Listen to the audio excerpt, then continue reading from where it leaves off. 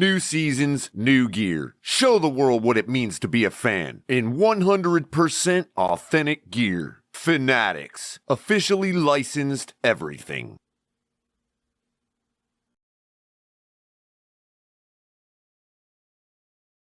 What is up, ladies and gentlemen, and welcome to another edition of the Fins Tailgate, hosted by me, Shake Money. I'd like to appreciate El Capitan for allowing me to host the show, and I appreciate you guys for tuning in. So, without both Capitan and you guys, I want to be sitting here, and I appreciate the opportunity to host this wonderful show, the Fins Tailgate. And as always, I like to shout out some of the sponsors: ZSM Sports, official sponsor of the Fins Tailgate. Also, Doobie Energy Drink. No chemicals, no jitters, for gamers and workout enthusiasts alike. Check out the gears. We have flip-flops, the flag. I'm gonna be sporting this pretty soon behind me. Some beanies, hoodies, t-shirts, just coffee mugs, and all around good stuff, man. Let me for you in the comment section. Let's give me some before we get started. Let's give some shout outs here. First one in the building, California. What is up? Canes 89, Scott Jackson, Lamar Jackson, Mr. Manzano. Yo, what's good? Joe Levesque, member in this motherfucker. What is good? Are those Huskies? Are your Huskies, or are they just pictures of Huskies? I'm imagining they're your Huskies. Nice dogs, by the way. Lance McDonald, what is up, brother? How you doing? Andres Negron, Familia, what's up? How you doing, my brother? And of course, Louis Amador, who'll be jumping up here pretty soon. What is up, everybody? Today I'm going to Adam Sadowski. What is up, brother? I'm going to be opening up the panel shortly because when Color was up here and he was doing his talk, a lot of people in the chat wanted to open up, but you know, he had other plans, and you know what I mean? So that's what I'm here for, and I'm going to open it up because everybody wants to have a chat. So let's do this. Before I open up, though,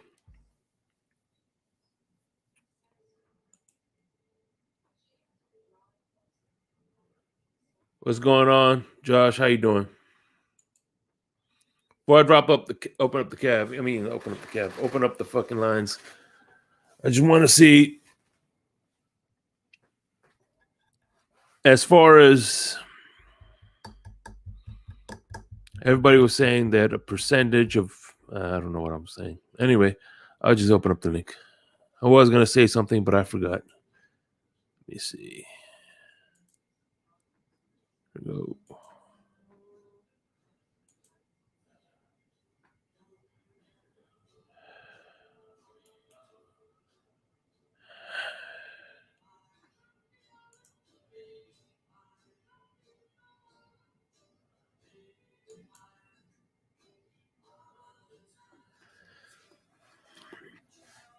Anybody want to debate? Anybody want to talk? Anybody want to smoke? What's up, Bones? How you doing, my brother? I'm here for it. Now I was gonna say everybody on the fan on Twitter was saying that 80% of the fans on Twitter hated what Elliott said. I want to know where the hell they got that percentage from. 80% of the fans. Where did they get that percentage? Where was the poll taken? But, you know, You know what they say about percentages? They've done studies, 60% of the time it works every time. That doesn't make sense. So, but one thing I do like about DeSean Elliott is he gave us something to talk about this week. Chris Greer has been tight-lipped this whole week, and we really had nothing else to say.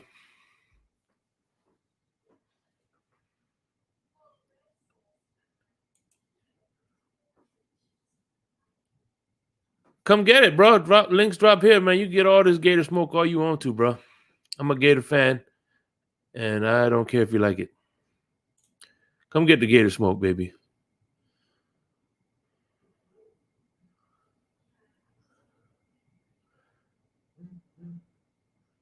You want this Gator smoke? Shut up, bitch!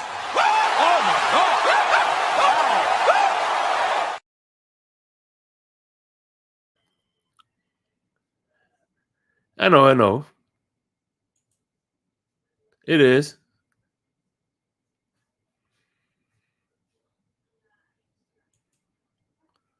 What's going on? Let me drop it one more time.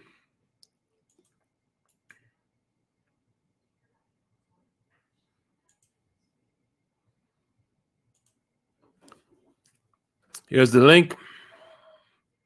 Jump aboard if you want.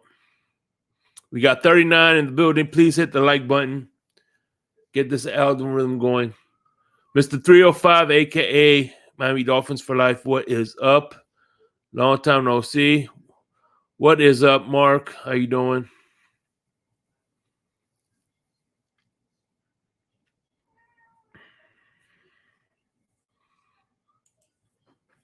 Elliott for captain. Like I said, I thought of an idea. Like I said, maybe people don't like him because his name is DeSean already. DeSean, people are getting to us, probably getting some nightmares about Deshaun Watson. So DeSean Elliott. Here we go. Hey, Shake. What's up? Nothing much. Honestly, what's on your mind? Honestly, this is an overreaction by the fans and some of our media members, like what's his face, the Big O or whatever. Yeah. For calling for this kid's head just because he tweeted a former teammate and a friend and stuff like that. Why are you calling for a kid's job? He barely you don't know what he's gonna do. Why call for his job I understand if his performance is not up to par, but training camp and the season haven't even started, and you're calling for this kid's job because he's affecting the fragileness of your quarterback, your favorite quarterback. Seriously. Yeah, maybe he should have maybe he should have punched somebody, and I think that's more acceptable in the NFL. You know what? This is delusional too. Anthony, I'm gonna throw out a theory here. You know what I'm thinking? I'm thinking that this is a distraction. What's up, Bleezy? I'm gonna give you the floor, but I just want to say this real quick. I think this is a distraction to let people, let the Dolphins remind the Dolphins that we're not going to upgrade the O-line, but you know what? We'll give you this quick in the hand. Let the safety kind of divert you a little bit from the fact that we're not upgrading this offensive line. What's up, Bleezy? The floor is yours, bro. Yo, what's up, fellas, man? All good, Shake. I wanted to jump in with you, man. I appreciate that.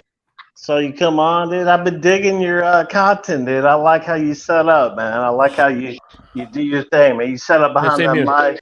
You set up behind that mic like a gangster, man. I appreciate you, Bleezy. Thank you, man. Hey, man. One thing about I like watching your content too, but I can't do it when I'm hungry because goddamn, boy, you be grilling like a motherfucker. Yeah, bro. Why do you torture people, Bleezy? Why do you torture people? Why do you do that? Hey, man, I just put some of that stuff because that's what I'm cooking, man, and so that's how we do it. You don't know if Bleezy, you don't know if people. Damn. You don't know if people that are watching you are on a diet. You don't know that. On a diet? Well, hey, Seafood diet. Hey, I'll be on a diet myself, so I'm on somewhat of a diet right now. But so hey, I can go back and look at those videos and enjoy that barbecue shrimp video. I don't know if y'all seen that, but damn, man, that's probably my favorite. That's probably my favorite recipe. Hey, Bleezy, Keynes wants to know if you could drop the link to your channel on in the chat. It's Bleezy38. Yeah, just Bleezy38. Yeah, that's how I found it, Keynes. That's it, Bleezy38. That's my name, man. Subscribe. I appreciate it. I talk a lot of Dolphins. I actually talk more Dolphins than anything probably on there, even though I haven't recently. But yeah. What's up, AB? AB, how you doing? Thank you for coming by. AB. Crying? Really? I know AB from. I mean, I don't know him personally. I know he's been on here. He's an OG from a while back. And yeah. I remember when he came on live on Larry's show a long time ago. I think that may be the only time AB has ever shown up.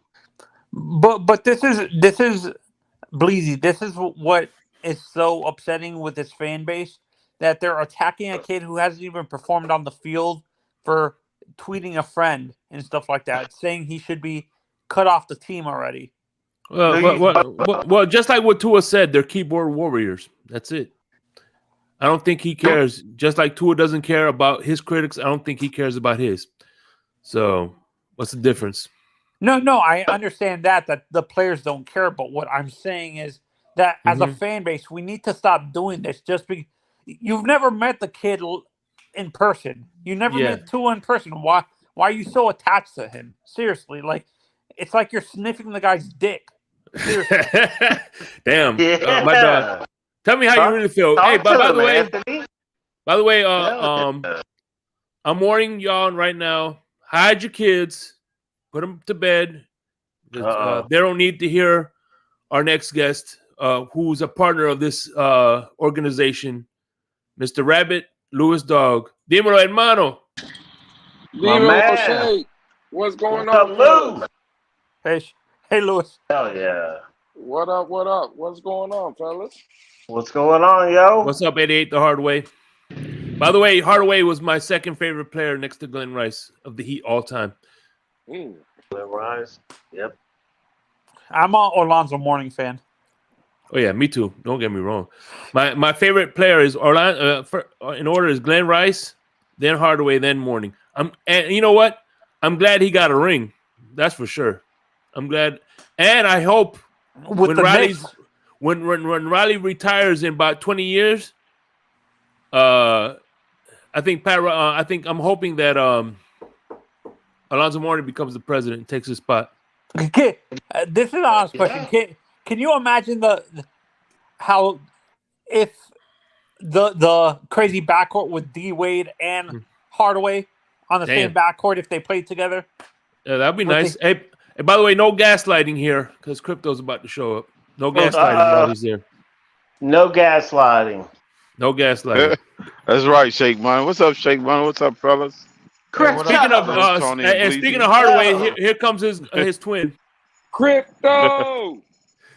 Yes, sir. Crypto don't play. Yeah. Talk to him, Crypto. So Anthony, let me ask you this. Right. Hey, DTA, what's going on, brother? What's good? Sorry I'm late. What's up, everybody? That's all good. Yeah. What's up, DTA? DTA, what's good? DTA, what's good? What were you gonna ask me? I apologize. Sorry I'm late, everybody. It's okay. That's okay. I just want to ask Anthony, and don't say health. All right. What is the one thing you got to see from Tua? And please don't say health. Outside of the health, we know the health. What do you have to see in game?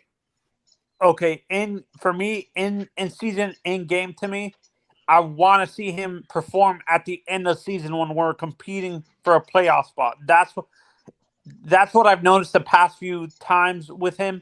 Last season, the season before, he just disappeared when we were completely disappeared when we were competing for playoff spots, and we either missed the playoffs or he got injured, and we had to rely on a backup. Yeah, that's fair. I'm sorry, DTA. Go ahead. What's good? What's good, DTA? You there? How you doing, my brother? I can't hear him. He's I'll muted. tell you I'm sorry. I'll tell you my end game. Hey, by the way, Mr. 305, he's calling you out. He said you heard that from Mace. What? But so what? So what if he did? I mean, yeah, he said you heard Mr. 305. He said you heard that from Mace. First of all, Mr. Miami, I didn't just hear that from Mace. I've been saying this the whole season and the season before. Like, so I know Mace has said it repeatedly, but still, like, I've been thinking this the whole time since we drafted this kid. Mm-hmm. I'm sorry. Go ahead, Bleezy. What were you gonna say, please? No, I was gonna say my thing about Tua, as far as end game, turnovers. Don't throw these stupid ass interceptions like we've seen. They come out of nowhere. You know what I mean? He'll ball out. Have a great game, but all of a sudden 2 picks that are everybody's scratching their head like, what the fuck? You know what I mean? Yeah, I hear you. Yeah, absolutely. I think for me, Shake, I'm gonna be honest. Because you said, Shake, you prefaced the questions by injury. Okay, take the injuries aside. What I want to see Tua do on the field is be better off script. Listen, I know what Tua can do when everything's perfect around him. You know, when it's a 3-step drop, yeah, Tua's gonna plant that back foot, let that ball fly. He's gonna make all those routine plays. Oh, Tua's great at that. But off script, when shit is hitting the fan and your offensive lineman might have missed a block, or your receivers are kind of getting jammed up at the line, improvise and do certain things to get us out of a bad situation into a positive play. And that's what I want to see Tua do. So, Louis, I have a question for you, though. But being that he's a traditional pocket passer, instead of the tape we saw of him in college before he got drafted, he's a traditional pocket passer. Do you think just the skill set? But he can make plays, Anthony. Again, listen, no more excuses for this kid.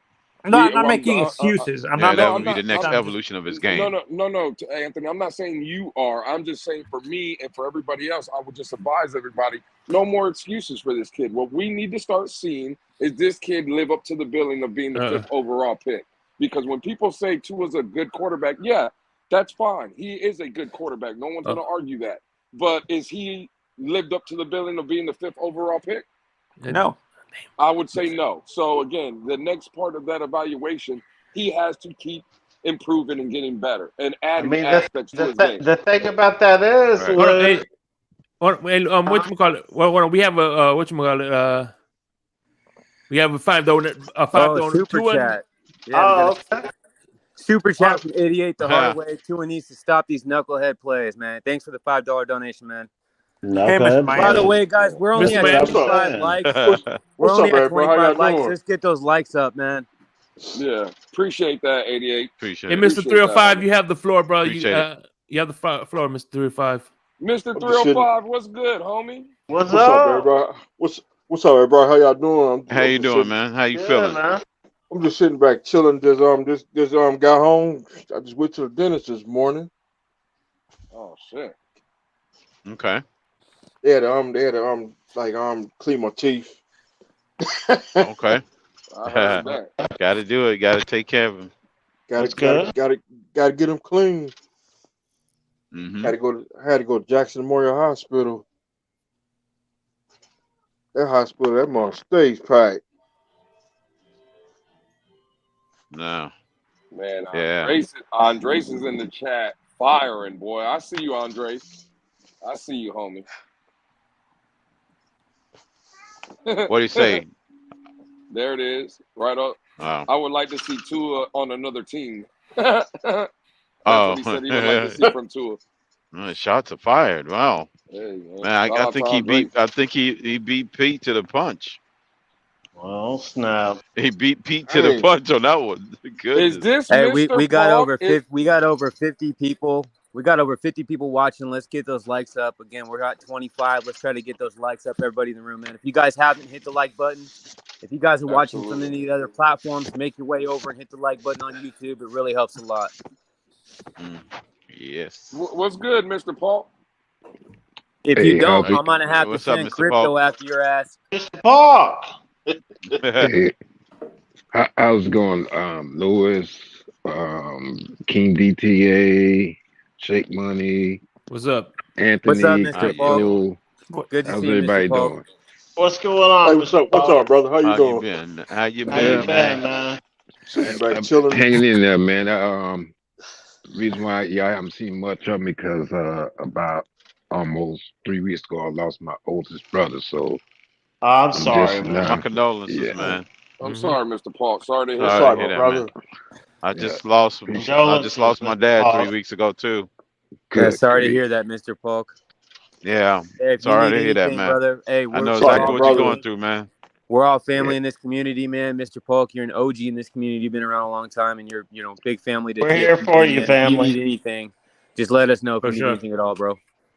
Hey, I appreciate that, but just being on here with you guys is I feel your pain, man. Help me out. Yeah, help me out. Yeah. So what's the subject? Lamar Jackson. We talking Tua, Lamar. What you want to talk about? Tua, every and anything. Anything. You can even talk about Brett Favre if you want to. Brett Favre. Or the Jets possibly screwing up the deal with Aaron Rodgers. Apparently. Oh shoot! Jets fans are panicking. Jets fans are still panicking about that.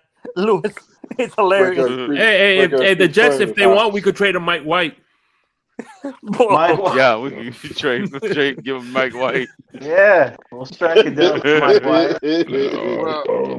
Well, I got a little something that might stir up the chat fan base in general. And I think DTA knows where. I think DTA knows where I'm going to go with this. And again, to my knowledge, let's hear it.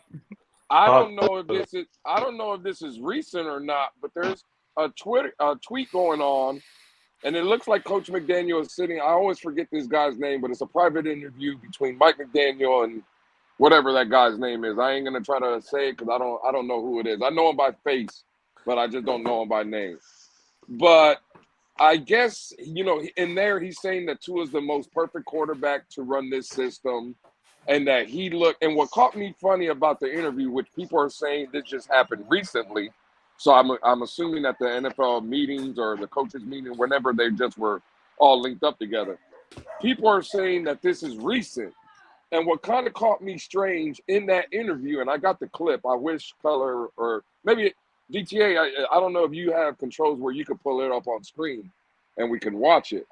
But what caught me, where people I'm on my phone, but I can switch over to my desktop and do it. Yeah.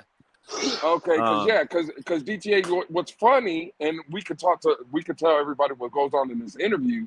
Yeah, I'm gonna wait till after you. I'm gonna wait till after you speak on it, then I'll talk. All right, yeah, because Coach McDaniel, what caught me off guard is when Coach McDaniel in this same interview says, "Oh well, I watched 700 plays of Tua, and I realized that he was the guy." Well, wasn't that before the season? What didn't we hear that he watched 700 plays? So unless now this offseason, Coach McDaniel also watched another 700 plays, then this video is not from recent. In my opinion, I mean, I don't know, DTA. You said you have proof. I would love to hear why you say it's not from the past recent days. I would love to know, DTA, because again, bro, that shit just caught me off guard. Okay, so here, and this is again, I'm gonna do my best to prove it. You guys know me. I do my due diligence. I can track down. I'm like a fucking hunting dog. I can usually, if I'm on the tracks or I'm on the trail, I usually hunt something down. I'm sure I'll be able to prove it. But my thinking and my understanding is from me watching the video and listening to the verbiage that was used and just the way that he was talking about it and expressing it. This was something that never got released during the time when he originally, watch the 700 plays on Tua, and this is just an interview or maybe it didn't get wide press or wide attention, and something that was resurfaced over Twitter. And you guys know how Twitter be. Shit like this happens all the time where people can repurpose or regurgitate or recycle old picture or old video, and then along the lines it gets lost in translation because there's no way. It's everything, just the way he's even explaining it too. He's talking as if he hasn't even played he's speaking as if he hasn't even coached a season yet with Tua and with this offense. He's speaking as if the verbiage he's using is if he says things like he says things like speaking on when he was in the San Francisco offense and how he can see the vision here in Miami, and he realized he's sitting on a gold mine with Tua and blah blah blah. He's the best player for this offense. So everything that he's saying to me leans more like he wouldn't be using verbiage like that and saying stuff like that if this was something that just happened in the last month, right? Right. Exactly. So why are motherfuckers? That's past tense versus future tense. So why are motherfuckers coming out then making it seem like it's from the past couple of days? Because that's just what people like to do, bro. People, I don't know, for whatever reason, it's anything in regards to Tua is so polarizing, and everyone latches right onto it. So, DTA, are you telling me that people might have an agenda in this fan base? Is that what you're telling me, DTA? I think that's what I'm telling you. Oh, okay. I was just wondering. Yeah. And I'm sounds just like another propaganda campaign is starting. Hey, I'm gonna let everybody know right now too, because listen, I'm not gonna be dropping names, but there's gonna be several content creators speaking on this. A lot of well-known ones in the Miami Dolphins community. Y'all pay attention. Just keep your ears open. Listen to what they're saying. But you guys need to be be free thinkers and come to your own conclusion and take the facts for what they are and everything for a grain of salt. Because again, we see this all the time and all too often on Twitter, especially. Things are recycled from the past and they're represented as new news or new videos. And the only reason people do this is because there's some agenda behind it, some narrative they want to spin off of it. Well, I see. That's shout correct. out to the homie Jose. That Valdez is so in the accurate. chat. Shout out to Jose Valdez in the chat. I don't have the capability to pull the comment up, but Jose, this is like, bro. To be honest, I didn't even know about this. See right there in St. Louis, do your research, bro. I got a text message from somebody showing me the clip. And that's the only clip that I seen. I didn't see the whole video or nothing. I wouldn't even know that the video was out unless it was sent to me. So I get your settlement, Jose, but bro, trust me, like the only thing I seen was the clip that somebody sent me. So, and again, I'm not saying that it's not from now or whatever. I'm just saying that what caught me off guard in the clip that I said, Coach McDaniel said, I reviewed 700 plays, and I just thought it was funny because those were the exact numbers that we heard in the beginning of the season. And now all of a sudden, Coach McDaniel, if this is recent, he must have watched another 700 plays. That's all I'm saying. It just seems funny to me. But, it is what it is. Let me ask you, Luis, do you think that he could have been – you think he could have been so unsure after watching Tua he got to watch Tua for not even a full season. Exactly. But this is what a critical thinking come in at, right? He got to watch him play. Okay, during the season, and it wasn't even a full season, and then he was left with more questions than answers. Maybe he was so unsure that he just happened to go watch another 700 videos. I mean, I don't think that's true. Yeah, right. Why would you need to watch another 700 if you wasn't sure about the first 700? That's 1,400 worth of plays. And shout out, absolutely, Crypto, and shout out Jose. I actually did watch the full interview, so. That's why I'm talking, I'm speaking on the actual verbiage that he used. And to me, everything leaned towards a resurfaced video.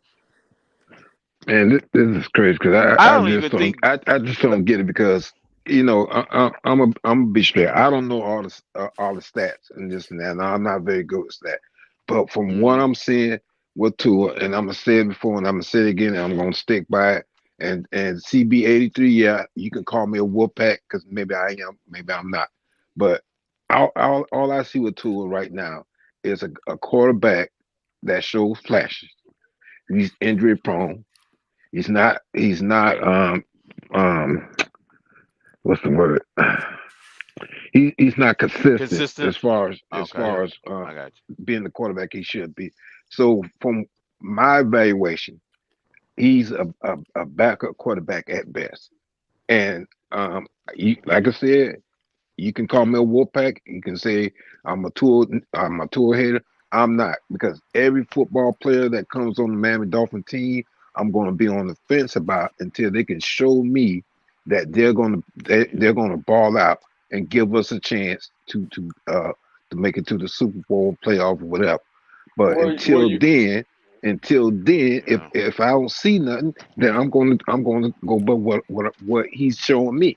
And Well, again, sorry to cut you off, Mr. Falk, but JC in the chat just said if you watch the video, he stated he had to call a meeting the very next day at 8 a.m. I think it's quite obvious he's talking about what happened last year. So again, that's where I'm confused. But I just don't understand, and the crypto said it better, right? If you watched 700 plays of Tua before you became the head coach, and you basically said, these were McDaniel's words, not mine.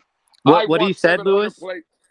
What he said, Lewis, what JC's talking about is right after he talked about it, and that is true. He said, I got on the phone, I called the PR lady, and was explaining what I just witnessed and what I reviewed in the 700 videos, and then I called Chris Greer, and it was like, I've seen that as well. Yep. Yeah, and he's like, and then I called Chris Greer, got him on the phone. It was midnight, and I told him what we were dealing with. So this was all last year, man. Hey, listen. First of all, I want to know. There you go. I want to know how the hell did he watch 700 plays in one night? It's hard to do a film breakdown of one game. It takes a long time. Is that EM Dolphin fan? Is that how did he keep? Could have did it in one night, make money. That's how did he? Did he have did he have a clicker? All right, play 1, play 2, play 3. Because I would lose track after 50. I see EM in the chat. You know what I mean? How the hell did he know? How did he keep track of how many seconds was each play? Was you looking? Because now we talk about crunched in a 24-hour time period. I'm just saying it would be 14. And what time did you start when you watched it? Was it? Hey, we saw those plays too as fans. We saw all 700 of the same plays. You know what I'm saying? Yeah, in actual real time. In that sense, by definition, yeah. In real time, I guess you could say that. Yeah, we saw them too. And my opinion is not going to change. I'm sorry until Tua can really show me something that I've been saying before. I'm like I said, backup quarterback. I hear you, Mr. Paul. I'm sorry. I hear you, Mr. Paul. You got to be consistent. You're right. Can't push back on that. And like I said, I'm not a former football player. I'm not a former coach. But sometimes your eyes can show you things that that you can't deny. You just can't deny it. AB in the chat is saying, "Oh, now McDaniel is a liar." No, I don't think no one up none of us said him a liar. I'm not saying he's a liar. None of us. Now he's projecting. Now he's projecting what we're saying. I'm really trying to come out and figure out. Now we're saying the agenda. Y'all calling Mike McDaniel a liar by assuming that he's saying this year instead of last year. Y'all the one making him out to be a liar. Hold on. Stop. That's all. What Lewis was saying. I just want to find out if it's true or not, if it was this year or last year. That's all I'm trying to figure out. All Lewis was trying to clarify when he brought it up, just to be clear, because the chat's running with this shit, is if this was McDaniel stating that he watched another separate 700 videos, to which I said he did not. That's all that happened. Right. Y'all run with that how you want. Which exactly we're trying to clarify. No one's trying to time no one's frame. calling him a liar. Yeah, exactly. I no just one want said to know. Mike McDaniel would do because he didn't definitively say he would watch 700 plays this year. Another 700. Keyword another. If he doesn't say 700 I watched 700 definitive plays. He said no. It's actually 700 passes. By the way, it was passes, not plays. Passes. Yeah, passes. Right. And listen, a quarterback average. I googled it. A quarterback averages 30 passes a game. So let's say I overestimated. So I divided 30 times 700. That's like 23 games. So, right. Well, we didn't play 23 games last year, so some of it had to go into the previous year before he became coach. So he had to expand 2 seasons just by that number. Just mathematically for that number to work out right. It has to expand over 2 seasons. You know, I don't know what McDaniel was looking at. I mean, 700 plays, okay, that's all good. You know, let's fucking win some games. Good point, Shake Money. If it's passes, then yeah, that would expand it over 2 seasons. Well, you know. Well, again, if you watch the video, all I'm saying is we heard before the season Mike McDaniel said, and I quote, I had to pull 700 plays of Tua and show him to make him realize he was a good quarterback. And now in this video, he says the same exact number, 700. So again, the question I'm asking is, is that last year when he talked about the 700 plays, or did he just watch another 700 plays? No, Lewis, he's talking about saying, last year. The same. I get it.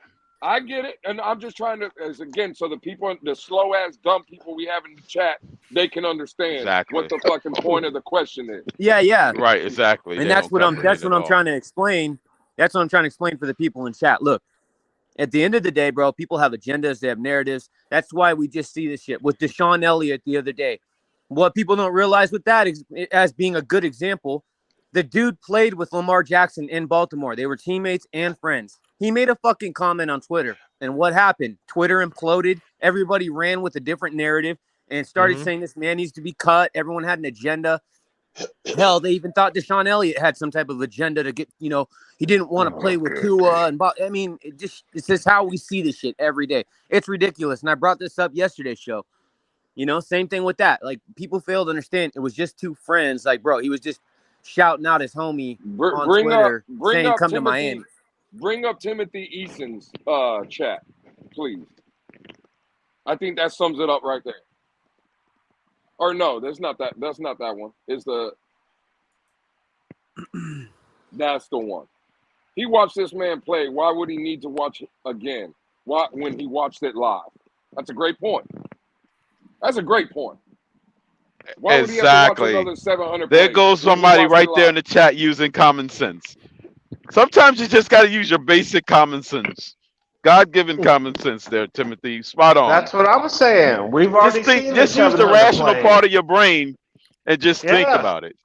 Yeah, we've seen Stop being automatons and start using the frontal cortex of the brain. That's right. Is that the part that likes hot dogs? God damn. Yeah, Shake Money. No, you gotta have mustard on it. That's the part that likes the hot dog with mustard. What are you talking about with narratives and agendas? Because I'm pretty sure you and I just agreed on that same thing I just spoke on when we discussed this like yesterday or the day before.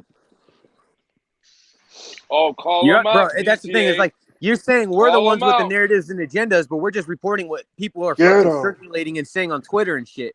We're telling you guys exactly what people are doing. It's not us. We're not the ones. We're not the origin of these narratives and shit. A lot of times we're telling you guys, we are reporting what we see with our eyes or what we read on Twitter and other shit. We bring it to one source and then present it to you guys. Exactly. Hey, salute to you, Jose. Salute, man. Shout out to TFTG bringing in quality content here past few days.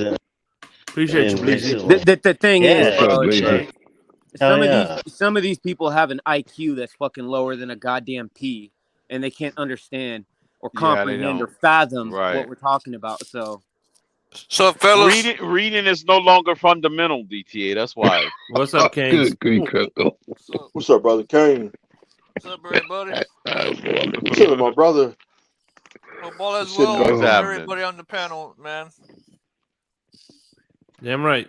Yeah, what's up, bro? I agree with EM right over here. That's my agenda. Good, man.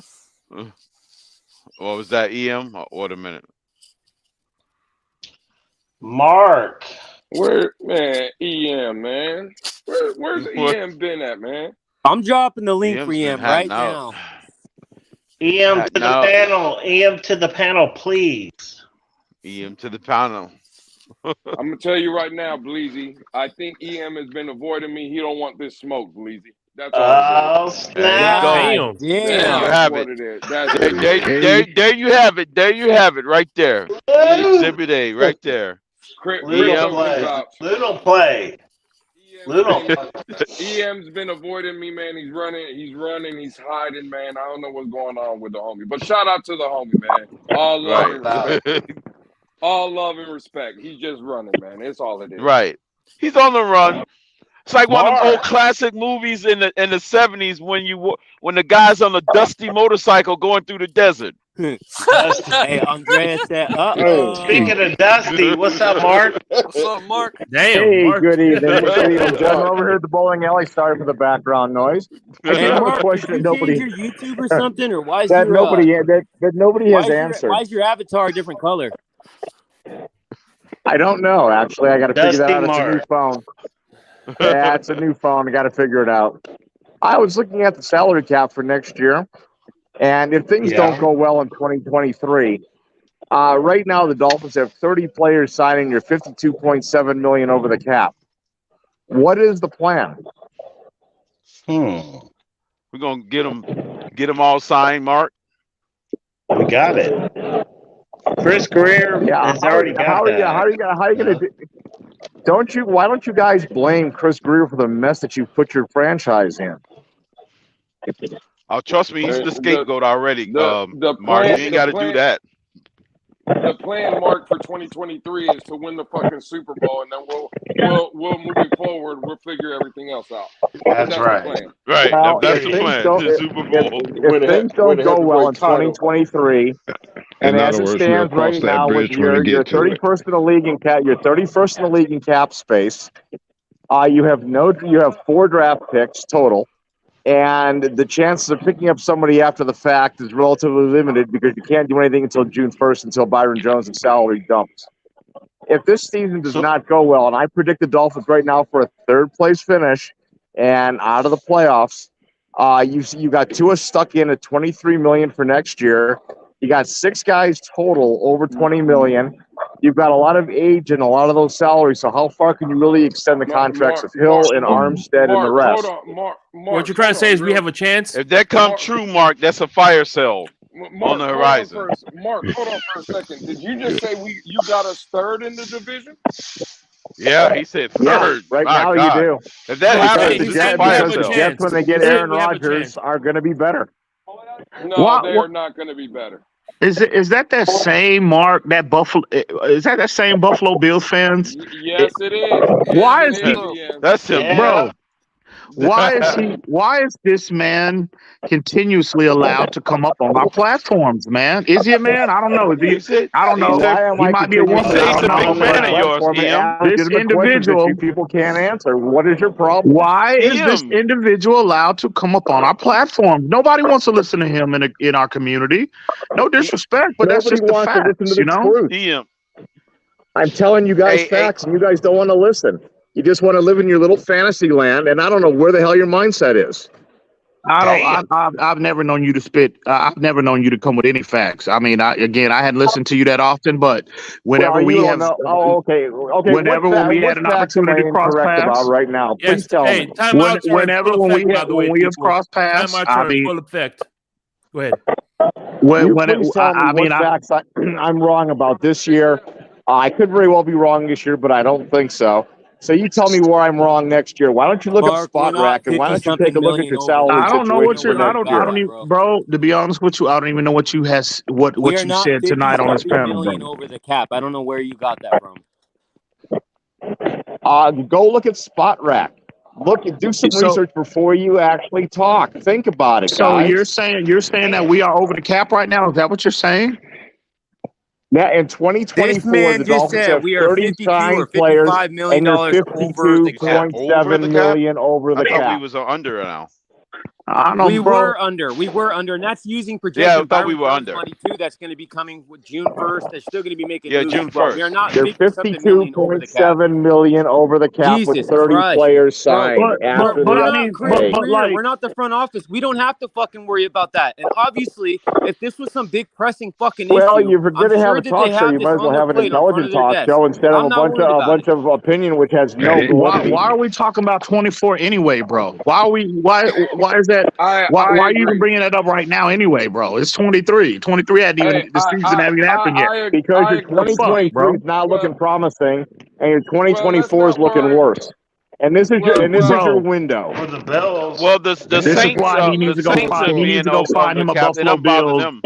The Bills have 40 players signed, and there's 17 million over the cap. Right there. Hold on. Josh Allen's contract, which they can maneuver by 23 million. Hold on, Mark. Hold on. Hey, let's. Banana just says Sport Track says Miami has $4 million left for 2024. Do the 2023 and do 4. There you go. That works. Yeah, 2 minutes. But real quick, let's get off that talk real quick. Let's get off the Buffalo talk. Man. Yeah, let's get off that talk. Listen, I know I was talking trash just to try to get with a homie EM up here. Everybody knows I value this man's opinion. EM, I want to ask you a real question. Right? Go ahead, bro. First off, salute to the panel. Hang on real quick, Lou. Salute. Hey, Shake, you already know what it is. DTA, salute to you, bro. What's going on, Mr. Miami 305, I see you, man. I see you. Crypto. You know what it is. How you doing? Salute to everybody except Mark. Get his bitch ass up out of here. But go ahead, Lou. Who's your biggest fan, EM? You gonna alienate your biggest fan, EM? Yeah. Hey, well, no. Listen, Get his bitch ass up out of here. Now that we have the What's up, Kay? Now that we have the pleasure to speak to EM again, he's an OG pillar in this community. I value his opinion. EM, when you heard the news or you seen this latest report about Coach McDaniel, and in your opinion, is this interview from recent days? Or is this an interview? Because, again, when I seen the clip, EM, I'm not going to lie, I heard 700 plays were watched.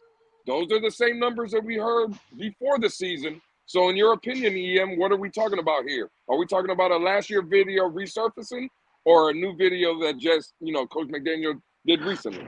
You know what, Lou, to be honest with you, bro, I marked the video. I got it bookmarked. I'm going to go back and watch it later on night before I go to bed. But I hadn't even seen, to be honest with you, I didn't even watch the whole, I saw the whole clip, right? And I sent it to you, I was trolling you or whatnot. You know how we do. But I haven't even watched the whole video yet, bro, to be honest with you. I'm going to watch it later on tonight before I go to bed, and then I'll have a better, I can better assess on, get a better assessment on your question. But I don't know, man. So kind of fill me in, fellas. I've been working today and haven't really had a chance to really engage with anybody for the most part, or engage with social media, try to find out what was the topic, what were the conversations that were being had today on Twitter or whatnot. So quickly, briefly, fill me in on what's the topic of debate right now. Was for me, besides this latest news, that the clip that was sent to me, and we were talking about that, for the past 2 days, it's been about DeSean Elliott and people in an uproar about, the comments, what he said. Oh, Lamar liking a tweet or putting a tweet saying Lamar come to Miami, and everybody in an uproar. And again, EM, you know how me and you kind of always have conversations, dialogue, and I tell you, it's the hypocrisy in the fan base that I don't like. And me and Shake did a show last night, and Shake made a great point. I always like to shut, because again, I'm not the smartest guy in the room. When I hear shit that kind of clicks in my mind, it resonates with me. And Shake made a very good point. Like, everybody's trying to tell us, well, DeSean Elliott is a new player, and he can't say that because bro, last year Tyreek Hill was a new player. Tyreek Hill was a new player. He was recruiting Kareem Hunt. Didn't we already have Mostert? Didn't we already have Yeah. That is true. DeSean Elliott played with fucking Lamar Jackson in Baltimore. He's just shouting out a home. 100%. I get it, DTA, but that's not what they're saying. He shouldn't have said that because he's a new player. But no one had a problem when Tyreek was a new player and he said it. You know why? Because again. Oh no, I'm agreeing with you, Lou. I think that them saying cut DeSean Elliott and shit is ridiculous. Well, that's the big O. That's another thing. Listen, we got the big O. This man dragged Brian Flores' name through the mud and was calling for that man's job during the season. And what did the big O come out again and say? And Miami should cut this man. Don't forget that Tyreek Hill was also showing love to Patrick Mahomes as well as McCall Hardman during the season. So nobody said cut Tyreek then. Well, I'll say about the whole DeSean Elliott. The whole DeSean Elliott situation for me, I know a lot of people try to make a lot more than what I think his initial intentions were. Again, I agree with DTA 100%. I just think they're boys. They play with each other, and I just think he was just trying to recruit his boy to South Florida. Nothing more, nothing less. To my knowledge, he don't have any relationship with Tua. To my knowledge, right? So again, I just think it was a situation like that. However, I will say this about him, though. You just don't, I would have liked for him to exercise just a little more awareness. And again, I'm not saying cut him. And, I don't have a big problem with him, kind of, shouting out Lamar or whatnot, but I would rather him do it privately as opposed to publicly, because I would like for him to have a little more awareness about where you are, what organization you're a member of now, and knowing how sensitive of a topic that type of scenario is with the Dolphins in Tua. You know what I mean? And, that type of situation, you just don't normally see players openly recruiting players at that position. You know what I mean? In the league, you just don't see that, right? And again, I'm not mad at him per se, but again, at the end of the day, whether we can all disagree on whether he should be QB1, the facts of the matter is Tua is the quarterback, and you just got to be a little more mindful. Everybody's treated the same. I'm sorry, everybody's treated fair, but everybody's not treated the same. And we know the quarterback position, they are just dealt. They are treated differently than every other position on the field, and he just needs to be a little more aware of. He needs to dial that open recruitment of especially a player at that position. He needs to dial that down a little bit. In other words, don't stir up the pot. Ian, let me ask you a question, Ian, because you said you haven't been around, you haven't been on social media a lot. So let me kind of fill you in on this, and what would you say to these kind of people? Because again, when we signed DeSean Elliott, me and you had a private conversation. I've talked to a lot of people on this panel about DeSean Elliott, and everybody had him, was holding him in high regard, saying you pair him with Javon Holland and Brandon Jones, you add Verone McKinley in that secondary room. Everybody was talking about what a great addition he was going to be to this football team. And now yesterday, when this shit happened, all you seen up and down in Twitter and going on his timeline and stuff was saying, oh, you should shut the hell up. You're a special teams player. You ain't shit. We brought you in to be a bench warmer and stuff. Like, how did we get from a week ago when we signed him, he was going to be a good piece, a good signing, and now all of a sudden he makes a you already know. Lou, you already know. All of a sudden he's the spawn of Satan. That's the hypocrisy in this fan base, though. Absolutely. Hey, you know it 100%. I'm in agreement with you. People this fan base is clearly agenda driven. No matter what side of the fence you're on, they have drawn the line in the sand in regards to this player. And again, until Tua wins the Super Bowl, until he's just going to have to go above and beyond to convince the people that, are on the side of the fence of they just don't want to entertain anything positive about Tua, right? He's going to have to go above and beyond to win them over, and then vice versa. The Tua-neers. In their eyes, Tua can't do any wrong. But again, at the end of the day, we know there's a line in the sand that's been drawn since we drafted him. People are dug in. People clearly have agendas, especially these people with on platforms or off platforms. They are going to die on those swords, no matter what side of the fence they're on. And that's just unfortunately, that's where we are in 23 with our fan base. It's sad. And you know me, I try my best to speak out. And when I encounter individuals that I feel like that are teetering, that are out here moving like that, You know me, for y'all that have been listening to me since 2019, whether it's YouTube, whether it's Twitter, whether it's any platform, I don't have any problem with engaging those individuals, right, and calling them out on their hypocritical behavior, bro. It needs to stop. It's like a virus in this community. It has been since day one. And at least I'm going to do my part, as long as Luis as well. Hopefully others will start stepping up and start to be more coming from a place of objectivity as opposed to subjectivity, no matter what side of the fence you're on with this player. You know what I mean? Because it's just irresponsible. Like, you get people out here, like people that are on the side of the fence that they don't give a fuck. They don't want to entertain, pardon my language, Shake. They don't want to entertain anything positive about Tua, right? They can be labeled as a quote unquote legit Tua hater. They're out here selling false narratives, right? Saying that the man, he don't read defenses, he don't do this, he don't do that. They don't care about numbers. They think the man is garbage, and that's fine if that's your opinion. But when you allow your negative opinion to totally cloud your judgment on actually what the film tells you, that is where the problem lies. And then on the other side, vice versa. When you get the ones that blame everybody and their mama, right, for everything that goes wrong but Tua. So at the end of the day, I wish a lot of more people would start towing the line of objectivity and start pressing a lot of these individuals, bro, on platform and off. Start pressing these people when they clearly have agendas in place and they are out here to do nothing else but promote that agenda. All of us as fans, bro, we need to speak up and speak out against a lot of these individuals. Start pressing these people, bro, because the shit is ridiculous. It has reached an all-time high in terms of the foolishness, the buffoonery, the buffoonish behavior. Is sad, bro, and it needs to stop. All right, let me ask you this question. I'm going to play devil's advocate for a minute. What do you think the response of the Bills Mafia would have happened? Let's say he went to Buffalo and he would have said, "Hey, Josh Allen, come to Buffalo."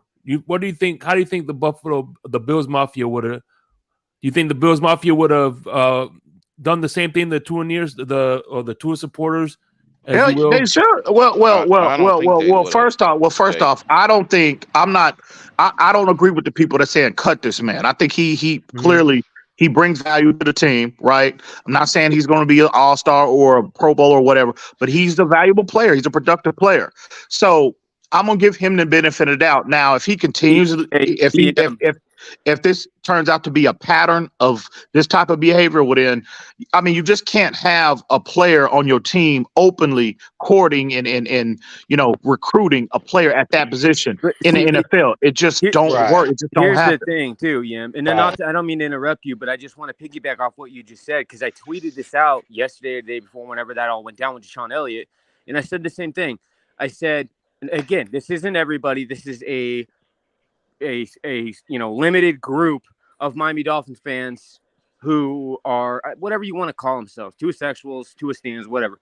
But the extreme ones, okay, the extreme, I'm air quoting here, Dolphins fans, the ones that seem to be a fan of the team, but yet by everything that they say, their actions and all show that they're really just a fan of Tua. Okay, those extreme ones. It doesn't matter. It could be to the detriment of the team. It could be, for example, DeSean Elliott. Cut that man. They don't give a fuck, bro, who you cut. You cut Christian Wilkins, cut this, whoever, blah, blah, blah. You'll cut anyone if you feel that it's a slight at Tua in any way, shape, or form. And that's sad that they go to those lengths, that it's Tua above everything, to the fact that they wouldn't care. They would rather handicap the team as far as acquisitions or personnel goes, in the sake of, or for the sake of, saving Tua and his honor. I agree. My bad. I'm sorry, Lou. I don't know who that was. Hey, hold on, AM. I want to say this.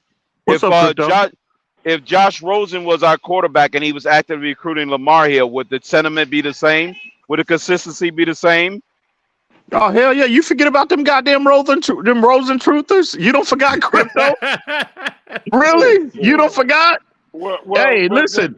Tua is polarizing. Don't get me wrong. But just don't forget about that whole Rosen movement, right?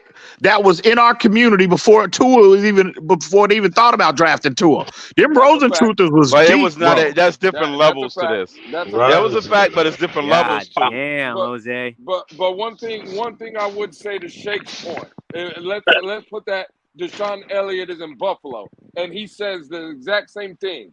I'm not going to say that the Buffalo Bill fans wouldn't have reacted the way our fans reacted, Shake. You know what I will say, though? Josh Allen would have responded. You would have heard Josh Allen by now have came out or put a tweet out saying, nah, motherfucker, this is my goddamn team. Because, again, Josh Allen just has that personality where he don't give a fuck.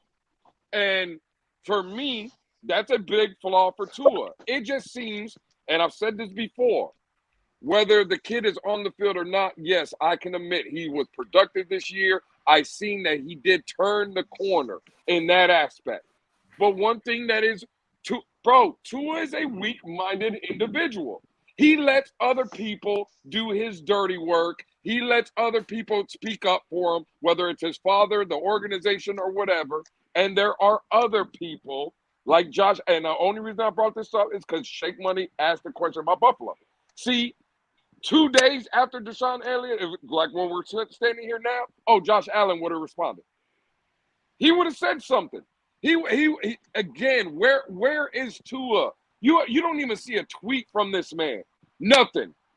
People are coming at you. People are coming at you, and it just don't make sense to me, bro. Eventually, grow a fucking backbone and speak up.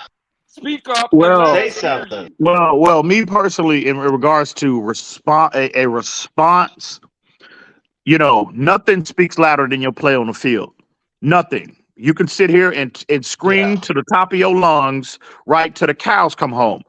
Me personally, I don't give a fuck about your response. I don't give a fuck about what you say. It's all about what you do when you get your ass on that goddamn field. All this other nonsense, I'm not going to ding Tua for not coming out and charging this man up for doing that. Me personally, I'm not going to do that. I am about production on the field. Whether he's weak-minded, whether he's, non-confrontational, I don't give a fuck what Tua's personality is. I don't. Y'all know that. I am about production on the field. And if Tua wants to be, non-confrontational, he don't like to engage with people or whatnot, that's all in dandy. Or he could be an extremely aggressive type of personality, alpha type of personality. That's okay too. But at the end of the day, for me, it's about production on the field. So I'm not going to sit up. Okay. So what do you think about him just falling off the map at the end of the year last year? Like, gone. Well, he struggled. Shit. I'm not going to attempt to sit here and make excuses for no player. There were games. I'm talking about just how he like disappeared, like he no communication. Tua's not alive like that. Wait. Hang on. First off, what was that? I didn't hear you. You said what now? I'm talking about after he got hurt, all of a sudden he was gone. You would hear nothing about Tua.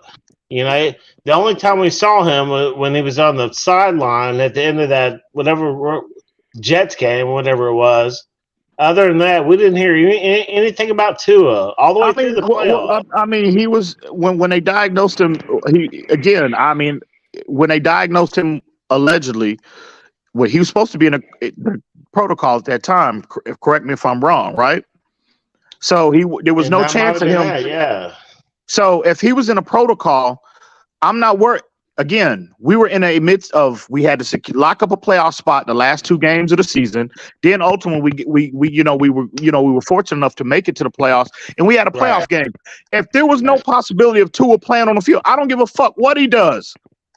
I'm about the players on the 53-man roster that's going to give us the best chance to win on that day up in Buffalo in that playoff game. There was no chance. It was out of the realm of possibility of him being on the field. So I don't give a fuck what he's doing.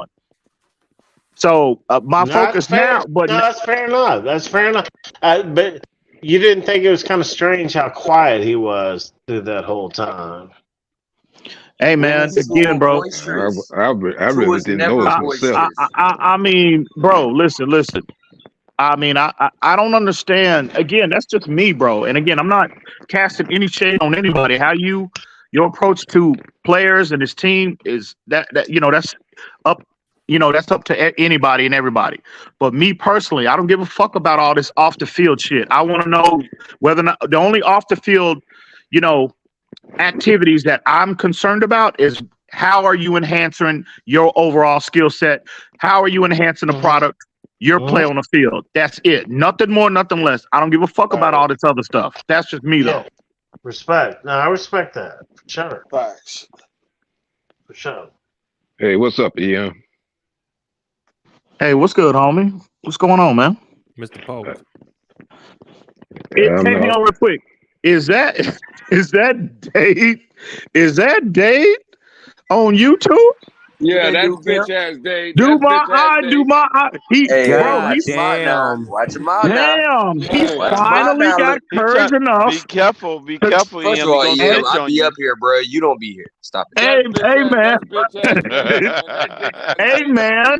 Hey, dog. Hey, it's different in these YouTube streets, dog. You gotta bring it up here, dog. Ain't nobody scared of Louisa? Bring it. Ain't nobody scared of Louisa? EM, you seen that tweet about Dade County that's going around Twitter? You seen that? No. That's Tekashi 6ix9ine right there. Oh, I'm gonna have to tag you in that. That's Tekashi 6ix9ine, EM. Bro, damn. Everybody got jokes, huh? Damn, I am shocked to see you. But salute to you, homie. Salute to you, bro. And welcome to YouTube, baby. But for Crypto's words, by definition, ain't what Lou's doing right now snitching?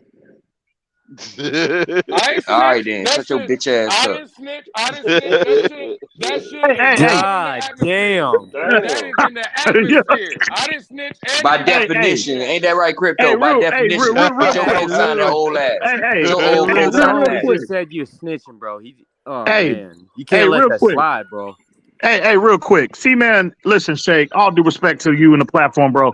But when the dummies show up, here they come again, bro. What? Y'all heard what I just said, right? Hold on. Look at this dude. I just want to remind. Oh, sorry, excuse me. I just want to remind you, there's no fucking swear jar. You can say whatever the fuck you want to say. So go for it. Hey, give me that green light, goddammit. Fuck you, Luis. Look at this fool, right? Tyrone Hall. Laugh out loud. Stop it, EM.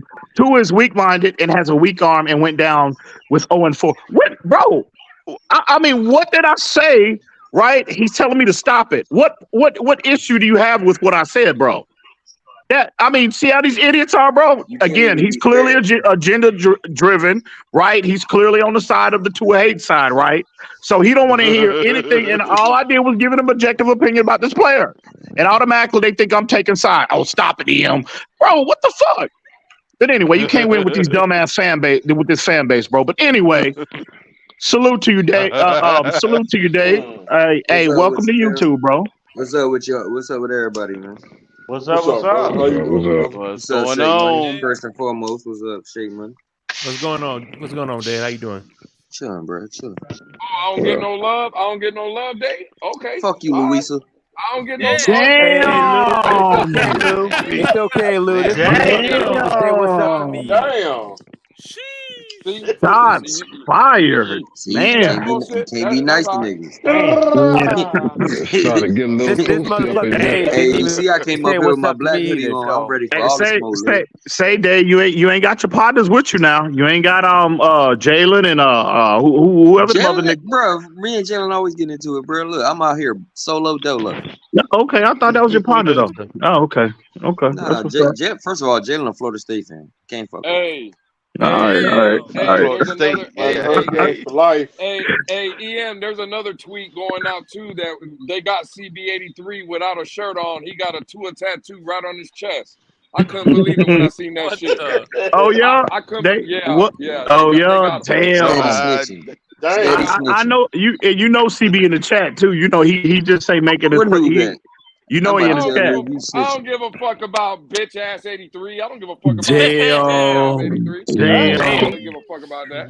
Hey, Damn. by the way, Yeah. CBA3 saying Wolfpack. Hell yeah. They need to stop that Wolfpack shit, bro. That shit is ridiculous. That's what CBA3 shit is annoying as fuck. They answer to it, EM.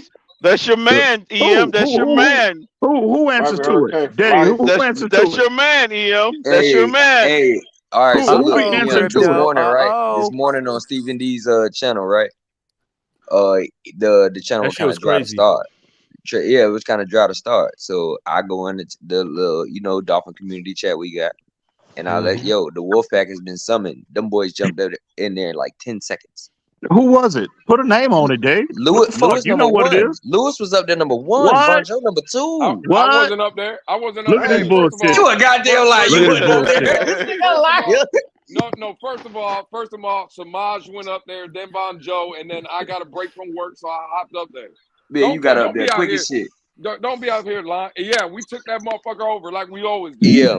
You already know. You can go look it up, dog. You'll see how fast he jumped up. I told Steven, I'm gonna call them boys. Hey, and that boy was up there ASAP. And we came in and we took over. Now it's we. Look, now it's we. So look. So they carrying that Wolfpack flag. Is that true, Lou? Y'all carrying that Wolfpack flag, bro? Is that what it is? That's Cap. Yes. Cap. That's what the There we go. Carrying that damn flag, goddammit. Bonjo came in the house. Yes, there you go. Hey, Bonjo. It's on now. Hey, Bonjo, I just got a real simple question, Bonjo. Bonjo, my questions are very easy for you to answer. What we drinking, goddammit? Yeah. What we drinking? That's all I need to know. Kool-Aid, goddammit. Kool-Aid. That's what this nigga drinking tonight. Kool-Aid, goddammit. You goddamn right. I need some water. You already been through it. Get that cherry Kool-Aid out, Vonjo. That's what you do. I don't know why Dave 6'9" out here capping so hard. Y'all niggas in with the shit. I don't know why he's doing it so hard. Hey, bro, what's up with y'all, bro? Y'all boys be vibing wrong. I drink Friday. God damn. Hey, what's your next solo, Dave? What's your next solo you coming out with? Man, I ain't got no solos. You gotta ask Discount Drake about them solos. On Twitter space crying all day. Damn. That man Dave 6'9" Dave 6'9" about to come out with his next solo. I wear ski masks out when I'm outside. Nah, never that. Damn. Dave, we see you in the city. Damn. Hey, y'all niggas with the bullshit. Say, Mr. Miami. Hey, let me ask Mr. Miami a question. Hey, what's going on with Mace, bro? I ain't seen him. He ain't been around in a minute. He doing all right? He was on about 2 weeks ago on Monday. Yeah. By the way, I messaged him on IG. He said he's having laptop problems with his laptop. Oh, okay. He said he should be getting it squared away this week. Oh, okay, cool. That's what's up. Oh, god damn. Damn, y'all done ran that nigga Dade off already, bro? Damn. They ran him off already. God damn. That ain't nothing new, though. He always running on Twitter, bro. Y'all already know. Yeah, Mace. Hey, Dave, you heard EM talking shit about you, Dave? You heard EM talking shit about you, Dave? You heard that? Nah, I missed it. What happened? EM I don't know. Don't believe that nigga, Dave. Don't believe that nigga. You know how that nigga do, bro. You know what he be doing, dog. That's how you do it. You already know. Hey, Dave. All I heard when EM started speaking was wolf howls, goddamn. Part of the wolf pack, goddamn. We were howling out this motherfucker, bro. Nah, EM. I asked EM came in on a discount. Hey, Lewis, Lewis, got that $4.99 discount. Hey, Lewis. First and foremost, Lewis, I appreciate you, bro. I appreciate you coming to me with this information. But EM, again, let me ask you a question. Dave, you know how the nigga do, bro. You know how he do. Let me ask you a question. Bro. Crypto, by definition, is this nigga not snitching? Hell yeah. I knew. I'm just saying, we gonna roll with the 6'9" shit. It's 2 of us out here then. You know what the bullshit is, Dave? 2 weeks ago. Y'all niggas ain't gonna keep sticking that 6'9" shit on me, bro. Dave, 2 weeks ago when I called EM and gave us some information, and he was like, "Shout out, homie, for letting me know." And now he calls me a snitch. Okay, I see how we moving. I see how we moving out here. Dave, you know how the nigga do. You know how he do, bro. You know. I'm saying, bro. I'm just saying we gotta be fair about this shit, bro. Like y'all niggas not finna stick that 6'9" on. I told you, it be your day ones that throw you right under the bus. Bro, y'all boys savages. Y'all boys savages out here, bro. Savages. Say, damn, it was funny, yeah. Damn, man, it was a comment that I saw. I don't know what happened to. I can't find it. Let the people bother you. And bro, I ain't letting these folks get my blood pressure up tonight, bro. I'm chilling, but man, sometimes, man, these niggas be talking crazy enough, bro. You don't let these comments do it. The Dolphins do that shit. What the hell, bro? These niggas be talking crazy, bro. They be talking real greasy, dog. You already know. So sometimes you gotta. Guess what, EM? If you don't never see it, don't matter. You right. You right. Their damn time. I'm working on that. I'm trying to be a better man. I'm trying to work on that. These hoes that stay in the chat and can't come show their face, hey, bro, I ain't respecting. I mean, hey, look, bro. Everybody in the chat, look, listen. I watched for a long time before I came up, bro. Eventually, bro, just come up, fool. That's what it was. Dip your toe in there. Dip your toe in there. That's what it was. That whole ass nigga Trey, dog. That's what it was. I want to pull his goddamn comment up. That nigga, he know. Hey, the nigga. Hey, ignored everything I said. Trey, hey. Trey always running his mouth, right? Talking about that Madden shit, right? So I hit him up. I hit him up the other day. Told him, bro, pull up. Look, as soon as I get done killing this nigga, I'm gonna send you the invite. I sent him 4 invites. He didn't even respond, but he want to sit in the chat and run his mouth though. See how niggas be moving, bro? It's ridiculous. Hold on, you said hold on. How many invites? Yeah, Trey, I know you hear me. Yeah, 4. Damn, you said the 4. 4. God damn. Yeah. So he clearly don't. He just gonna talk. He just want to talk in the chat. He don't want the smoke. He know he don't. I tried to tell y'all, EM be bullying niggas around here. He sent him 4 invites. He be trying to bully people out here. He didn't want no problems, bro. He said, I ain't hear from him. Ain't heard from him.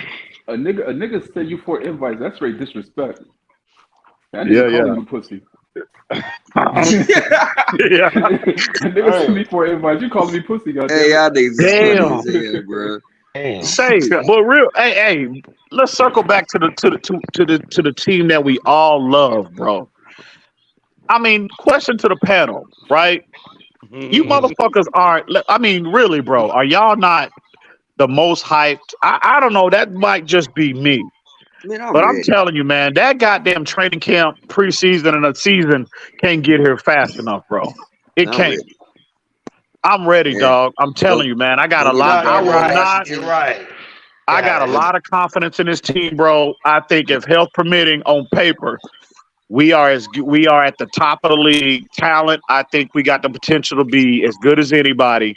Yeah, and I'm with you, bro. Go get me Darnell Washington in the second round. Hell yeah. Let's go get this fucking money, bro. Let's go, bro. Hell yeah, let's get it. Let's get it. I got a major problem with what you said.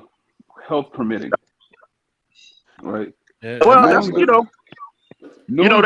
the nature. That's the nature. That's the nature of the NFL, though, Vonjo. But no, hold on. Yeah, this is my issue with that, and I brought this up to Batman on one of his spaces, I believe.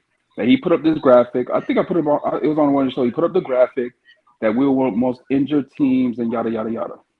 So we know the NFL injuries happen to regular players.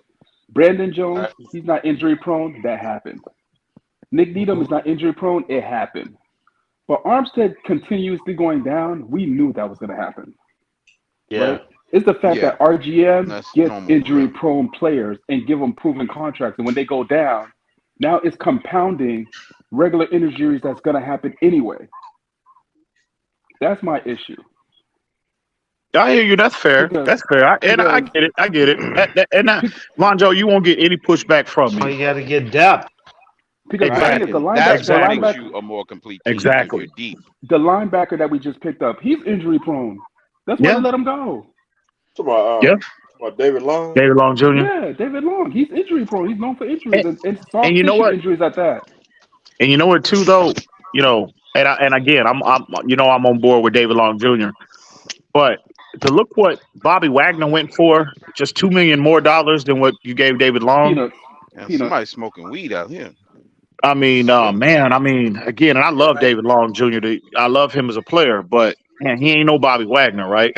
So for $2 million more. I would really like to know what was the conversation, right? When Bobby Wagner said, "Look, if you know they were, you know, if that conversation was had about that player," and I mean, just $2 million difference between the two of them. I mean, so, but you know, listen, hey, it makes you scratch your head, like, a more durable player. I mean, Bobby Wagner is a goddamn Iron Man. You know what I mean? So I don't know. Maybe their age maybe his age, maybe caused them to pause a little bit. Maybe I don't know. But listen, but I heard that Wagner wanted when to stay on the West Coast. Is that what it is? That's what I heard. That he wanted to stay on the West Coast.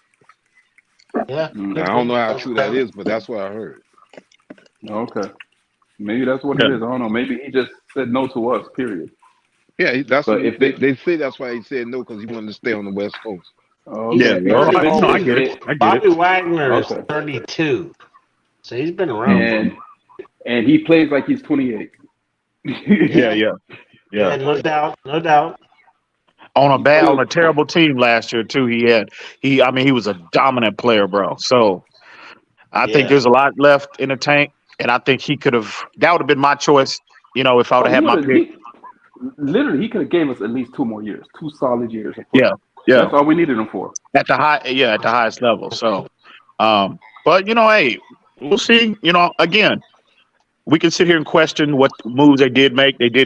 At the end of the day, you know, I'm gonna give them the benefit of the doubt. And again, I'm just not the type of person just to be overly pessimistic. I'm normally an optimistic person by nature, and I'm just gonna wait and see and let the play on the field speak for itself, bro. All of this other stuff, you know, we can conversate, you know, until the season starts or whether throughout the offseason or whatnot. Well, so we got a good team. We've got a good team, you know. We've got talent. Yeah, so the season can't get here fast enough. I can't wait till the schedule drop, bro. We should have. I mean, with Rodgers coming to the AFC, we should have how many primetime games did we have last year? What, 4? I don't care about them damn primetime games. Don't tell me that. You should. 4. We had 4. How many did we win? I think we won Pittsburgh. 1. How many did we win? 1. The word for this year is consistency. I need to see it. Across the board, bitch. That's everybody. I need consistency. 2 weeks, your bitch ass too. And now everybody always talking about I'm defending them. Your ass too. God damn it, I need consistency. I'm gonna keep the same energy I've had. Utilize these players that talent. I'm gonna keep the same energy I've had. Oh yeah, I know. I'll defend everybody on this team. Von is just a negative nigga. We already know. No, fuck that.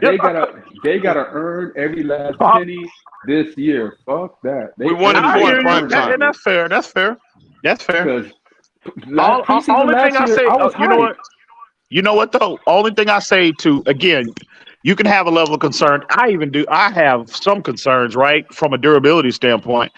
But it's okay to have a healthy dose of it. My only issue are the people that they just don't want to enter. If they're just really doubtful about the team, you know, it's like they ignore all of the positivity. You know what I mean? And you just allow that to just totally consume you, and you don't want to entertain anything positive. Mm-hmm. Those are the ones I have an issue with. Why you ain't just say this nigga did? What's that? Yeah, come one player's not gonna win the whole thing. It's gonna take all the players. I didn't hear you, Dave. What you say, bro? I said, why you ain't just say Louis' name? Damn. Now the nigga don't hear you. He don't hear you now, though. You a bitch ass hater, Dave. Hey, I told you, dog, I don't like bullies. And y'all niggas bullying niggas, so I'm gonna come up here and bully y'all ass. Fuck wrong with y'all. Damn. Yeah, that.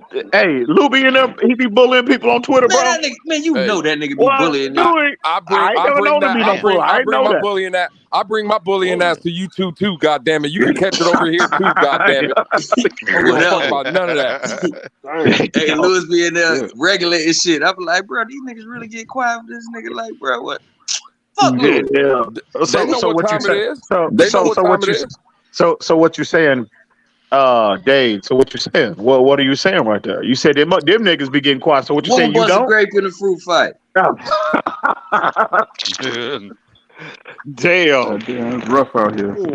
Hey, Von Joe, let me ask you a question, Von Joe. Have you ever seen Dade County outside in Miami? Have you ever seen them? Nigga, I ain't know y'all niggas. That's why.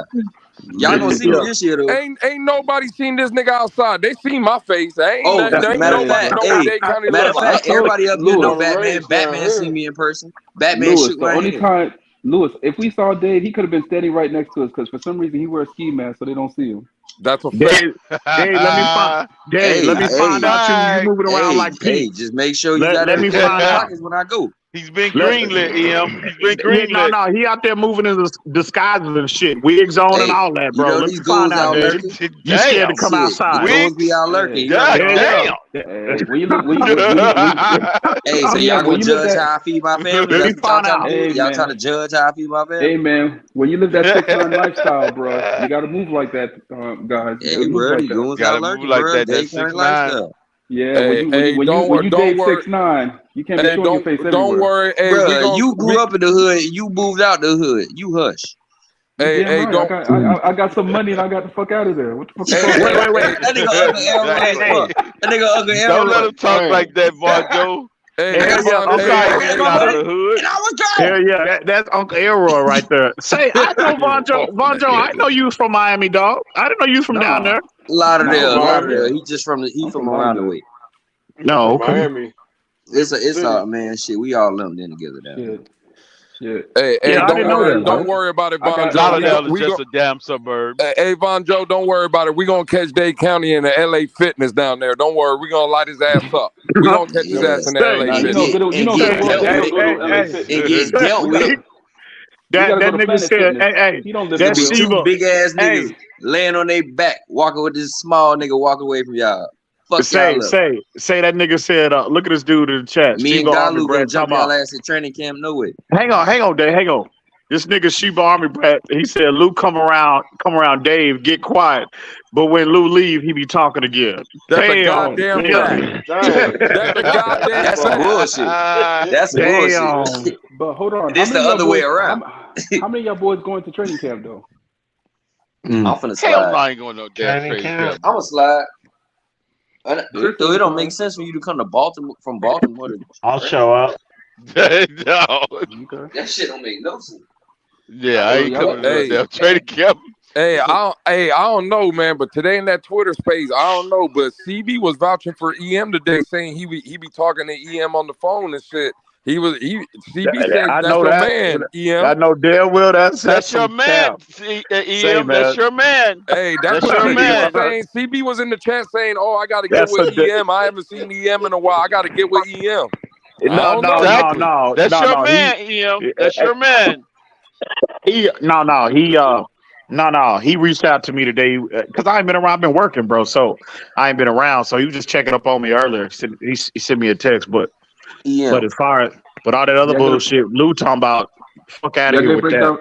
I heard y'all y'all sending each other notes by carrier pigeon. Damn. Each other notes by carrier. I heard what's good, Dave? What the fuck? Hey, do you realize that Lou is still steady snitching? I don't give a fuck about none of that. You up here explaining yourself because he's telling on you. Damn. So you say that nigga 6'9", Dave. So what you saying? That nigga 6'9"? That's what you saying, what he be trying to do is he trying to deflect. He be trying to deflect, put that shit on me. Ain't 6'9" Cuban too though? Ain't he? I mean, real talk, ain't he Cuban too? Nah, he ain't Cuban. We don't claim that nigga. We don't claim that. He talking about something we don't claim that nigga. Nah, that mean he definitely belong to y'all. He definitely belong to y'all now. He bad for Miami. Damn. I'm just saying, y'all.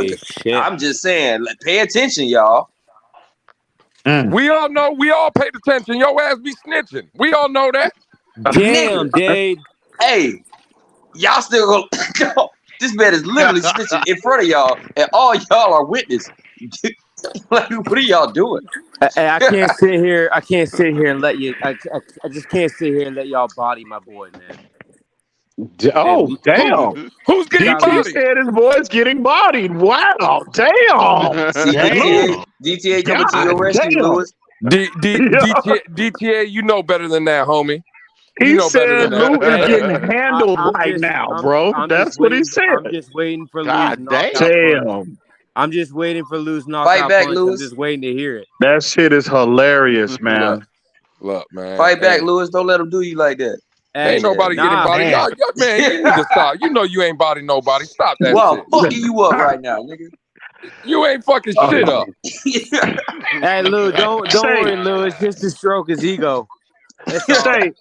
Say, Dave. So you've been on YouTube for a minute. So I didn't know that you've been on YouTube for a minute. Or you just started popping up. Nah, I've been watching for a minute. Oh, you just said never came up on a panel. Yeah, I you know, I've been with the I started with the spaces and then I started coming up on. He been with them snitches. That's where he been. He been in with them snitches. Yeah, snitch. What the fuck? He been scared. He been scared to come up on these panels. Who's Wait, snitch? hold on. You was dealing with the Twitter with the Twitter hoes? That's what you been doing? Nigga, y'all the Twitter hoes. What you talking about? I be in y'all show. Damn. I be in y'all space. What y'all talking about? Damn, Vonjo. That's not your city, dog. Y'all niggas been talking to me for your months. city, Vonjo. You know what spaces you been in. He don't stay down here no more. He couldn't take the heat. He from your city, homie. Damn. He know what city. He know what spaces he been in before he started going into our spaces. He know what spaces. Oh nah, there was no spaces before y'all. All right, you know you were dealing with them. It is what it is. Like I said, y'all is the Twitter hoes. All right, nah, you've been dealing with Octavius and the rest of the ops. Why y'all trying to fight with me, bro? Y'all gonna lose, bro. Like y'all, like.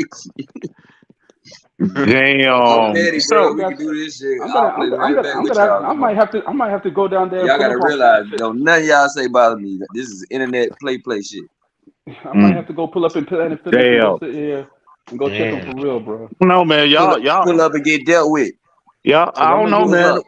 The way y'all y'all be moving, the way y'all be acting in them damn Twitter spaces, god damn, niggas be wilding out, dog. They, I don't know, Dave.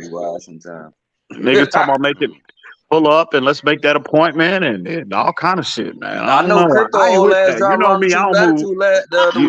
You know me, I don't never do that. Watch that be mouth, y'all Dave. niggas, Watch bro. your damn mouth. Hey, Dave, you ain't never lied. Crypto did drop that ad a couple days ago. He dropped that location real quick. Latitude, nigga. I'm on this corner, bitch. Crypto, who you get into it with? Who was you at? Some young whippersnapper. Yes, it was some whippersnapper out there.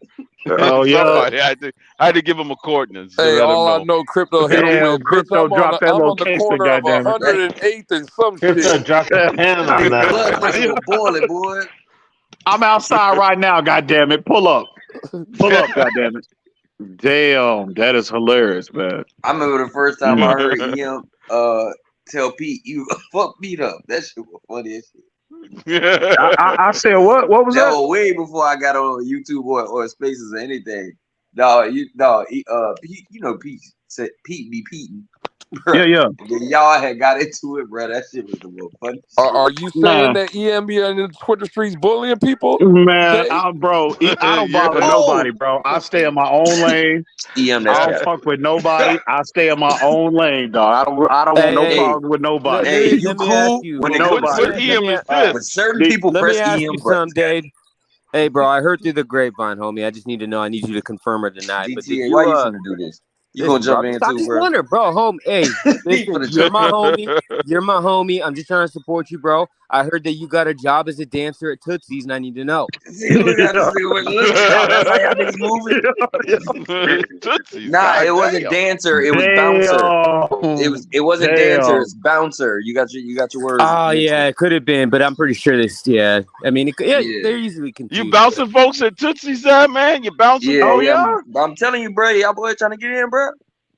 Got y'all at the door. Okay. Bouncing folks at Tootsie's. Damn, you And all you should have gotta do been is just doing tell me your Twitter 2 name, and I'll days. tell him, yeah, Ah, don't let damn, him in. bro. Don't let him in. Don't let him. Is that the spot down there where y'all from? Is that the spot to go to? Whatever, Yeah. but nah, that's not really the spot. Oh, okay. It's an alternate spot. That's my Is that first the time backup hearing spot? this. Is I've that been the down is all that these the years. backup spot? Man, you can't. You got the spots, and then you got places you meet up at. Club Coco, you should be the spot. I mean, What but was that? shit, I got on late, man. Shit, what y'all been talking about? And Rolex. Man, you Shit, can't. bro, Lex, they I think changed shut them Rolex down. to Climax now. yeah, Lex used to be the spot back in the day. Coco's used to be lit too. I mean, The That Mint sound used to like be it's a spot. the The Mint used to be a Cocos. hole in the Mint used to be a spot that you probably could get stabbed, a good drink, and a lap dance all at the same spot in one little corner. yeah, but there ain't a lot of mint hoes that do for it. Yeah, Them but the the Mint is real, the that real Mint was hoes. the Mint was the after hour. All right, I ain't got shit to do. All right, let me Yeah, just slide through and post. hole in the wall. But now Yeah. that shit right behind the police station, so they had to get their shit together. God damn. Damn, why They would put they the build a police. spot by the police station? Nah, that spot was there. The police station got built in front of it. Them niggas is pissed. This shit, the damage on their business. Damn, you asking for it. Damn police station. Right there, you go to the strip club. Like, niggas, hell no. Man, I swear down here, bro, you can't, bro. It seems like you can't go nowhere without a goddamn gunfight happening, bro. I mean, you can't go for a lot of places. Like now, like again, I ain't out there active like that, but on the news and shit, and I still got friends that still on like, they work for Fort Worth and Dallas PD or whatnot. And they be telling me, man, they be shootings like shit every weekend, bro. It's like no matter where you will go, Dallas, Fort Worth, it's tough to find a spot and go there in peace nowadays, bro. It's like, right. Yeah, man. It's you got to be careful. You got to think how you moving out there in them streets nowadays, bro. You know what I'm saying? Yeah, it's So, good. Yeah. but Not what it only is. that, You can't be safe even out if here you no more. You even gotta if you stay driving dangerous. around, you gotta be careful not to make no eye contact with some people when you drive. Man, these jokers, shoot you down right there in your car. No questions asked. Eye contact with nobody. Don't make no eye contact. Just keep on. If they cut in front of you, just keep on going. Don't make no eye contact. Don't bump no horn. Don't flash no lights. Yeah. You just gotta, you just gotta, you just gotta be prepared for any and everything, man. Even like, I mean, just going to the movies and shit. You know what I mean? I be paranoid. You know what I'm saying? When me and my wife go to the movies, what's gonna break out. you just never know, bro. Paranoid. So, I know. Yeah, I got something for you. I get paranoid just going to get some gas, man. Going to the gas Real station. shit. Because you don't know. You just real I ain't gonna lie, man. way things I are. You fuck just with don't know. y'all, but all y'all sound scary as shit right now. Hey, ain't about being scared. It's just trying to live. I'm just fucking with just you, being bro. cautious. No. Being safe. Ain't being Oh, scared. hell no, bro. You just got to be prepared. I tell everybody, no matter where you stay at, especially in Texas, bro, you just got to. It's 2023. You can't stay safe no more. You got to stay dangerous. Well, yeah, that's what I'm saying. That's what I mean. You got to keep your best friend on you, and then you just got to pray that you ain't never in a situation like that. And if that you are, you're a little better equipped and better prepared to handle a situation like that. You know what I mean? But yeah, depending on where you grew up, some of that shit already built into you. That's what I'm saying. Not being scared, just being cautious. You got certain tendencies. You walk into a restaurant, walk straight in the back, and I want the corner. Hell yeah, I want to see everybody coming and going. I want to see. I want to see the. Sorry. Hell yeah. That's just certain shit I do. Well, see, for me though, since we talking about this kind of topic right here, see, for me, I'm not scared for myself. I know I'm always going to be prepared, and again, you can always get caught slipping. For me, what's more scary, and again, most of the people up here I see, older gentlemen, probably have family, probably have kids.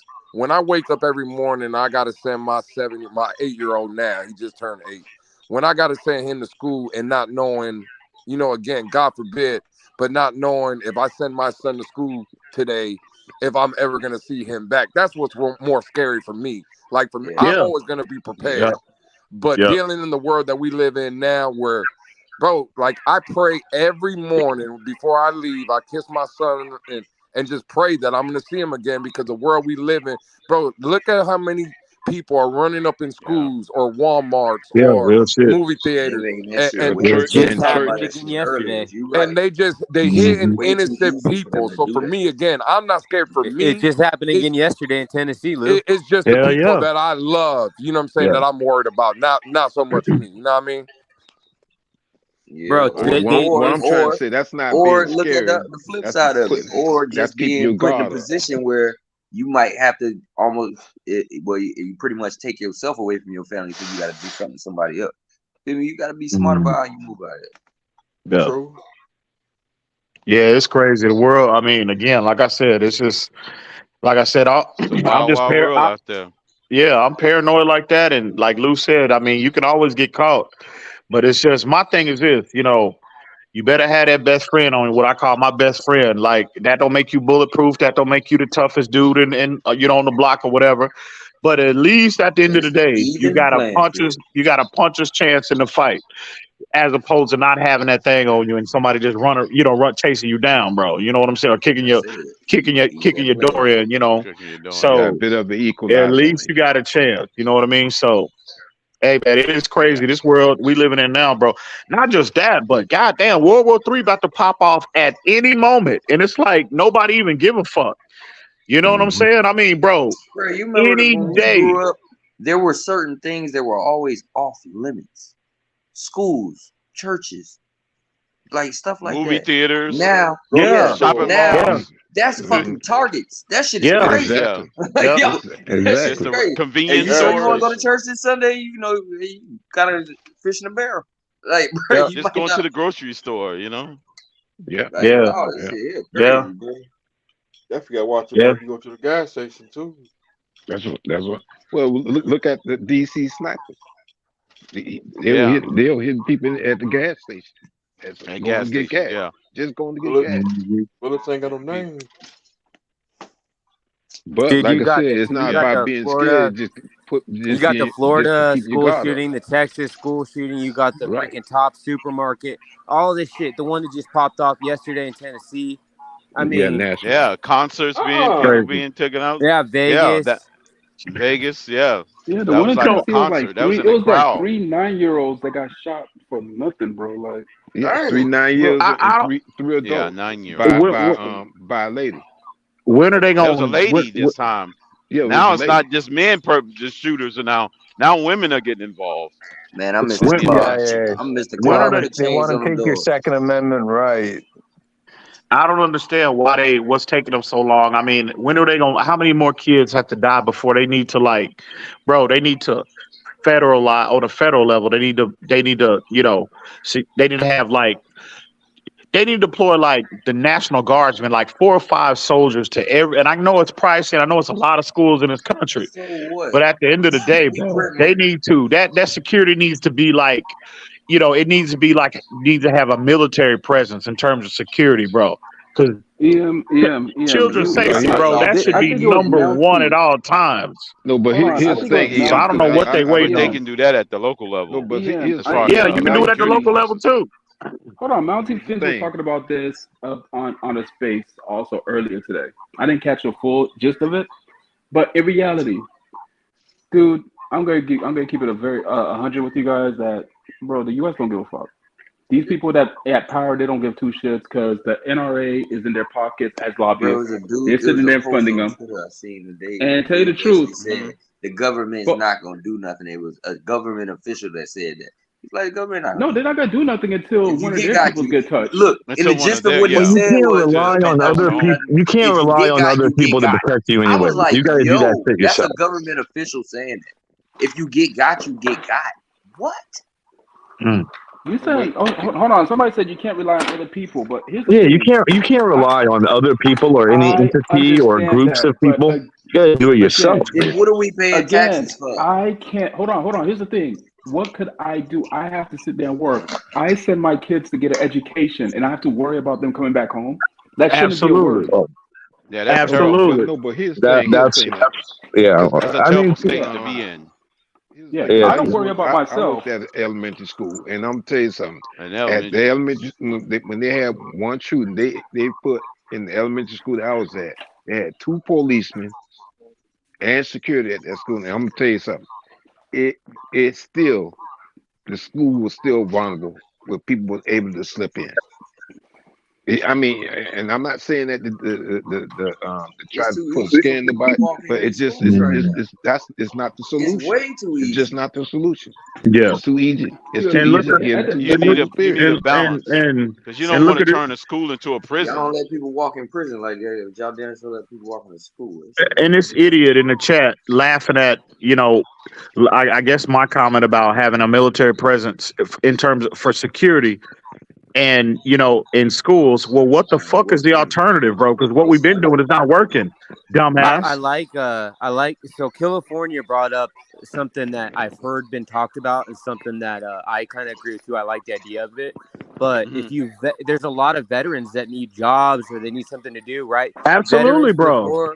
Veterans you with can hire them, experience, yeah. and as long as they get hang on, as long as they get cleared to work at a school, let them be armed and work at that school. Absolutely. These guys do it all day to protect the children, so that way Hire you're not veteran. getting They already got 5, experience 6, and background. 7-year-old kid massacred.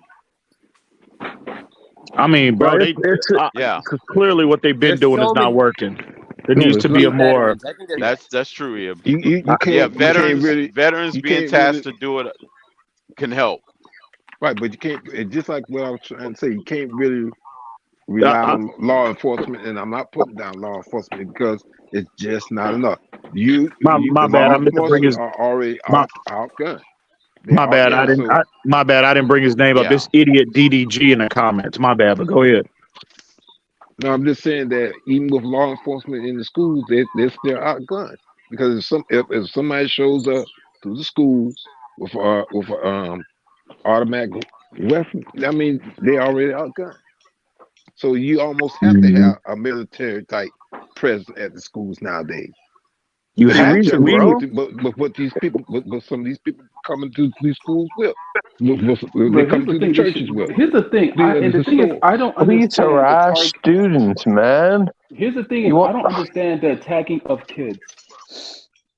It's fucked up, man. That have nothing to do with anything. Nothing. And they get no, I agree. Why are they getting Not targeted? at all. They have nothing. Yeah. No, these kids are innocent kids. I'm telling you, I work at a school where you're dealing with preschool all the way up to the 5th grade. These kids are just plain and just straight out innocent, and it's sad to see this continue time after time. And I'm gonna be straight, and this gonna be controversial. Really.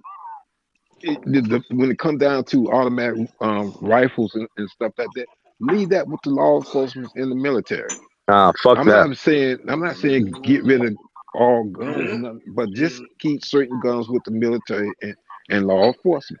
Yeah, I agree with that. 100%. I do agree with that. I do agree with that. Ain't no criminal.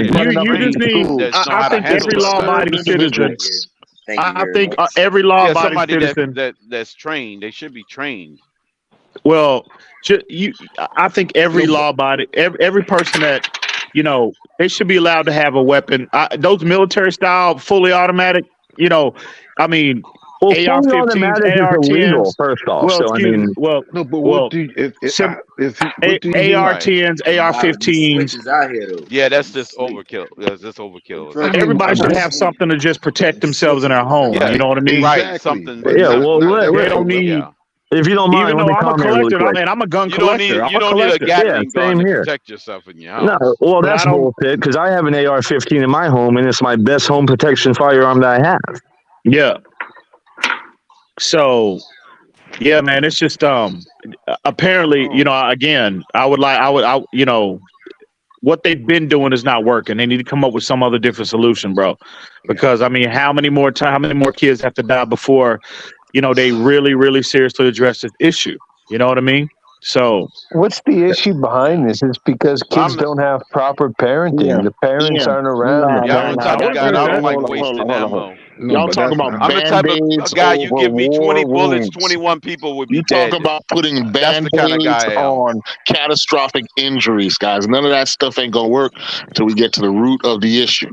Okay? Yeah, what's the root of the issue? It's poor It's stuff parenting. that y'all don't want to talk about. It's stuff It's you don't poor want to talk about. parenting. That's what it The is. reason you guys People got don't even have AR-15s up fucking in your normal house parents. is because you It's not just associate that. crime with black people, and this nation won't deal with racism, which is at the underlying issue of all this stuff. We won't do gun control because you want your gun when the scary black guy come knocking on your door. What do you mean? Most that's not what I'm saying. mass shootings are done by white people. It's Most mass shootings are done by white people, not black. Not you specifically. Not you specifically. Don't feel guilty. but hold on. I'm just talking about in general the problem with this nation. We know what the solutions are, but we're not willing to find the will to get them done. And there's something that keeps on coming up in place that prevents us from getting stuff done. And it is what it is, man. KB came in dropping napalm all over the place. It does a napalm. That's a phosphorus grenade there. I didn't mean to insult you. I didn't mean to insult you, bro. This shit got I love you. You're a real Dolphin quick. fan. I don't mean to insult anybody, got some but it is the napalm. truth. Damn, KP came in. Hey, well, hold on. I Let me mean, ask you a that's question. like a 20-mile radius there. Why do I have an AR-15 again? Why? Not you specifically, dummy. I'm talking about the Who the fuck you calling a dummy? The proliferation of AR. Why would you need an AR does rifle in anyone your need house? one? If I have a regular revolver or a regular clip with 23 bullets in it, guess what? 24 people would be dead in my philosophy and my military training. I don't believe in wasting bullets. What is happening here is that I'm going to make each bullet count. Hang on. What happened to just making each bullet count? Why do you need all that armor? That's the problem. Going into these Walmarts and people don't know how to shoot. Yeah, I'm not talking about anybody specifically. Hold on. You can ask. KP I'll was tell you. just making a generalized statement. He was not trying to insult you. And good people, bro. I don't know if you guys have spoke before. I was gonna say me myself. I don't know where I come from, where I was raised. I don't believe in wasting bullets. Hold on, Crypto. For me myself, I don't choose an AR as home protect. I choose a shotgun, and only because, and I don't shoot slugs. Because at the end of the day, an AR-15, when I have kids and I have a wife and I have 4 other people in this household, AR-15s have a tendency to penetrate. So if you miss, they will penetrate walls. And the last thing I need is for me to be shooting and I hit and it's a friendly fire. I take out my own daughter. Right. That's why I use a shotgun or something that's not going to penetrate walls.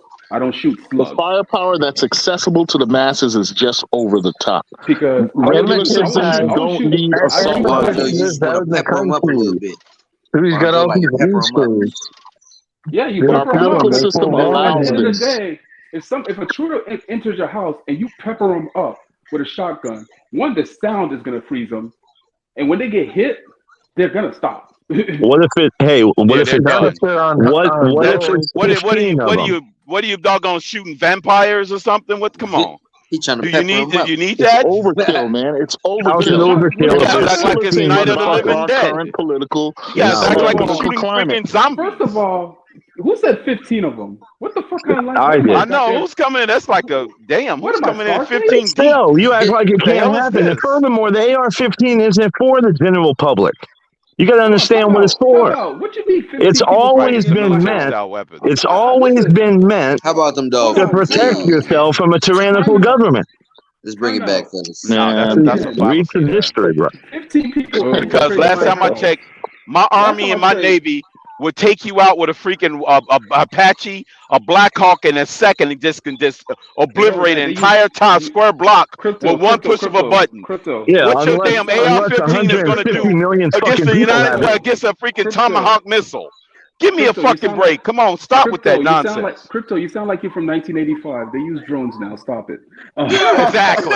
What are they going to do exactly? Thank you, Vonjo. What are they going to do against a Predator goddamn drone that's shooting from 38,000 feet? What? How in the hell a fucking AR-15 going to protect me from a freaking cruise missile from the destroyer, from the USS Destroyer that's parked in the Chesapeake River, the Chesapeake Bay? Stop it. You back home, Crypto. Glad you got a lot of faith in them motherfuckers. More faith Last than time me. I know, I served in the Navy and the Army, and the weaponry we had, and the AR-15 ain't gonna do shit against that firepower.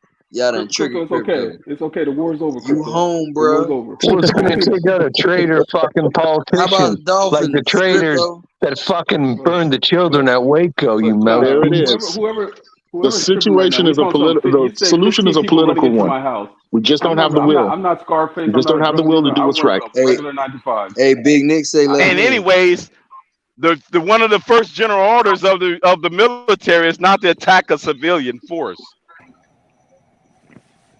Yeah, this whole tyrannical government thing, I don't know where that comes from. It's irrelevant. The point is well, you never saw Waco. We're allowed to arm What ourselves. the fuck you guys on? Your government murdered children at Waco. That's a tyrannical government. That's that bitch Janet Reno, the former attorney general in Bill Clinton's administration. What are you talking? Canadian, I know more about politics than most of you guys. They burn children. I guarantee you don't know more about politics. When they cornered themselves in the what's called, you're talking about themselves in there and started attacking that we know about state violence, buddy. You ever heard about Bloody Sunday? Come on now. I know Ireland. Yeah, that's my roots. What did you? Yeah, I know that. That's what the British did. They murdered Irish people. But on one hand, you could point to a tyrannical government, but on the other hand, you could point to a government that passed legislation to improve the lives of people too. So you can't just put it all in one bag. It just ain't the government. See, that is the lie that's being sold to keep you buying guns. They don't think like that. You can never trust the government, okay? You can never trust the government. They lie. I promise you this. If your government want to take you out, they're not coming into your house with guns, okay? Oh, yeah, exactly. They're just They'll just get that little football, that nuclear code. They just push a button. Nowadays, the government, they murder you. Why do they need to come in with freaking a damn gun? Again, the boogeyman is not coming to get you, okay? Stop. Hey, riddle me this, guys. Riddle me this. For everybody that says we should have retired military people at the schools and shit, to protect our schools. Riddle me this. Why Canada? Why Canada don't go through that?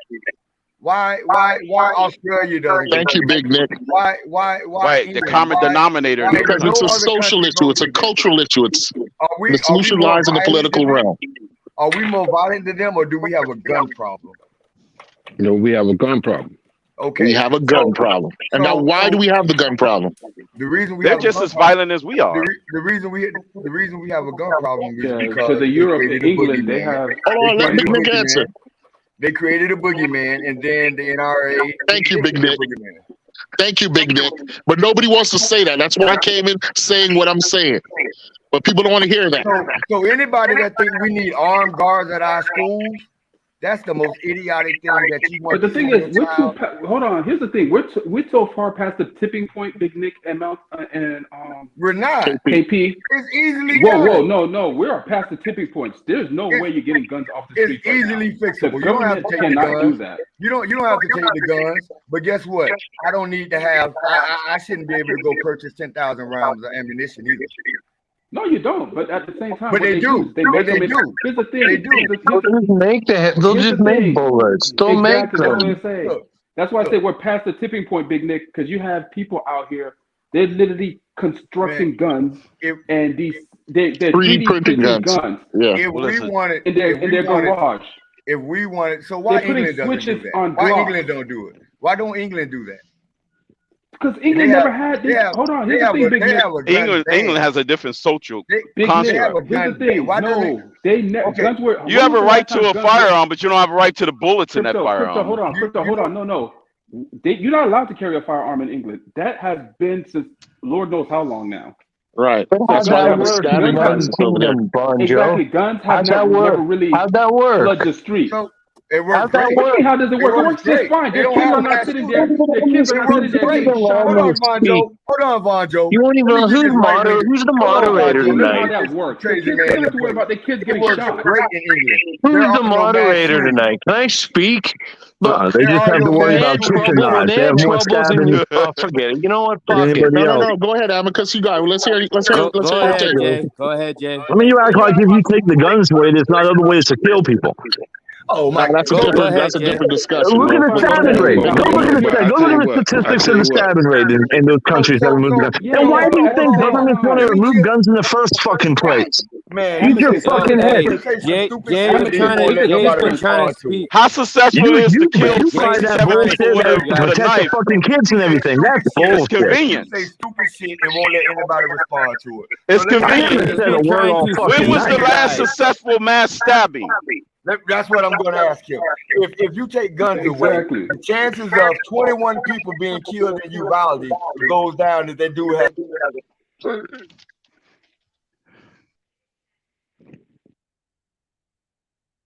Jay's been trying to say something. Also, the chat cannot hear all 7 or 8 of you guys talking at the same time.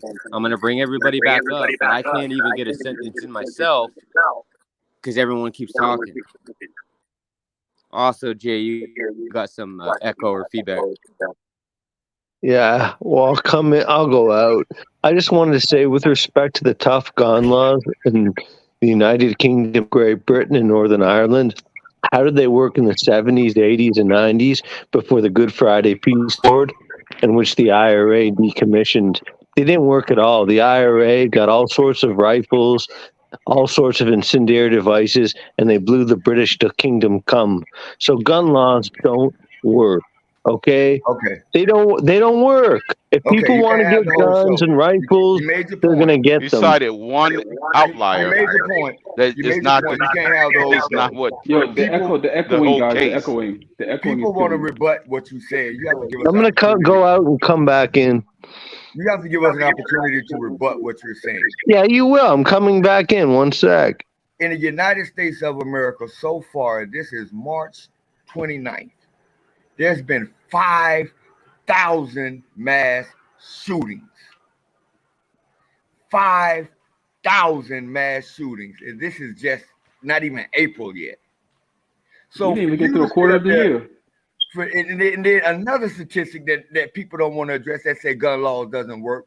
Per capita, Canada has just as many guns as the United States of America has.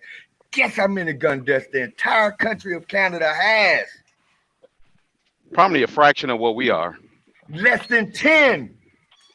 I think they have better. I think over there you have to go through certain training before. It's an extreme training. It's a different process to get access to guns. Yeah. And the number one issue that's affecting our country, the number one issue that's affecting our country is the lack of health care for all, which in turn is mental health. And then once you evaluate and get the mental health part under control, then our bullshit, sorry, Congress ass, coward ass Congress can actually pass a law that prohibits Fred with the fucking crazy mind from getting a pistol. Right now, well, there you go. That's the route. Well, sir, you need the lobbyists.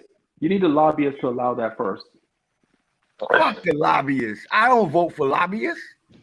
But the lobbyists are buying and paying the politicians. Don't do that, Big Nick.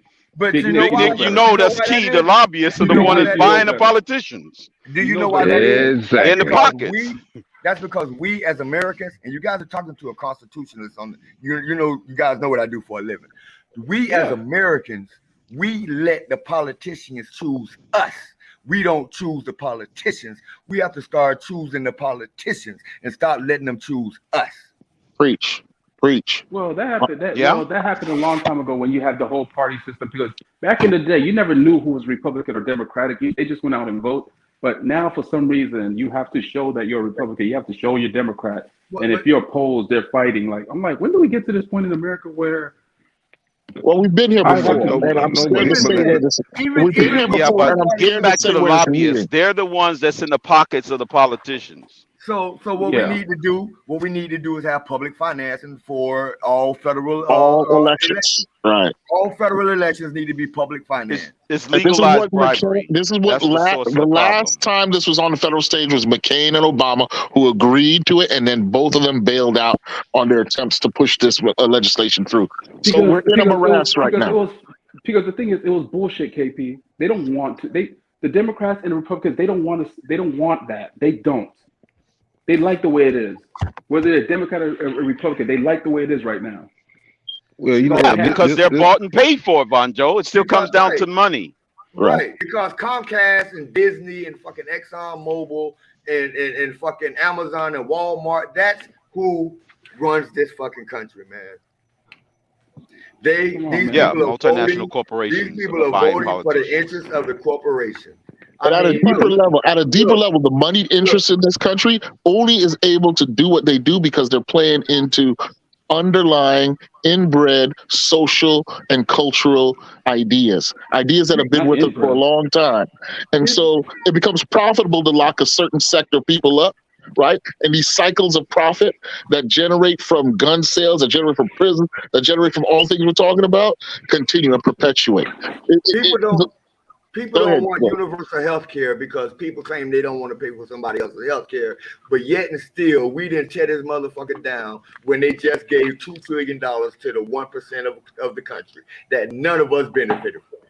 Nobody and again, I was being alarmist and I was being inflammatory on purpose when I entered into the chat. But look at what you just said, Big Dick, when you said people don't want to pay for somebody else's health care.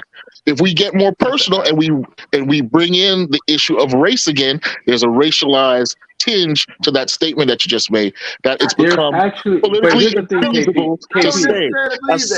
As soon as you say that, it shuts down the conversation. We got to go there. We got to go there. KP, that's the thing. There's a misconception.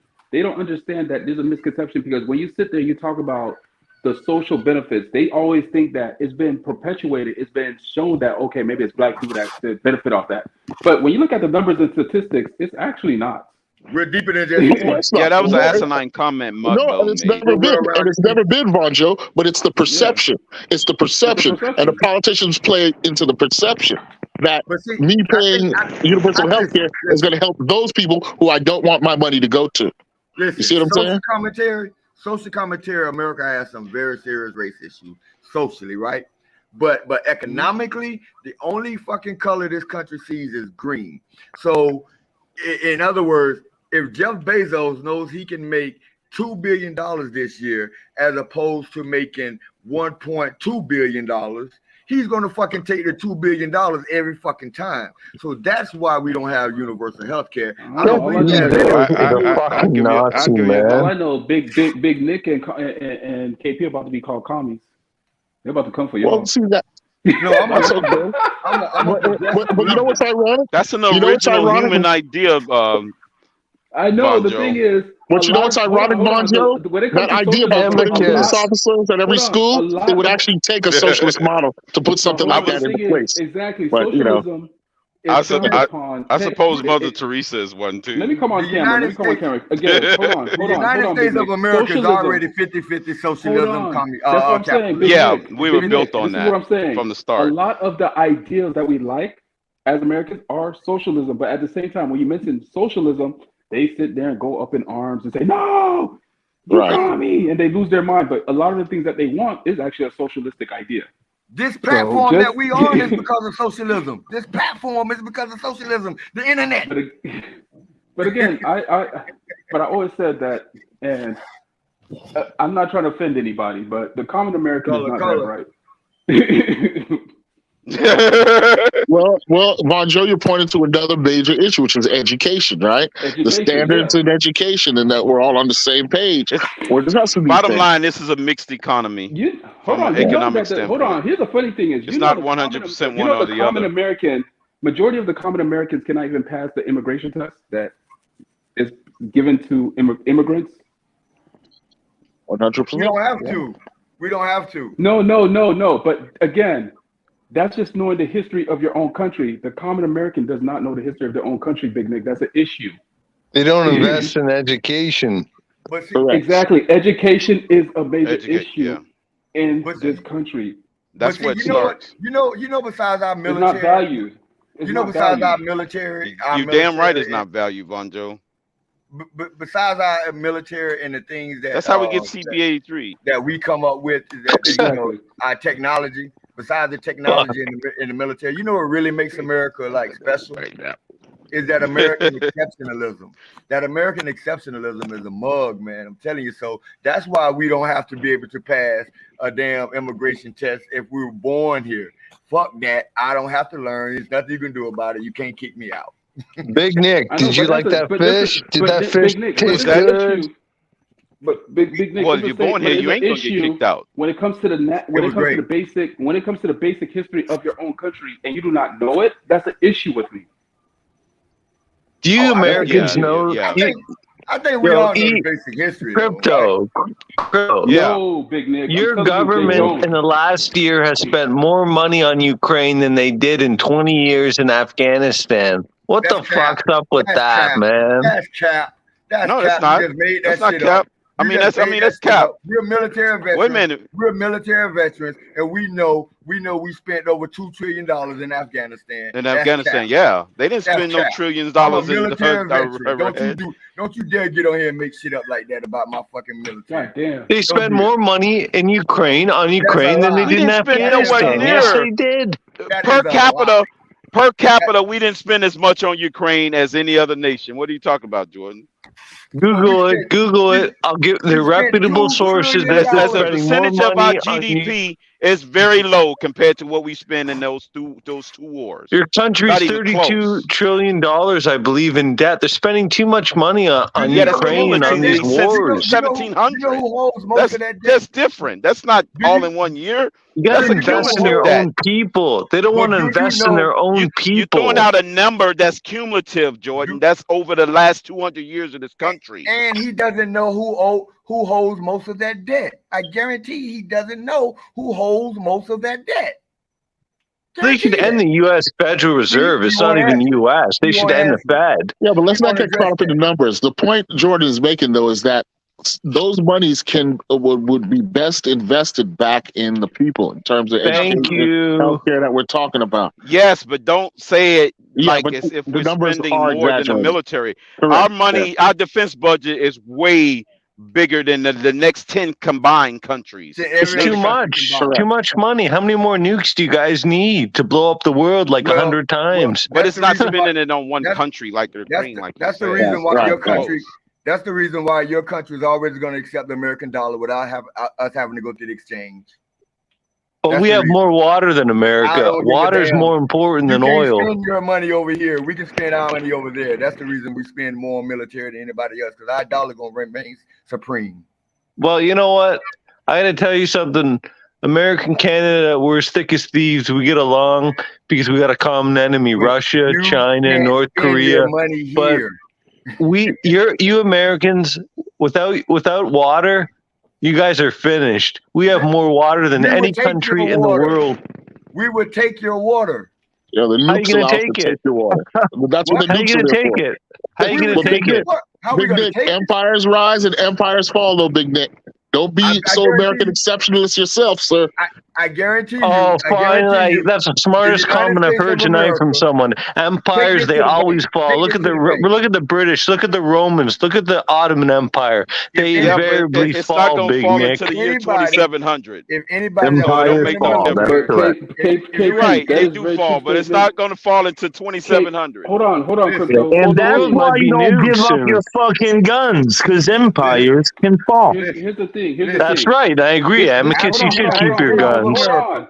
Real quick, this is really one of the situations that once again the military is bigger. Hold on, Crypto. There's 300 million fucking people here, man. I mean, guys. Yes, and the people that control the bigger A guns. lot of faith in these fucking corporate entities. Let Von Joe speak. He's trying to speak. And I'm next. I'm next. This is one of the things. Hold on. This is one of the things that two things could be true. Yes, empires could fall. And Big Nick is right. Yes, America will sit there and take a thing in a heartbeat. We've seen it. One thing I seen about America, they will take something if they want it. All right. So two things could be true, but again, I want to say salute to everybody here. I have kids to take care of in the morning. My wife is out of town, so I'm a father. And I don't give a shit because I won't be here in 2700. If it falls in 2700, I don't give a shit. Listen in the year 2700, I'll be dead 500 times over. The United States of America. Listen to this. Because that's when the American Empire will finally fall. Listen, the United States of America will be the last empire. All right, Vajo. The United States of America will be the last empire on Earth. I think you're wrong. Yeah, I think China will be, maybe. Every empire said that. Y'all don't want to know the Chinese, buddy. The real answer is Rome. You'll laugh because you don't fucking know the past 2,000 of history, but it's going to be Rome. Hey, you guys. Rome. The British claim that the sun will never set on the British Empire. Keep it one at a time. Keep it one at a time. That's true. Please. It never set. Listen. But it's set over 1,000 years ago. Crypto, hang on. There's people in the chat. They're trying to hear too, and they keep asking. Everyone's trying to hear everyone's takes and their side and what they're saying, but it's hard because everyone keeps cutting each other off.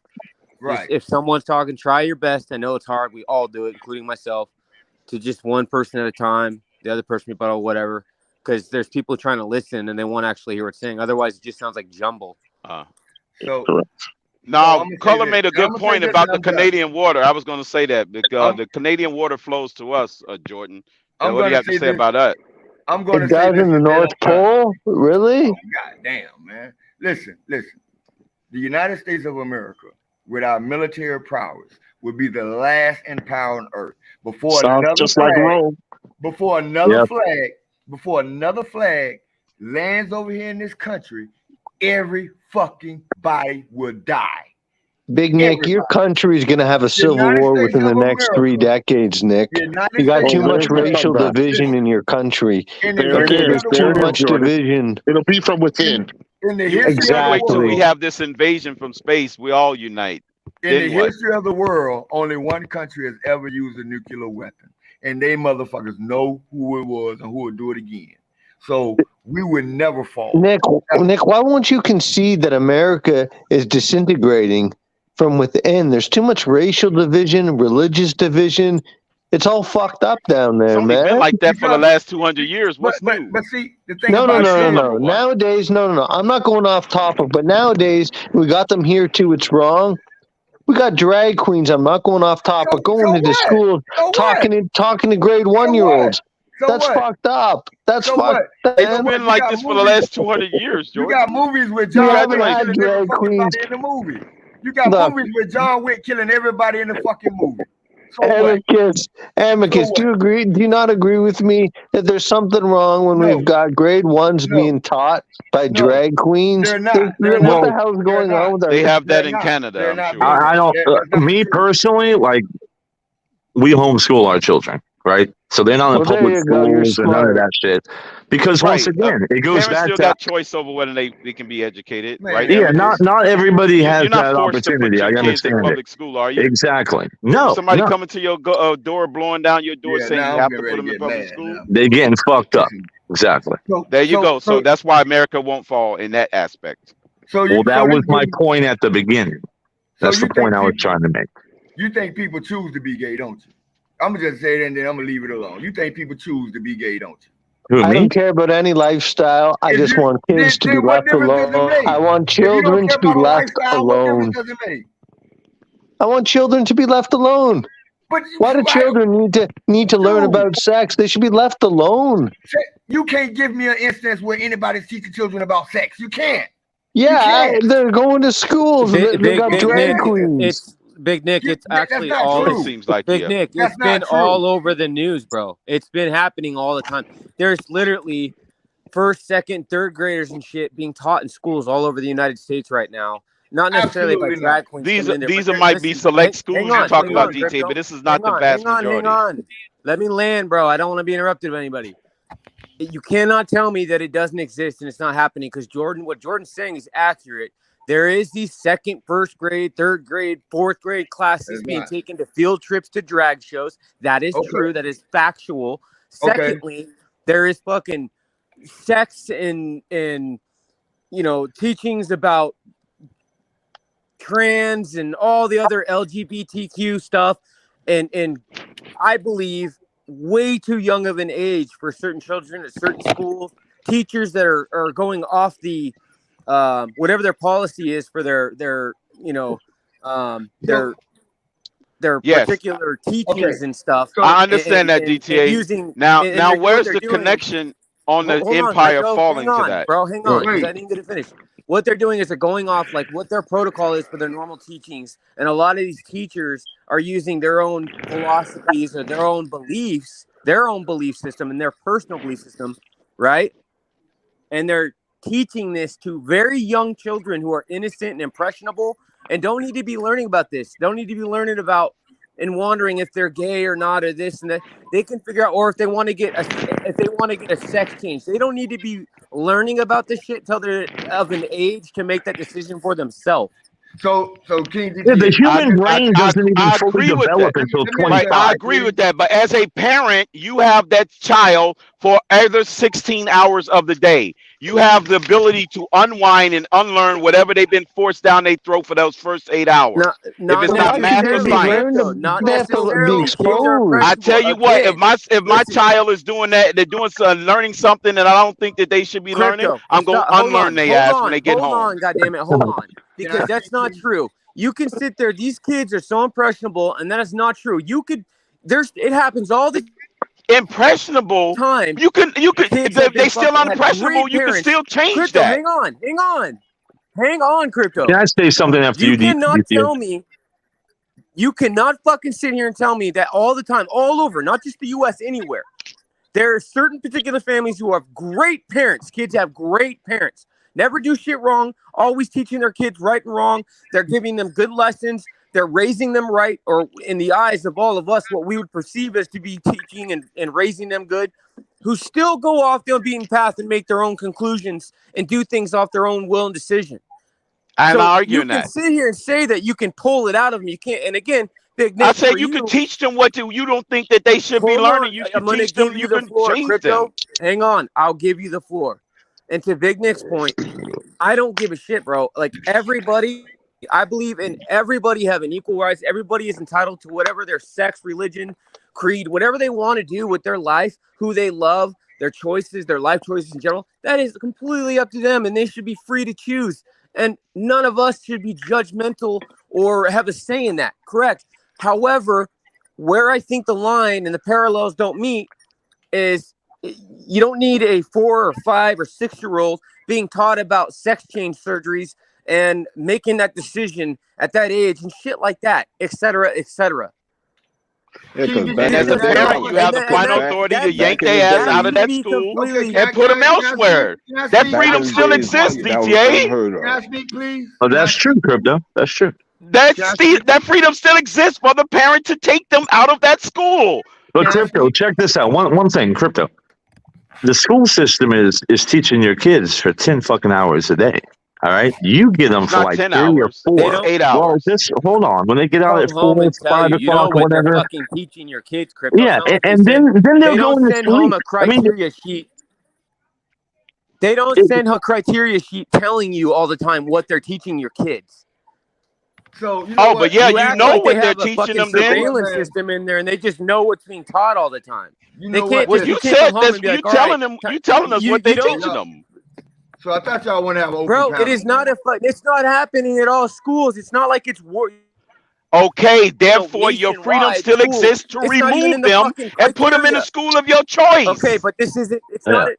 It's not a fucking interrogation room where you sit your 5-year-old down under a light and then debrief them. That's not how life works. That's not what I'm saying. If they still impressionable, you still have a right to teach them how you want them to be taught. You still have the other 16 hours of the day. Can I ask one question, please? Well, Crypto, they're sleeping for 8 or 9. I mean, what is 16? Can I just ask one question to DTA? Do you know anyone that's gay, DTA?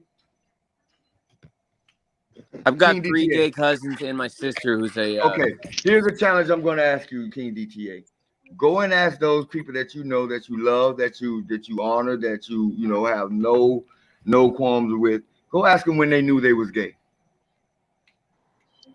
Go ask them when they knew they were different. Okay, but what's your argument? I'm trying to hear your argument. My argument is if you go ask a majority of people that are homosexual or however they identify, no matter how they identify, if you ask them, they would say, I knew it was something different about 5 years old. When I was nobody's arguing. That's their decision to make. So listen. You're missing the point. That's their decision to make. It is not a teacher's decision to start. I agree 100%. That is, listen, Nick. I'm appalled. Fucking teacher to start influencing. I'm appalled. Okay, before this curriculum started, God damn it, because it's being was it gay people in the 1920s before these curriculums were being brought on the schools? I am not arguing that those kids should have the right to choose. What I'm saying is you don't need a teacher trying to influence them because of their own personal belief in teaching them at 3 and 4 years old. So what's going to take all of those 1% of those teachers and put them on a guillotine and lop their heads off? Okay, that'll solve the problem. What I'm hearing up here. What we're talking about is indoctrination. And listen, this whole idea that teachers... That's what it is. That's indoctrination. I haven't said anything for a while. Let's get the 1% out then, and then leave it to the 99% of the parents to take their school, their kids out of their schools. Right. Now, this whole idea that teachers are able to indoctrinate kids to be gay or to be whatever else, this is a blatant myth. This is a myth that's been blown up in our current political dialect, in our dialogue, to force people to vote one way or another about various policies.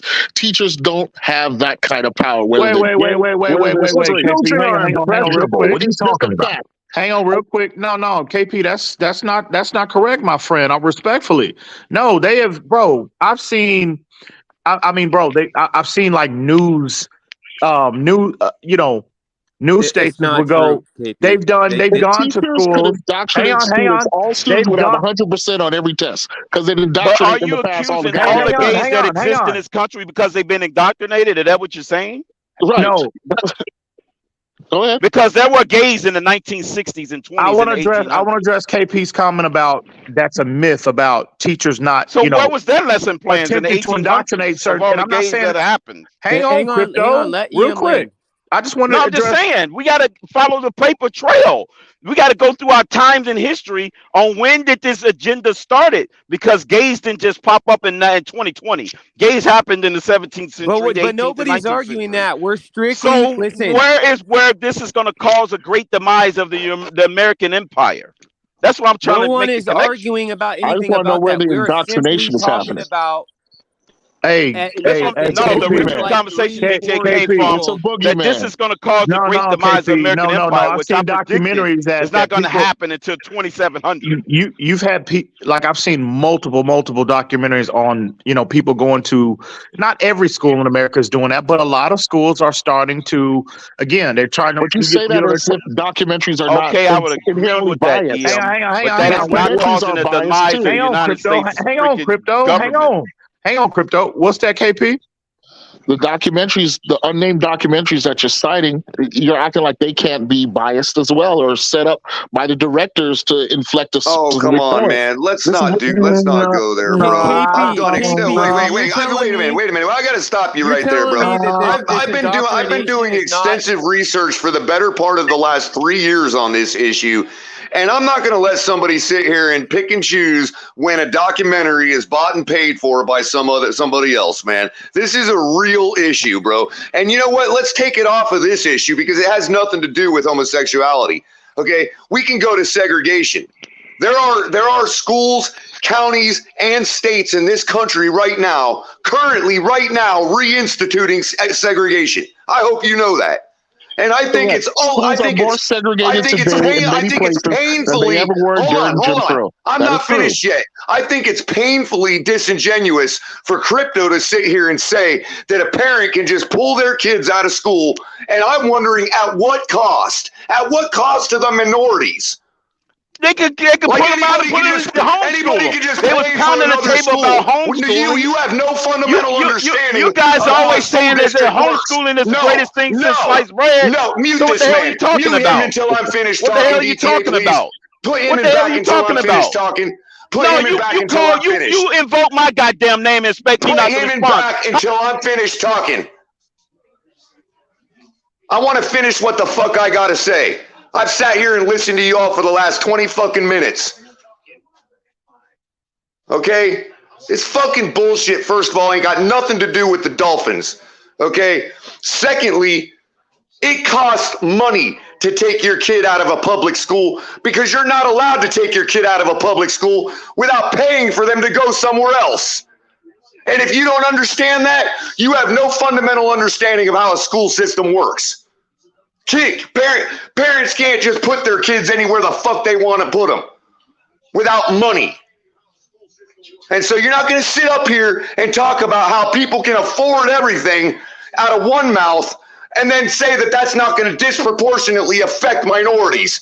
At what cost do these parents take their kids out of these schools? At what cost? I ain't letting that shit go. That's all I got to say about it. You want to retort? Go right ahead. Bring them all back in, DTA. I'm finished.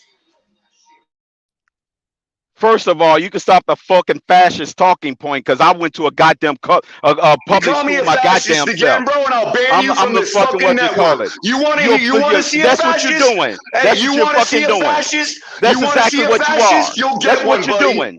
That's you what want you're to call fucking me doing. a fascist? You'll get That's one. what you are. I went to a motherfucking public school. You'll get one. I went to a goddamn public school, so don't fucking tell me. I know what my mother and father had to work the fucking right to do. I know what my fucking mother and father had the right to do. It's illegal for a kid not to go to school. No, they could have took me out and put me in another one. They could have took me out and put me in another one right in my fucking district. They had the power to do so, free of charge. I could have went to you're an outright lying. You are going to fucking tell me I couldn't went to another school in the neighborhood? You're a fucking liar. You're a motherfucker. liar. How the fuck you gonna tell me what the fuck I'm talking about? You went to Chicago public schools, Color? Huh? Did you? Yeah. Yes or no? I didn't go to Chicago public exactly. schools. You was about to fucking lie. You're a fucking liar. In this country. You're a goddamn lie. You're a goddamn lie. And you are being like a fucking school fascist. System is socialized. Now, ban me, it don't matter goddammit. what the fuck state you go to. Don't fucking tell me. Now go ahead, ban me. I called you one. You acting like a fucking fascist, goddammit. Ban me, goddammit. Yeah, okay. Oh, cool. So you can call people names, and that's how it is. You're intellectually bankrupt, you're bro. goddamn motherfucker. The fuck you think you is? You're intellectually bankrupt. Don't fucking tell me what my motherfucking father. Don't fucking tell me what my belated parents had the power to do. You gonna tell me what that they had the power to do? I'm gonna tell you what the fucking law is, and your parents would have been sent to jail for taking you out of school. No, they wouldn't have. No, they wouldn't have. You ain't never heard of truancy laws? No, they wouldn't have been taken out of jail because they because the fuck idiot. No, you allow my fascists, goddammit. Now, I said it, goddammit. Yeah, but does it make you feel better? Calling them a Go ahead. Don't you think it's a little too far? Fuck no. No, he don't, because he can do whatever he wants. Anybody can say whatever the fuck they want to Color. Yeah, you fucking call me a liar. You don't know what the fuck my father and what my mother did. You don't know what the fuck they have the power to do. Everybody in this fucking country you don't know knows what the laws are for education, bro. You're talking to a fucking wall. Everybody in this country knows what the laws are. No, I know what my mother and father had the right to do as far as taking me out of a school in my district, in my neighborhood, had the ability to put me in another school in my district, in my neighborhood. Well, you don't know what the fuck they had the power to do. Good for your parents that they now you're saying good what they do. I am so glad for your parents it was at free of cost because there's another public school in the district. I'm so glad they could afford to do that. No, it wasn't a matter of affordability because they could do that. Or lie. Okay, it's not affordability. It's lying about what address they live at. No, it's not lying about what address they lived at. No, it's not because we have multiple schools in the goddamn district, you asshole. Oh, really? Yes. Know what the fucking Chicago public school system is, you goddamn motherfucking Nazi. Oh, I see what it produces right here. I see exactly what the Chicago school system produces. So fucking tell me, you want to hop on that and don't tell me what my goddamn my belated parents did. You don't know what the fuck they did. Bro, homie, now go and talk about them now. They both are your parents asses right now. Now you want to talk about them? All right, we got to. You are trying to call them liars and rule breakers? Damn. Now you trying to call them a rule breaker now? I didn't call them nothing. You did. Y'all can't blame Ian for this one. Hang on, Crypto. Hang on.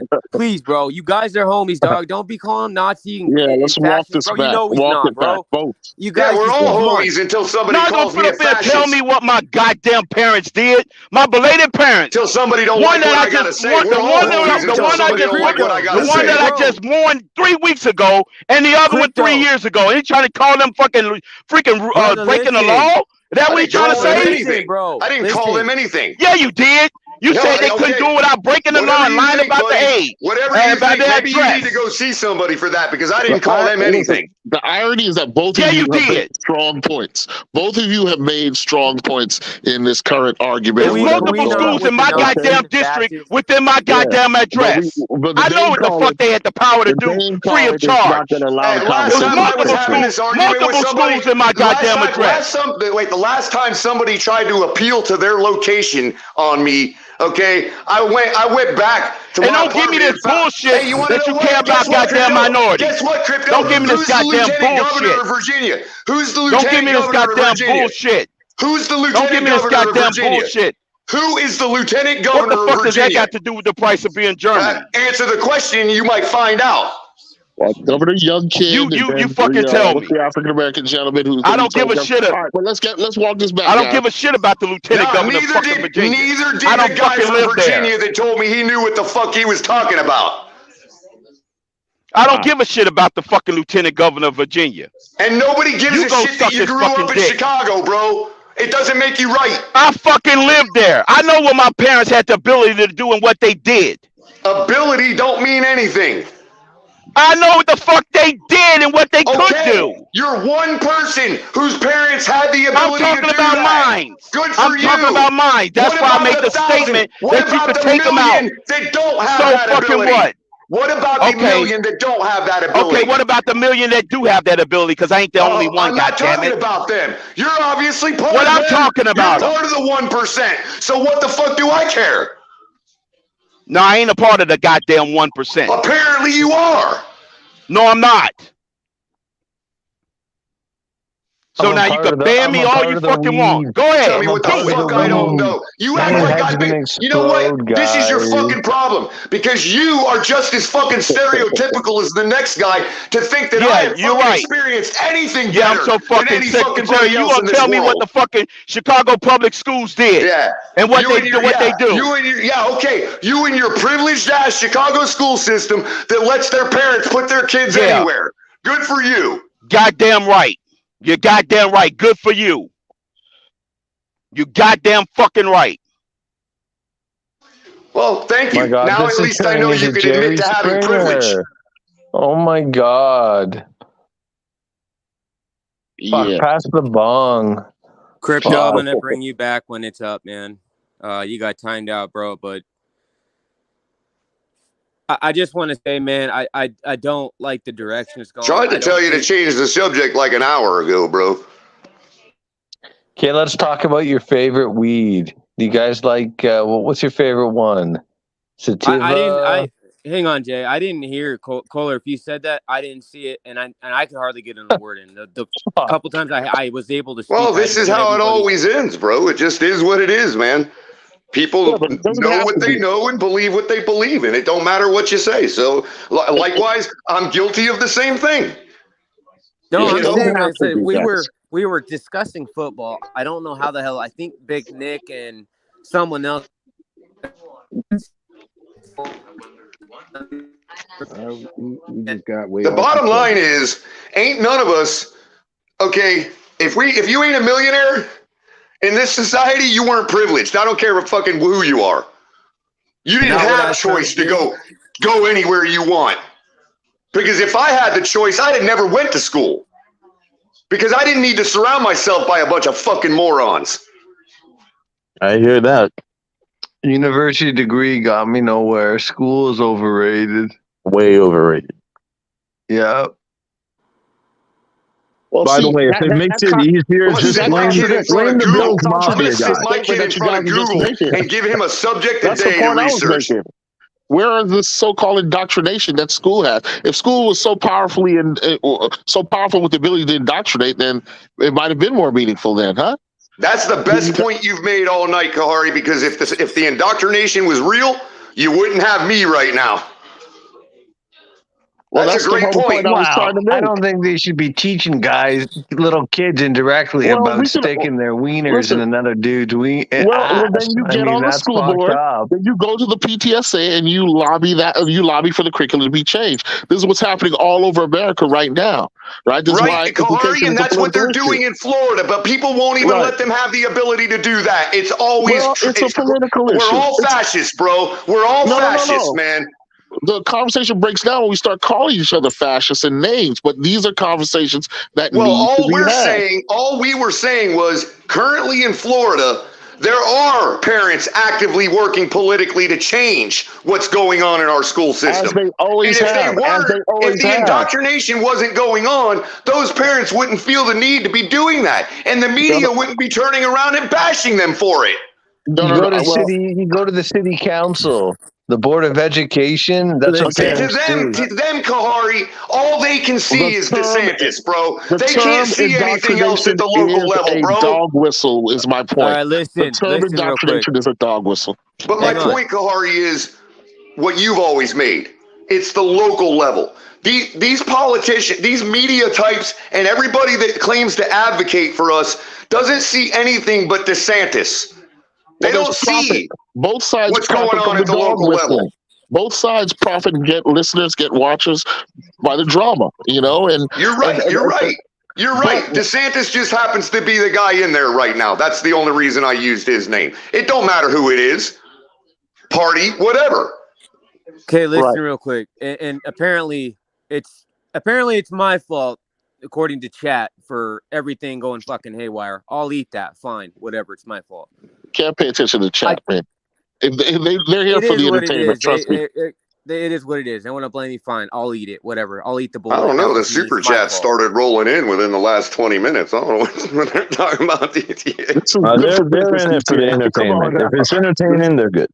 Yeah, no, I've been scrolling back and seeing it's fine. It is what it is. And for those that are worried, Crypto and I have had this have gone through this 10 times already. It's only strengthened our friendship every time. So is this the latest blow? I want to land real quick. It usually happens backstage after we end the show, but I want to land real quick though, because I don't again. I'm always interrupted. I'm always unable to speak.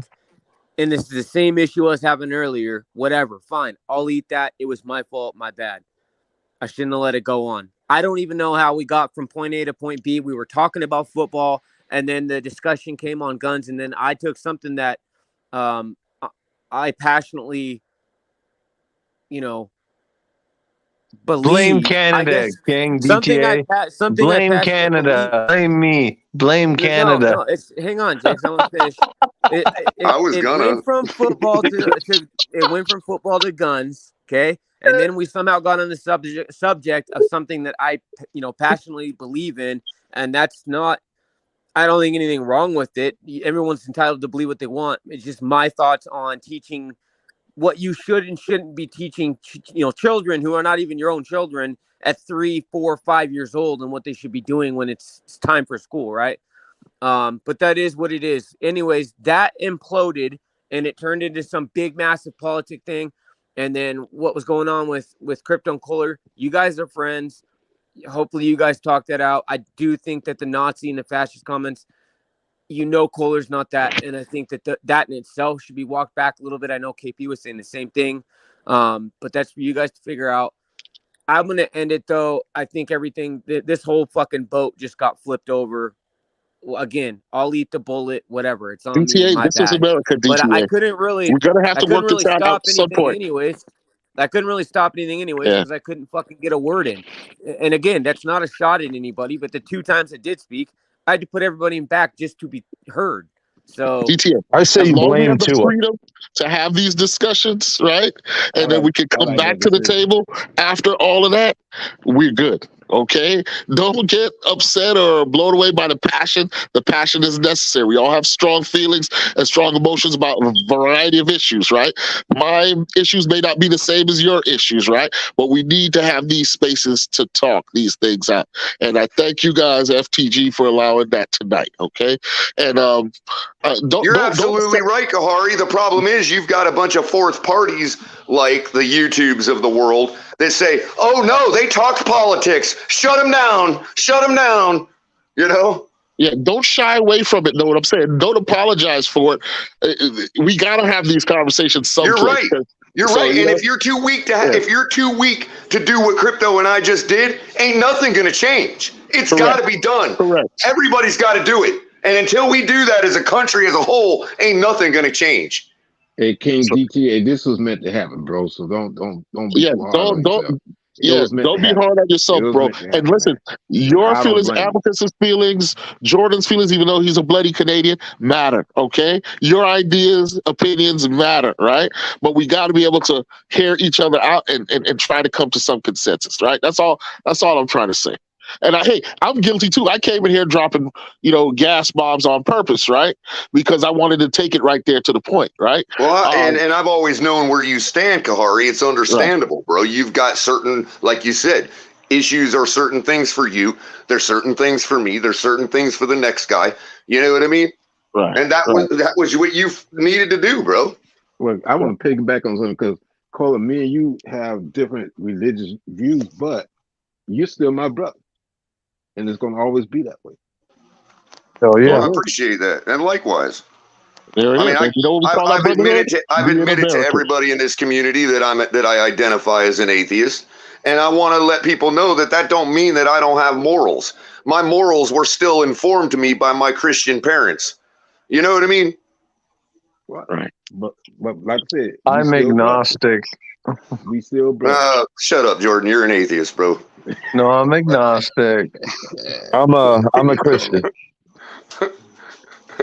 King DTA, man, you don't be hard on yourself, bro. You didn't do nothing wrong.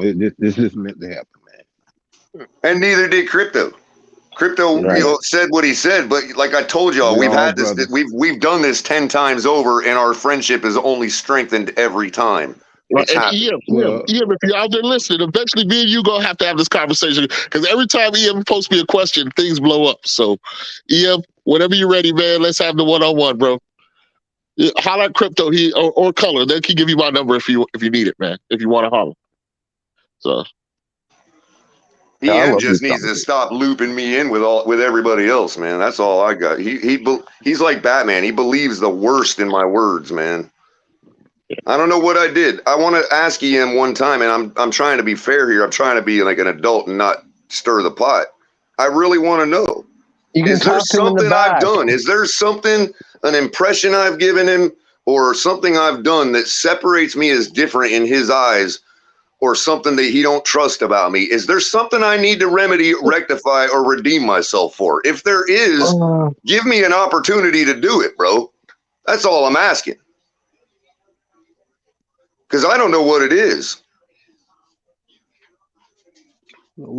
Everybody sees. There's nothing wrong with you, Color. Just have a beer and relax, bud.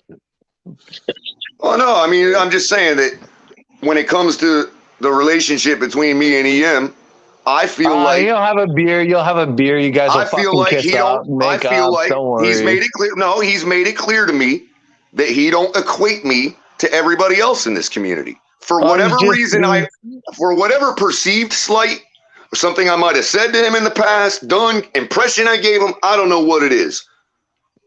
But it always comes at me and nobody else, and we end up in this mess. So I'm just asking, is there something I need to apologize for?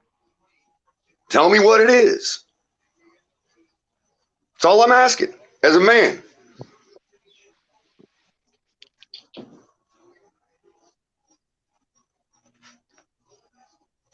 I don't wake up every morning figuring out how I can hate everybody. You know what I mean? That's not what I do. I don't need to do that because I hate most people. Full disclosure. Hey, not on Crypto, here. I don't know if Crypto knows I brought him back, but your thing is up. Yeah. Well, I will politely bow out to give Crypto an opportunity to speak without me feeling the urge to come back and yell or anything else like that. He afforded me that respect, so I'm going to afford the same respect. You can drop me back, DTA. I'm on my phone. If you could do it for me, I'd be appreciative. Yeah, I got you. It's not. I was going to say it's not to avoid him. It's just to afford him the same respect that y'all just afforded me. No worries, Yeah, bro. I got you. Cooler heads will prevail.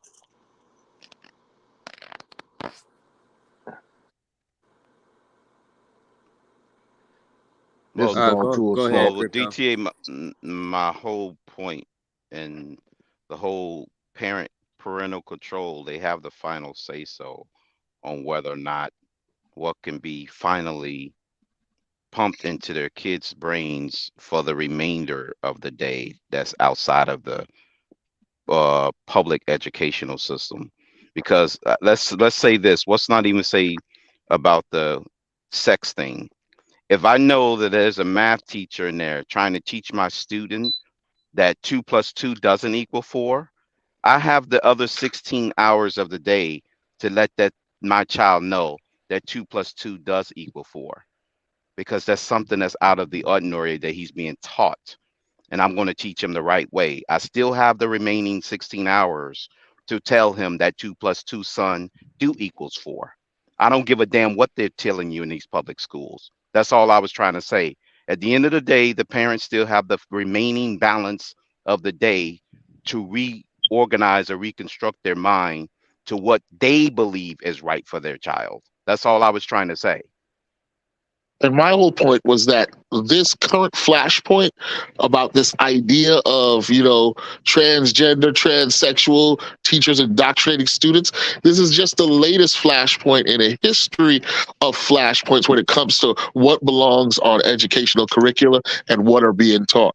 Students and families since the beginning of public education have been fighting these battles over a variety of topics from the beginning and will continue to. The thing we need to watch out for are the way politicians politicize some of these issues, turn some of these issues into dog whistles to advance other agendas behind these issues. I guarantee there's no entire staff somewhere filled with transgenders pushing kids to change their gender. That's not happening. But that's the way certain elements of the media may be presenting it to some people, or that may be the way certain people are understanding what is happening. But trust me, that is not happening in the schools.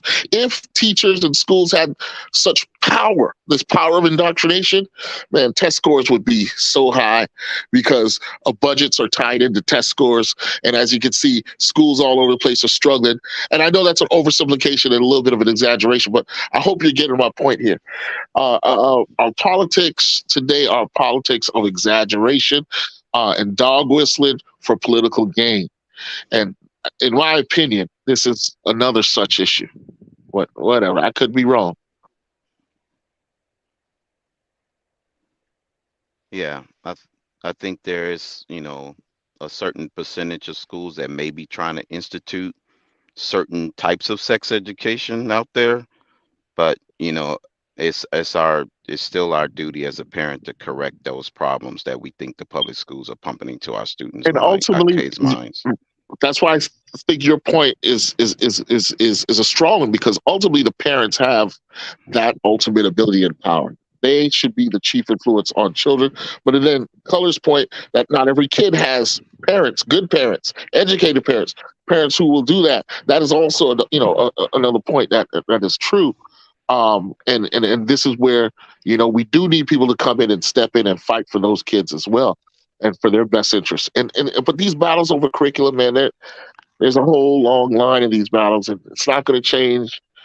Tomorrow it's going to be ongoing on what is the right things to be taught to these kids at any given time. Here in Florida, we got something called the Sunshine State Standards. They're public. You can look them up on online. And if there's something in there you don't agree with, you contact your school board. You attend the school board meetings and you lobby for change. This is where it starts at that grassroots level. It gets up, to the state level, and these things are constantly revised. right? JR is making the comment, said, KP, please ask them to name the school. The teacher that has ever taught such a thing or would teach that would be hung out to dry. Here's the thing. You clearly don't watch the news because it's in all the major news. It's been reported a lot. I'd say over the last Are you watching cable news, DTA? No, just any news channel. No, You're talking about local. Actually highly, Kahari, one of the people that have informed me over the last couple of years is a college professor by the name of James Lindsay, who was actually a math professor, staunch leftist, who was literally canceled because he was trying to argue that 2 + 2 = 4. That's where that came from. His merch actually says make 2 + 2 = 4 again. 4 again. Yeah, I got you with the new math they're trying to teach. And I'm not saying that he's the end all be all. He's not the only one exposing it. You know what I mean? It's all over, bro. I'm not saying it's happening everywhere. My biggest concern is not so much the subject matter per se, because it could be argued that there is a place to teach kids these issues that might not be able to get it from home, because there is something to be said that it contributes to the overall health of your society for people to be educated in sexual matters. Okay, well, I get that. To answer the question, well, my biggest concern is something that a gentleman brought up, who will remain nameless. Dare I be called a fascist again? That it's not a matter of what is okay to teach, or even so much as it is what's worth teaching. So to the kids, the disaffected kids, the minority kids, the kids that don't have as much of opportunity as the rest, to those, what are we teaching them? Are we teaching them things that could actually make value for them in life? The math, the science, the this, the that, or are we teaching them how to be activists, how to say, how to be solipsists when it comes to, issues of gender or even race sometimes, and I just fear, yes, it is a fear. That's what most anger is born out of, and hatred. I do fear that we're just spending that 9 hours a day teaching our kids things that will absolutely do nothing for them further in life. That's my biggest concern. Well, and if I'm wrong, yes, that's happening too. And I just don't want to be right. You know what I mean? I want to answer this question and address it. And no, KP, this is not just some minor local news channels. These are all the major news outlets. No, these are national issues. I don't contest that. These are national issues. No, listen. I'm not up here saying Fox News told me this. No, all major news outlets have been reporting on this since this has been like a polarizing subject all across the U.S. And it's not every school; it's only some. And this isn't a shot at any type of, but for whatever reason, there's certain professors, certain teachers, all the way down to grade school and for 4, 5, 6-year-olds that are, because of their own personal beliefs and how they live and conduct themselves in their lifestyle, it's being taught to kids that are not at an age when they're so impressionable, right? I don't think that that's the proper age. You don't need, listen, I agree. Just like, listen, I don't mind those kids. I don't mind them learning this stuff, right? And I don't mind. What I want is each and every child to come to their own conclusion. They should do their own work and come to a decision based on what they feel is best for them. Now, given that's only to a certain degree when they're under 18 and their parents are their legal guardians for them. But especially when it comes to making decisions like having a sex change operation and all this stuff, and just the different genders and the pronouns and all this. No 4, 5, 6-year-old needs to be learning this stuff. I think that there's more conducive and better things to be taught at that age, and that's all I'm saying. I'm not saying that close the doors and their ears should never hear it and they don't, no. Good on them. They should get all the information they can to be well informed, but not at that age. That's not where it should start. And especially and along those lines, DTA, we also have to be careful not to teach our kids, and this is where I think that the confusion or the conflation, Kahari, to be fair to you, about indoctrination comes in, because we have to be careful that it's one thing to teach about certain things. It's another when you're talking about at that age level, where you do have an individual who has their own mind, a teacher, let's say, that is an activist, and they do exist. And so it's one thing to say, hey, this is the way the science and the world is. And it's another to tell a kid, this is the way you are. And I'm pretty sure the evidence is clear that there is a quantity of teachers out there that are willing to go to that level of activism. How pervasive that phenomena is, it's hard to say, because we all have our own experience. It's one of those lived experience deals. Well, if you're in Virginia, you think the whole thing is taken over. You know what I mean? But if you're in, let's say, that's my point. I think this whole issue has been so heavily politicized that it's turned this concept into one great big boogeyman that's like capable of moving people to the polls. A guy might be paranoid, but paranoid just doesn't come out of nowhere. Sometimes it's based in some kind of, yeah, and listen, experience, right? Teachers teaching So DTA's terrible point, there's lessons a to better students. time to teach them and study at And the age of that's 5 where the and debate 4. is right now in the state of Florida. Hand them a What is the disassembled appropriate computer and age? tell them to put it together, and then Right. give them the Linux program and tell them to program it on Linux. That's what you and want also, 4-year-old. what I was getting to about the activist teacher. Now, that teacher might have a certain understanding of what their reality is. And I'm not talking about pure solipsism, but let's face it, we all have our own perspective. And so what a teacher might not think is, or might be understand to be their own reality, might not jive with what reality is. So while we're, it's kind of like the backdrop of everything in life that we see. The perfect example of that, Color, is the DTA's point. I agree. Look at that backdrop is not reality. Right, Color. Remember the example in Malcolm X's biography, right? Malcolm X was the class. He was the class valedictorian, the smartest kid in class, best grades. But that teacher, he thought he was doing a great job in telling the young Malcolm X, who was the best kid in the class, that he should seek to be a carpenter or a janitor. And while at the same time telling other kids in the class that they should shoot to be lawyers and doctors. That teacher at the time was giving Malcolm X his most open-hearted and best advice possible, because he wanted to see the best, in his limited view, from Malcolm in that school. And therein lies the tragedy. This illustrates what we're talking about here. But the point is, Malcolm X But it happened to a guy like me too, Kahari. It happens to every student everywhere in every school. Quote unquote. I mean, look, my last name is Color. I was born to either be a fisherman, a carpenter, or whatever. You understand what I'm saying? But you all know me. I'm none of those things. I tried to be those things. I was Willie Loman when it came to those things my whole life, when I should have just been what I am.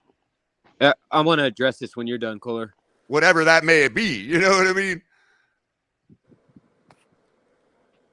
And that's tough.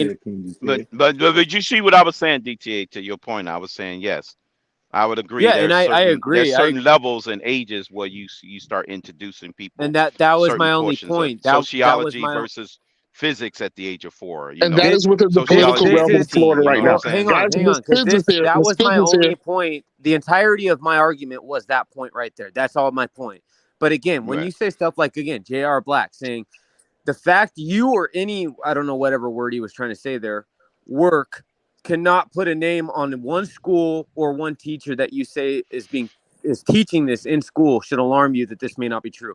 Bro, do you or anyone you know or any of us or anyone we know up here, do you guys sit with every news report with a fucking notepad in your lap taking the jotting down the names of each specific school and teacher's name? I don't think anyone does. You don't. I don't. Now that may be the issue, though, DTA. That's where crypto has a point where maybe it sucks that they don't have the time because of the paradigm of economics that we're in and all this other stuff, that parents just don't have the time. Because your point, DTA, is fair too. The parents don't have the time to debrief their kids every day like crypto suggests. You know what I mean? And filter out all the 2 + 2 = 5. You know what I mean? And the piggyback. It's unfortunate, but it's a reality.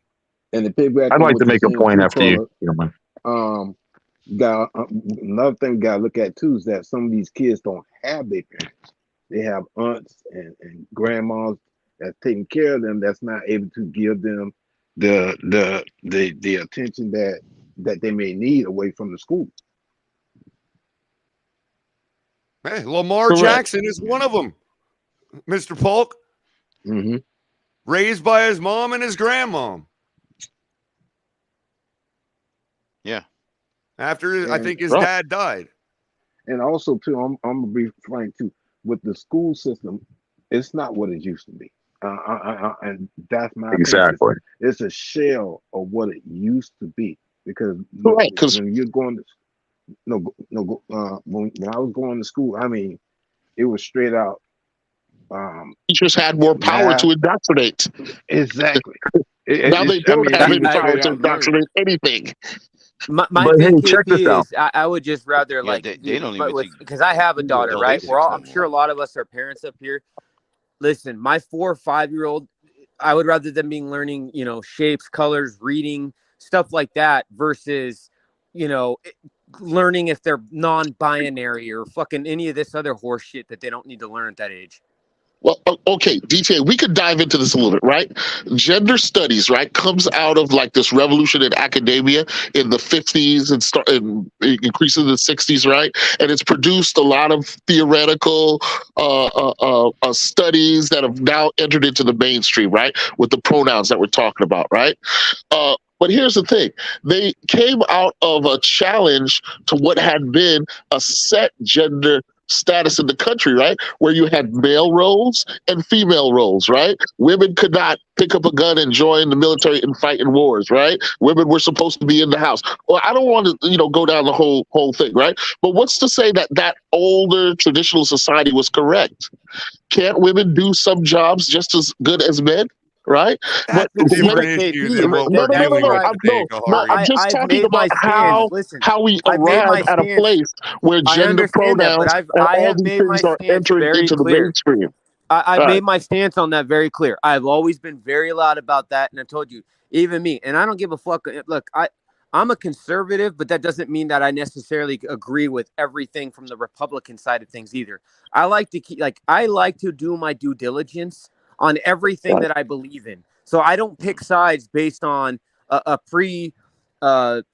Nothing wrong with being a conservative. You do not have to apologize for being a conservative. I'm not. But what I'm saying is, DTA, could I just say something for a second? I'm going to interrupt you. One sec. Let me land on this real quick, and then I'm going to give you the floor. I don't believe in making predetermined decisions or premeditated decisions based on, well, I'm this, so I should believe this way. I don't do that, right? And when it comes to what you're saying, I'm a strong proponent. I believe that all women and men equally can do whatever they want to do. I don't give a fuck what job it is, or be a CEO or whatever. They should both make equal pay, all that shit. I truly believe that. If a man and a woman are both in the same position of a company with the same job title, they should both equally make the same amount of money, right? Correct. If they're doing the same job. You're saying based on the same job, right? But that has nothing to do with if their performance is the same. That has nothing to do with you trying to teach a 4-year-old that they could be a different gender, and if they feel like they're a unicorn, then they are. All I'm saying is that's the source. That's where the stuff has come from. That's where I wanted to interject, DTA, is that, Gary, for me, it's like there's something to be said for oversteering. So, for instance, we've always had a dichotomy in this country between, let's just be honest, the really dumb and the really smart, and a lot of people fit in between, right? And the people on the really smart end of the spectrum, right, but the people on the really smart end of the spectrum have come up with theories and this and that and the other, and You know, but at the same time, we could go too far. Things like intersectional theories have turned into reinstitution of segregation because of the need to honor and have everybody reflect what it is to be what they are with their own people for a minute. Well, listen. How is that not regression, bro? Again, I think we're striving for perfection, right? And I don't know if we'll ever get there, right?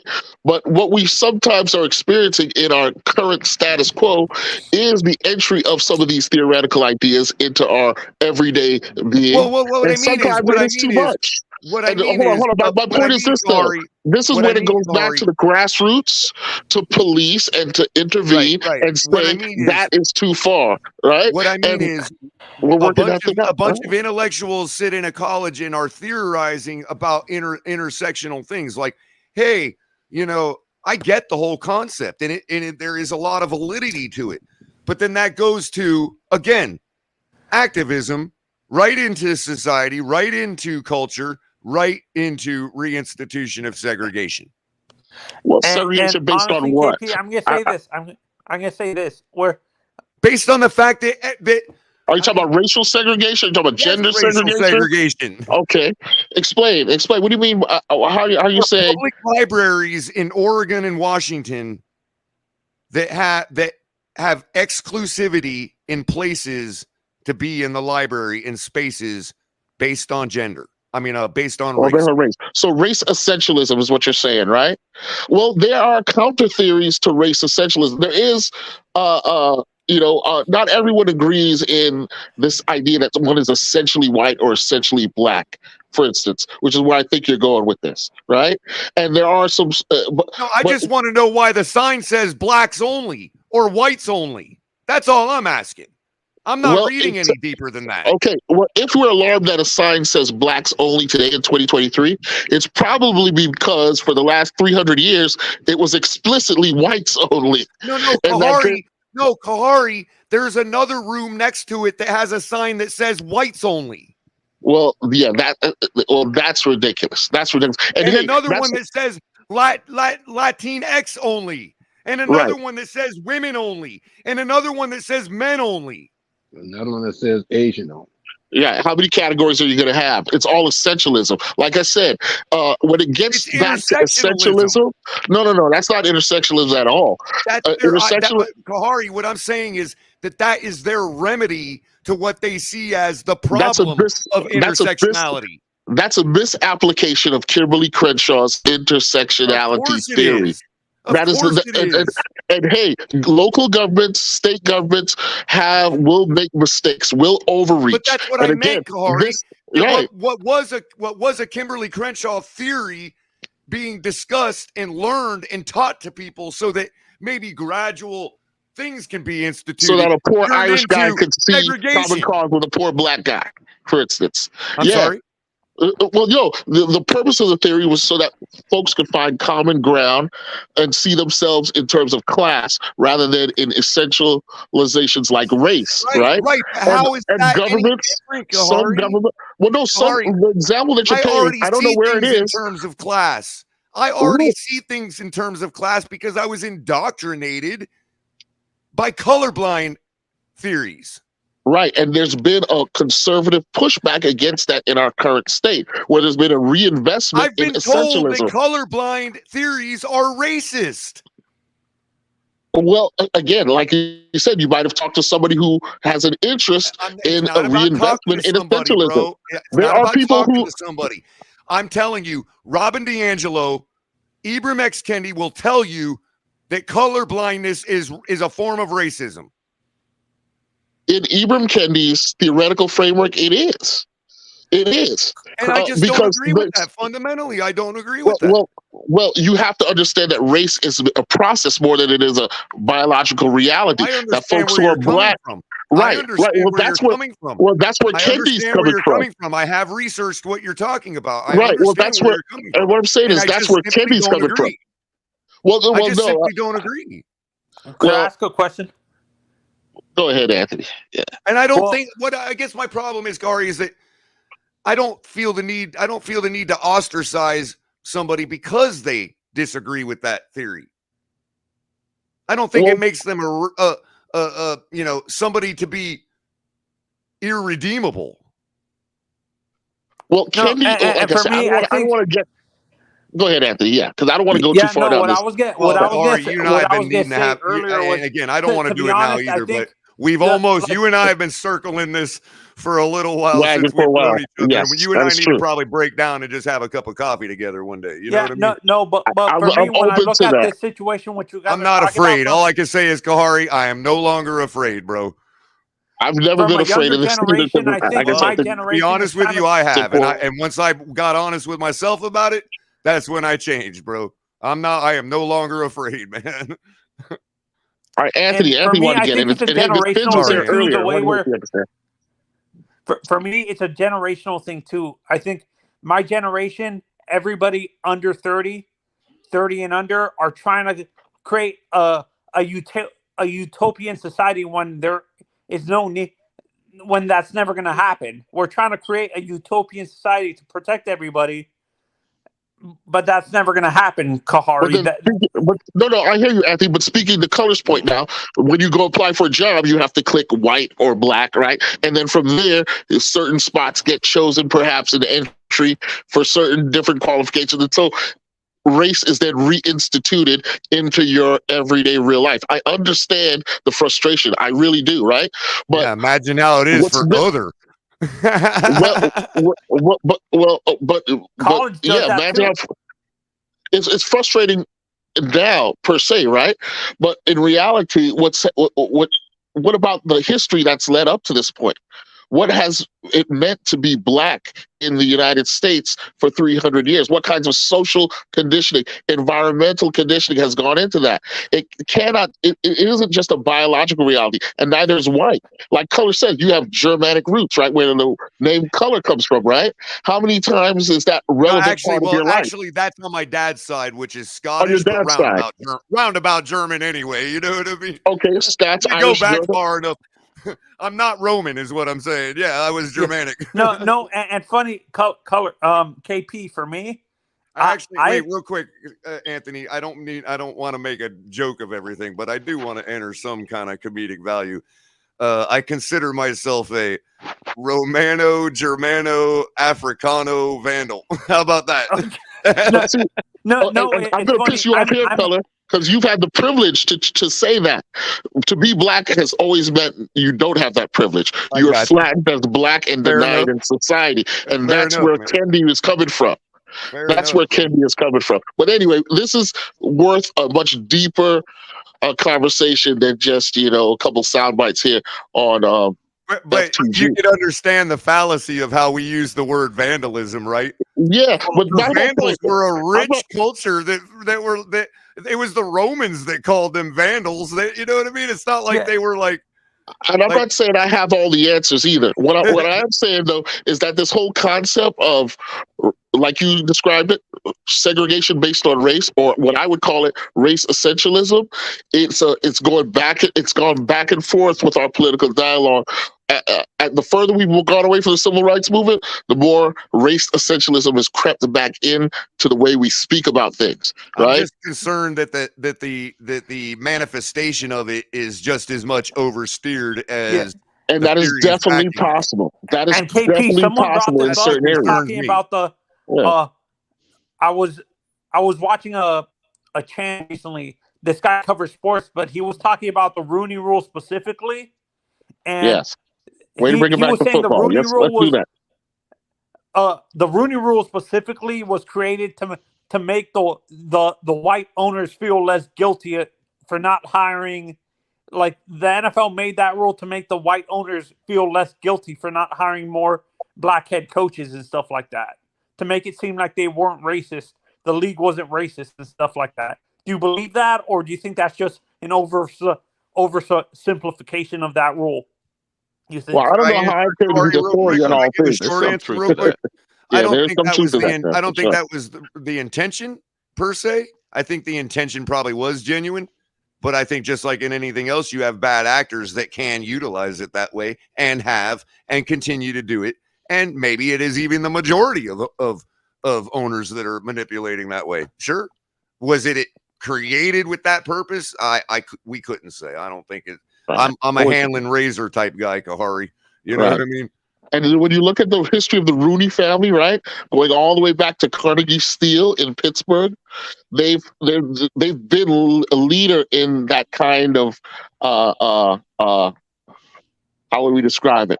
Progressive activism in terms of enriching a labor force to be more inclusive of other people. And it goes way back before the invention of football. So it's not a shock or surprise that the Rooney family would come out with this so-called rule.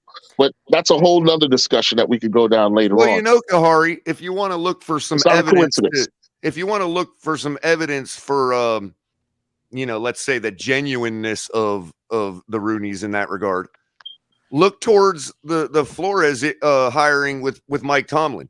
You know, there's the aspect that pertains to us where, hey, we're saying Flores is such a good individual that Mike Tomlin called Rooney and it took 45 minutes or whatever he said. It took 45 minutes or a 45-second phone call or whatever he said it was. And Rooney was like, whatever you need to do, you know?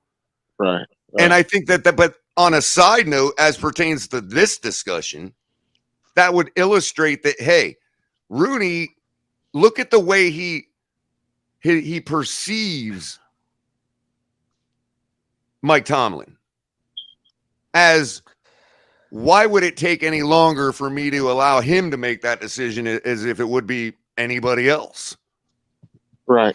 So he's literally seeing right through the color. You see what I'm saying? And saying, this is my head coach.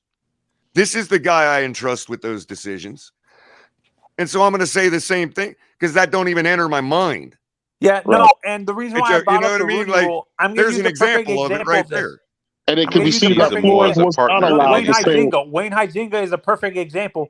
A lot of players and coaches, African-American coaches that worked for the Dolphins, when he was the owner of the team, they accused him of being very, very racist and treating the white players and black players completely different. White coaches and black coaches completely different. He would have a short leash with a black assistant coach or something like that, fire them after one season, but he would give a white coach a more lenient, a longer leash and maybe keep him around for like 10 years when he knew the coach wasn't a good coach. Well, I wish that Nick was still here because I'm pretty sure he would have an interesting perspective on that issue. I hadn't heard about that Huizenga bias before, but I will say that there are people in the black community who have watched the ongoings of the Miami Dolphins very closely for a long time. Maybe Mr. Paul could speak to this and can offer an opinion about the way racial politics has affected the decisions that the Dolphins have made over the years. Even the way we perceive Lamar Jackson, I think, is colored by this discussion that we're having right now on his ability to be a good quarterback or not. To be, and so there are different ways to address it. And, I wouldn't call anybody right or wrong in their opinion, but I think we'd have to admit that this ongoing social issue in the United States certainly continues to affect sports in this way. So, I think this is where and KP, I watch basketball and a lot of football fans are saying this is what happens when you let the inmates run the asylum, when they control everything and you're giving players too much power. And this is why they prefer football, because you have a stricter leash on players where they're not forcing their way out and stuff like that. Like you see in the NBA and stuff like that. They don't want the NFL to turn where the inmates are running the asylum completely, where they can force themselves out. The NBA is a multi-billion-dollar league. They doing pretty well for themselves over there. Running the asylum into record profits. You know what I'm saying? And those inmates are the most profitable inmates in human history. Dipped is what they're saying. I don't know, Anthony. It depends on, because a lot of people that watch basketball really like basketball for basketball. Right. So the phenomena of these star players switching teams all over the place probably isn't as it doesn't affect the fan base as much as it would in the NFL. That's kind of where I lie. I don't think I think everybody's right. They would make just as much money. I don't think it would make a difference. But I think you're right, Anthony, as pertains to football, in my opinion, it would change the nature of how we fan. You know, yeah, no, and this is why I'm saying KP and that bothers me. I feel bad. But that particular thing don't really have to do with per se inmates running the asylum, because I agree. Anthony, the money would still be made. Yeah, Anthony, the critique that that's why the style of play has been watered down. Anthony, the critique that the style of play in the NBA today has been watered down is actually one that I tend to agree with, by the way. But I do not enjoy today's NBA as much as I did back in the 80s and 90s. But ironically enough, today's NBA more closely mirrors the European and Asian influences on the game, which are more wide open, more based on shooting. And one might say, if we were looking through a racial lens, that more global game is a less African-American dominated style of play. So that's the irony. You got white people talking, using the terms that you've used, using the way you presented it, decrying this lack of style in the NBA, or this new style, right? Which is actually, in essence, one that's more influenced by Europe and Asia. Euro style. So, I mean, that's the ultimate irony, isn't it? Right. Yeah. No. Even the Euro step was introduced into the NBA. No, and for me, I'm going to be going around and getting final thoughts from everybody here in a minute. If you guys are more than welcome to hang in back. We got a guest with us in the back. Yeah, and I wanted to answer for somebody asked earlier. I think it was Jose or somebody asked, who is that brilliant sounding guy that was talking to me? That is Kahari P. Kahari P is an awesome human being, everybody. He's an intelligent man. Yes. Well, Kahari's the most intelligent. I don't just say that flippantly either. No, that's all of us, man. And you know that. Well, whatever. Each of us. And for me, this is where I hate comparing eras too when it comes to sports in general, because we have to realize the sports evolve throughout the era, and you can't really compare the quarterbacks playing in the 70s and 80s to the league now, where there's quarterback protection rules where they can barely touch the quarterback, where the quarterback can throw themselves and still get a roughing the passer penalty and stuff like that. Kahari, that's the issue. What was your thoughts? Why do you think they denied that rule for preventing the quarterbacks from flopping just to get the? What are they going to call it? The ragdoll rule? No ragdolling yourself. Let's after you respond, KP, let's go around and get final thoughts. And I don't have any response to that. It's Tom Brady, man. You know, the marketers feel like the quarterback is the most important guy in the market, and all out to protect the quarterback. I hate that too, man. I'm old school. I love to see when quarterbacks got blasted, when people got blasted across the middle. That was my style of football too. So whatever. Oh, you just wait, noob. You wait till the season starts. The Amicus knows what's coming. No worries, noob. Noob's highly disappointed in me tonight. Oh, I didn't see the comment. Why? Hey, I thought you had already. I mean, you guys ever do background chats where I've been consorting with the Bills fans for months. I'm surprised you didn't already loop me in with that group, man. Noob, you know damn well. Hey, Noob, you know my position. You go down like two flags. Don't even worry about that, bro. We good. You and I, we good. And really, I think it might be confusing Mr. Paul too, because his blue and red pick, but he's actually a Dolphins fan. That's he's got one through the heart right there, man. Crazy dog. So really, it's really just Amicus. He's the only transient up here. I can't wait till this fucking season starts. He's the spy. You said it, brother. But hey, for if I could do my final thought real quick, because I gotta go have a cigarette. Kahari, I just wanted to say, if I could give us a little bit of progressional credit as a society, I would say that, you know, just as much as people lived in fear because of the color of their skin or the life choices they made or whatever it may have been, there's also people that equally lived in fear to say anything about it. And that wasn't because out of any kind of fragility like D'Angelo suggests. Okay, it's because I never had the institutional, societal, cultural, and let's say whatever backing to have said anything. In other words, for the same reason a man feared to walk the streets with the skin color he has, I would have feared to say anything about that for the same institutional forces. Well, I could at least give us credit to say that those institutional forces no longer exist for a guy like me.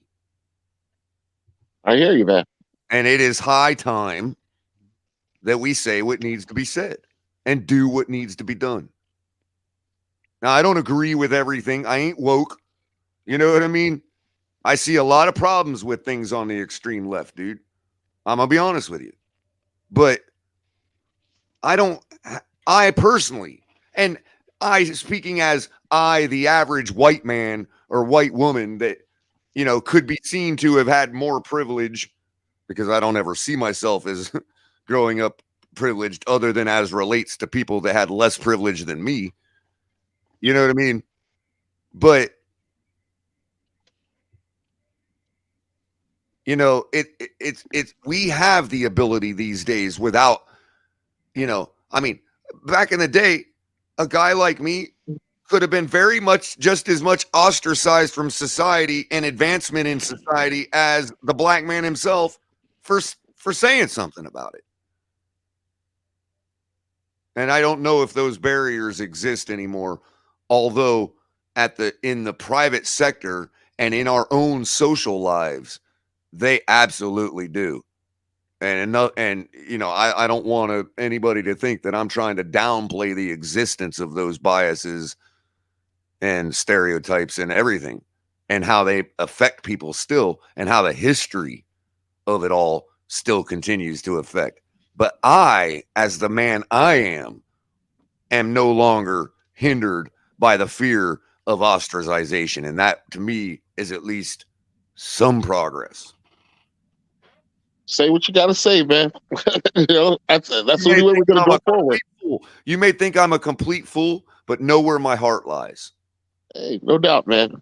Listen, everybody is a complex individuals who, you know, comes from innumerable different influences, right? We are who we are in our space and time, right? And we do the best we can for ourselves, for our families, for our communities, etc. That's all we can ask, right? But to allow that to continue, we got to have common respect between each other, right?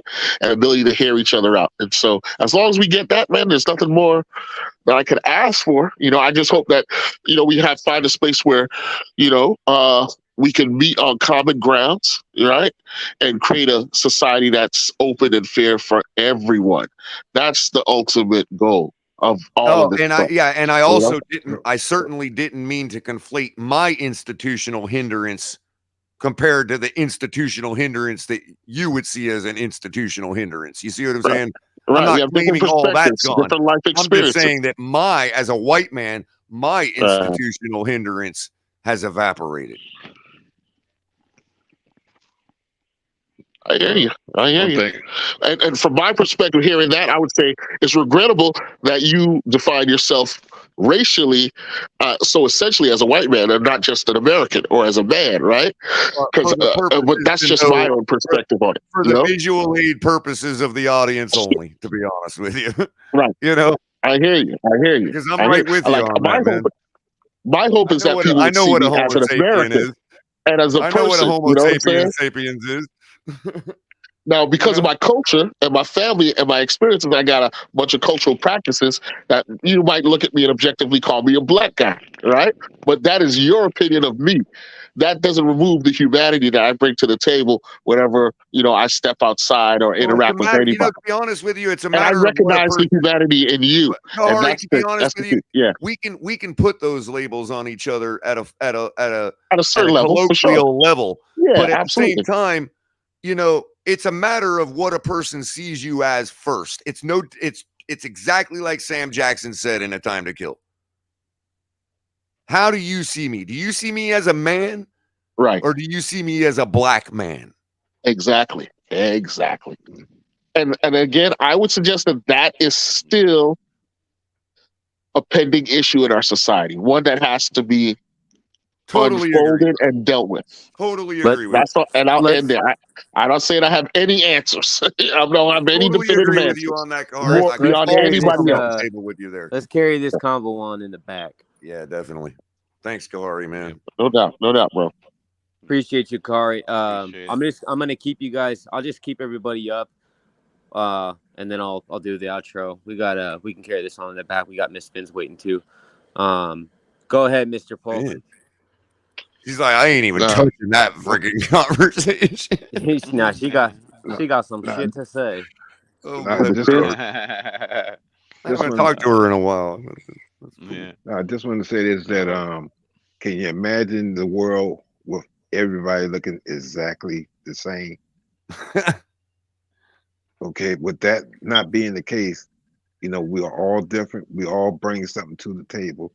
To me, there's no such thing as someone being on a higher level than the other. We are all human beings, period. And we look at the world differently. We look at each other differently. But the point I'm trying to make is that we need to all love and respect each other, regardless of our differences, because we can all learn from each other, and we can all bring something to the table. 100. And King DTA, thanks for having me on here. You did a great show.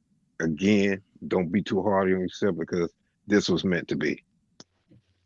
I appreciate you, Mr. Polk. 100. And I thoroughly Good point, Mr. Polk. That ties into one of my statements I wanted to make. Mr. Polk is wise, ladies and gentlemen. I thoroughly enjoy these conversations too, man. I like having educated conversations, and I like talking about things that are widely, they go left untouched, and a lot of people don't want to go down those roads. I know it's kind of refreshing too, to some degree, to take a step back from football for a minute and just have real life conversation about topics that are part of, I think, everyone's life to some degree in real life, and not just be so down the pike about football is a little refreshing. And like you said, Mr. Polk, I think there's always it's going to come up. There's a time and a place, and it's nice getting different perspectives. Like, one of my biggest things in life is always seeing other people's perspectives. I think if we were all left to just, think on our own and base everything off of our own perspective, our own experiences, it would be boring, and I don't think you would have a full grasp on anything. To me, it's nice getting other people from all walks of life and getting their personal experiences with certain things and their perspectives and how they see things. And it definitely helps. And it's a lot better to come to a conclusion based on your perspective mixed with other people's. So I always certainly appreciate everybody's insight and everything. And I appreciate you, Mr. Polk. And hey, man. Yeah, DTA. It's like that guy. I forget who it was that said that about the Roman Empire. It's like ruling the Roman Empire. It's like having this discussion tonight is like holding a wolf by the ears. You better not let go. Exactly. And I'm trying to. My schedule is going to be more hardlined. I've just had a lot going on, but so I know you guys are. We say this a million times, but you're still going to have Kohler and Ali in the morning. You're going to have me and Lou in the afternoons. Last few days, I've just had a lot of stuff going on. So I will be bringing the afternoon W word I don't know what to call it right now. The afternoon W word. So the afternoon show, I will be bringing you guys that. Be back tomorrow to bring you guys that. And yeah, we have that during the week, and then me and Shake on the weekends on Saturday. Also, appreciate all you guys showing love to Shake, man. He's been killing it and coming out here. He's kind of been trial by fire, man, thrown into it. And he's shined. He's done well. So, man, again, Shake is wise beyond his years, man. Oh yeah, yeah, he's got some good. He's got some good qualities as a host, man. Absolutely. You know, I'm glad he's a part of the team. And how yeah, about man, DTA? How about situation room, or like shorten it, be like sitch room, instead of the. That's W what I'm trying word. to think. I've been trying to like figure out something in my head to like where I don't have situation to room is kind of used up though. Yeah, but we'll figure it out. We're gonna get you guys, all your great content and stuff. I'm gonna get Crypto Amicus. I'm gonna get you guys' thoughts real quick. Let me throw up the runner so we can go do the rundown real fast. Just want to let you guys know too. I see we still have like 60-something people watching from Facebook and YouTube. If you guys want to never miss any of the great content from El Capitan, he's on here every other day of the week. He's also releasing shorts now and doing a bunch of cool stuff. All Miami Dolphins all the time. Make sure to click the notification bell down below. Turn on all notifications. You guys will never miss a beat, never miss anything that comes out. Catch El Cap every other day of the week. Then, of course, you got Lou, the Rabbit Dolphin. He's here. He's there. He's everywhere. You will always be able to catch Lewis on the afternoon show, especially giving you guys that raw, that real. He's going to bring it to you straight, and I know a lot of people appreciate that. You've got Kohler commentary. You guys can get yourself a cup of Kohler, however you like it, in the morning with Ali in the morning show as well. Kohler is going to be making appearances all the time on all these other shows. All of our shows, he's always usually at the forefront, either on the panel or even in the back, listening and helping run the show. So Kohler spreads himself everywhere. Dolphins debrief. You got me with the shorts and the funnies. I'm and like of course peanut butter. Yeah, it's like creamy peanut butter. You got Dolphins debrief. I'm gonna bring you guys the shorts and all the funnies, and I'm bringing you guys the. I'm still gonna have my Dolphins debrief show. Trying to figure out a schedule for that so it doesn't conflict with my afternoon show. Probably like 2 nights a week. Bringing you guys the Dolphins debrief. And then of course the afternoon whatever room, we'll call it that for now. Afternoon show, and then late night exhale. That for now is postponed just until the season starts. You guys can still catch Ali in the mornings with Kohler. And as well, you're going to have Shake Money and myself on Saturday evenings, bringing you guys awesome shows. If you guys want to support the channel, Cash App, Venmo, $, the Fins Tailgate, or just the Fins Tailgate. All the links are in the description. Check out all of our great sponsors. All the cool merch we have for the Fins Tailgate. We've got new shirts. It's in my DNA t-shirt, coffee mugs, stickers, new hats, snapbacks, beanies, sweatshirt, flip-flops. For all of you individuals out there that can't make your mind up on a position on any of the Miami Dolphins subjects. And of course, Fanatics, all your officially licensed gear, check them out. Link is in the description. Use our affiliate link, you guys, if you're trying to get something off Fanatics. It lets them know that you guys were sent there from the Fins Tailgate and helps us a lot. Yeah, guys, also, on top of that, Doobie Energy. If you guys are like me and you're nuts about your energy drinks, because I drink a shitload of Red Bull, and I'm pretty sure I'm gaining weight from it, and it is not healthy. Check out Doobie Energy. It's a lot healthier. Doesn't have all the sugar and all the fake crap in it. It's a lot better for you. They have a ton of different flavors. Comes in a powder form. Add it to your drink. Boom, done.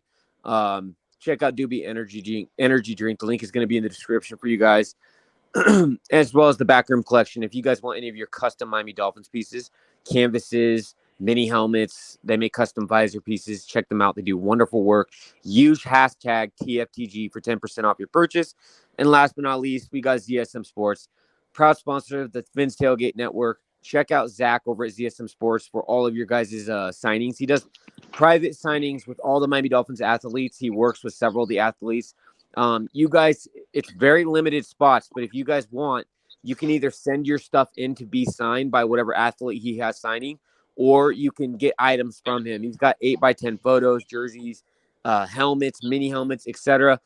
Check out my guy, Zach. All his information is below right there in the picture. Hit him up. And right DTA, now. I've been saying Sealer all night. He's still working with Sealer right at the moment, or is that ended? Yeah. Zach Saylor is the next signing he's got, that's going to be coming up here at beginning of next month, I believe, somewhere around like the 1st or something. So it's coming up really quick. It's very limited spots, but I still think there's some available. I'll get you guys the further details on that. But he's on Facebook, he's on Instagram, Twitter, all that stuff. And quick question for those that aren't familiar. Like you said, he's working with Zach Sealer, but is that's just the guy that he's got currently on quick tap contract, but he can still work with others too, right? Yeah, so he works with he works with other players too, not just Miami Dolphins, but mainly Miami Dolphins. Like he did Patrick Surtain Jr. just a while back. He also does Pat Surtain Sr., Sam Madison, who else? Several of the Miami Dolphins legends, other players from the Denver Broncos. But he does with a lot of like Javon Holland. He's done several times. Myles Gaskin, Savon Ahmed, Jerome Baker, Trent Sherfield before he was a trader. I'm just kidding, but a lot of these different players. And Zach Seiler is going to be the newest one. So again, check him out, you guys. Spots are limited. You guys can get signed pieces. They're one of a kind. Everything is Beckett or JSA witnessed. It's authentic 100% and comes with a certificate of authenticity. God, I can't speak tonight. So hit him up. If you guys have any other further questions, hit me up and I will get you guys pointed in the right direction. Also, in accordance with ZSM, I've got some raffles and some giveaways, a bunch of cool stuff planned for you guys. I know right now we got a Tyreek Hill jersey that is Beckett witnessed, Beckett signed, and Beckett certified. Signed Tyreek Hill jersey, signed JSA witnessed, Cater Kohu photos. I think some Trent Sherfield. Also got a Brock Marion jersey that is signed in Beckett witnessed, JSA witnessed. Cool bunch of cool stuff. So if you guys are interested in any of that, stay tuned for the details. Going to be raffling a lot of this stuff off, and you guys could be the winner. And the last thing that we have in the store, since we have Amicus up here, we got these especially for the Bills fans. So if you guys are looking to get your onesies, get your onesies now because they're going to be very limited. I love it. That's great. All right, guys. So go ahead, Crypto. Hey, okay. Oh man, what a show! Well, to Mr. Polk's point, we had a be interesting to see if everybody did look the same. Then I will follow that by saying, what class civilization are we? Economically, biologically, spiritually, physically, technologically. If three of the six is not unified as one, we'll never advance to the next class. Unless we somehow get invaded by some intergalactical freaking something from out of this world that will bring those six different classes or a good majority of those classes together to make us advance in order to survive as a species. So all of the geopolitical stuff that goes here in this world on Earth, there's only certain things that can end civilization as we know it. Learning anything in our school system, I would say this much, is not going to end our human civilization. I can tell you that much. But a lot of things get blown out of proportion get exacerbated, and it's right to do so because we live in the here and now. But from looking at it from 30,000 feet or 80,000 feet in the big picture, at least the American empire is here to stay for a long time. I'm not saying it will never end. If it don't end tomorrow or by April 1st, jot down the year 2700, because that's probably when it will end. No time in between. It's either April 1st or the year 2700.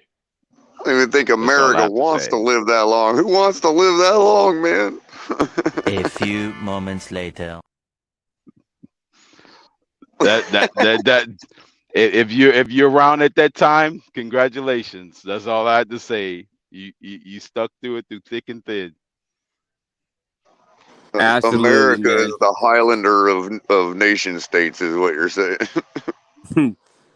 Yeah. But I appreciate you as always, Crypto, man. You are always, again, I got a lot of love for obviously all of my teammates, Kohler, Shake, Lou, El Capitan especially. Him and Kohler gave us both the opportunity to bring you guys great content and be able to build our following and make our shows. And we wouldn't have the success we have today without both of these guys. So thank you. Big, huge shout out. I know we've done this once before, but Kohler, to you personally and to El Capitan for everything that you've planted and given us to grow.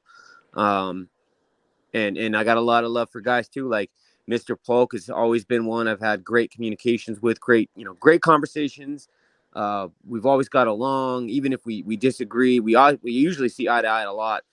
He's been in the community a long time. He's always been one of my biggest supporters.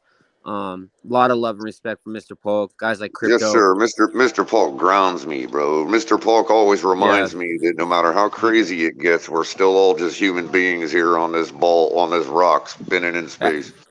Absolutely. In all cases, I defer to Mr. Polk. I defer to Mr. Polk and his perspective. And I mean that, like a huge round of applause, because Mr. Polk, you've always been in my corner, have always had my back, have always supported me, have always, again, kept me grounded too, even sometimes when I've lost my shit. You've been around a long time. I have a lot of respect for you and a lot of love for you, man. And again, guys, I got love for Amicus too, man. That's the homie right there. Crypto, that's my motherfucking brother, man. I talked to Crypto, I can't even speak anymore. But I talked to Crypto outside of this, not even just about, football. Like me and him, we talk to each other over the phone, text message. So we actually have a friendship, and a lot of this too. Again, a lot of these friendships that I have stemmed from this wonderful thing we have that we all share, and that's the Miami Dolphins and coming to the Fins tailgate and outside of this, man. So a lot of love and appreciation for all you guys. KP, another one that's always supported me. KP's, again, been in my corner, always supported me, always showing love to the show. It's always been great conversation when he's around and when he comes up, and he brings a lot of intelligence. And, I got a lot of appreciation for that. So appreciate all of you guys and everybody in the chat as well. Amicus, if you want to close this out, the floor is yours, brother. Yeah, I appreciate that. Okay, I guess he's done. I'm just kidding. What was it? Oh, that's funny. You're funny. I'm just playing, bro. It's a tradition around these parts. No, I just want to say, much love and respect to all you guys, man. Love y'all, and kind of want to echo what Mr. Polk said. It started out like a heated battle, very passionate, different opinions and all. But look how it circled back to a very intellectual, substantive conversation, right? With a lot of different viewpoints and perceptions and experiences. And that's what it's all about. So kudos to you, DTA. I mean, I wouldn't be hard on yourself at all if I were you, because look how it all turned out at the end, right? And growth took place. I think growth happened on this channel today. In saying that, in saying that, I did want to circle back to a piece of a conversation from an hour and a half ago about the whole school system. I think I mentioned that, my wife and I, we homeschool our 4 children. And I know there was a lot of focus on the so-called or alleged indoctrination of a school system or the teachers, but that was really minimal in our decision of homeschooling. It was more about how should I say it? Not the indoctrination, but it was more about the children, their peers, and how they can inspire certain things or what they can teach the children, right? For us, I'm not too worried about a teacher, teaching my 8-year-old how to snort a line of cocaine. I'm not worried about a teacher pulling out a cell phone and showing my children 15-minute porn videos, right? But their peers can and will. So I just wanted to bring that to to the forefront because everything was always about, the whole conversation was about the teachers. And I think there's another aspect of this is like, who are your children hanging around on a daily basis? Who's influencing them as well? So that's just my personal. That's a fascinating take that I hadn't even considered, because that would be the basis of my decision homeschooling my kids if I had kids. You know what I mean? That's spot on, man. Yep. And besides that, go Bills. Hey, man, I appreciate that and I respect that. And my teachers didn't tell me how to use the F word. My friends did. That's very true. Exactly. Very learned through osmosis. That's the osmosis argument. And one thing to say, kind of piggybacking off what you just said, Amicus, I think that, and that's what, I don't know, man. And I don't mean to get sentimental, but at the same time, I don't know. I consider myself an educated person. I articulate myself fairly well. And, I read, again, I do my due diligence. I research things. I think a lot of us up here the same way. I thoroughly and genuinely, mean it when I say that I love and respect every other person's position and their perspective on things. I think that there's something to be learned and something to be had from every conversation with anybody you encounter in life, and especially people who see things differently than you. Disagreeing is not always a bad thing. A lot of times you can always find common ground within everything with many different people across the spectrum. And just from seeing their perspective and again their personal experiences with the matter. So I have a lot of appreciation. I've always been that type of individual, and I just like perspective. I love perspective from my own perspective, other people's perspectives, and again, I think that that's part of being an educated individual is being a sponge and being able to take something away from every encounter that you have. And I think that just means you can't be closed-minded. And even if you see something one way at the beginning of a conversation, right? Listening to somebody else and how they feel about it and their own experiences, their perspective on whatever subject or topic you're talking about, there's always something to be learned from listening to them. So I think that's part of that's just one of the beautiful things in life is that everybody has something that they can teach another person. Everybody can learn something from the person in front of them or to the left of them or to the right of them or wherever. Agree. Absolutely. And for those laughing, yeah. So I think I saw JM asked me earlier. So DTA, the story on DTA, real quick, I'll give you the breakdown on that. Essentially, DTA, it does have my initials in it. My government name is Daniel Taylor. It's said more. I'm half Hispanic, so it's Daniel Roque Taylor. If I had my mom's last name or the maiden name, it'd be Ibarra.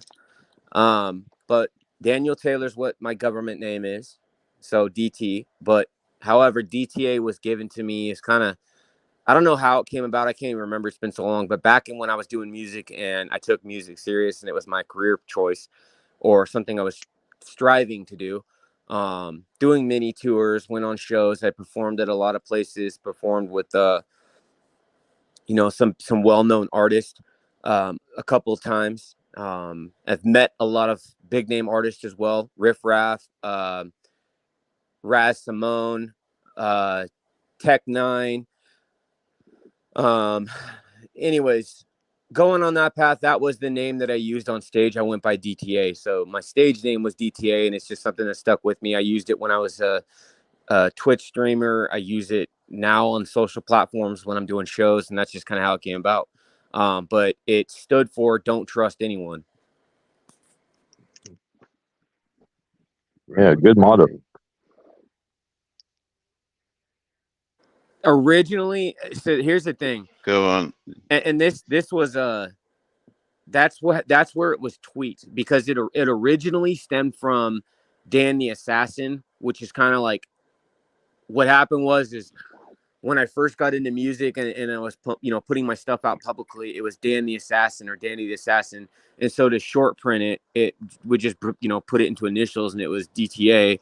And then through the better part or the majority of my music endeavors, it just was ultimately turned into Don't Trust Anyone, right? It still fit, and it was easier to say and had meaning behind it. So.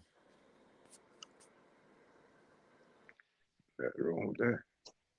Yeah, amicus came from the Latin phrase, amicus curiae. Everyone knows that one, but I figured it had to have some Roman in it, ending in "cuss" like that. Yeah, it's Latin for friend.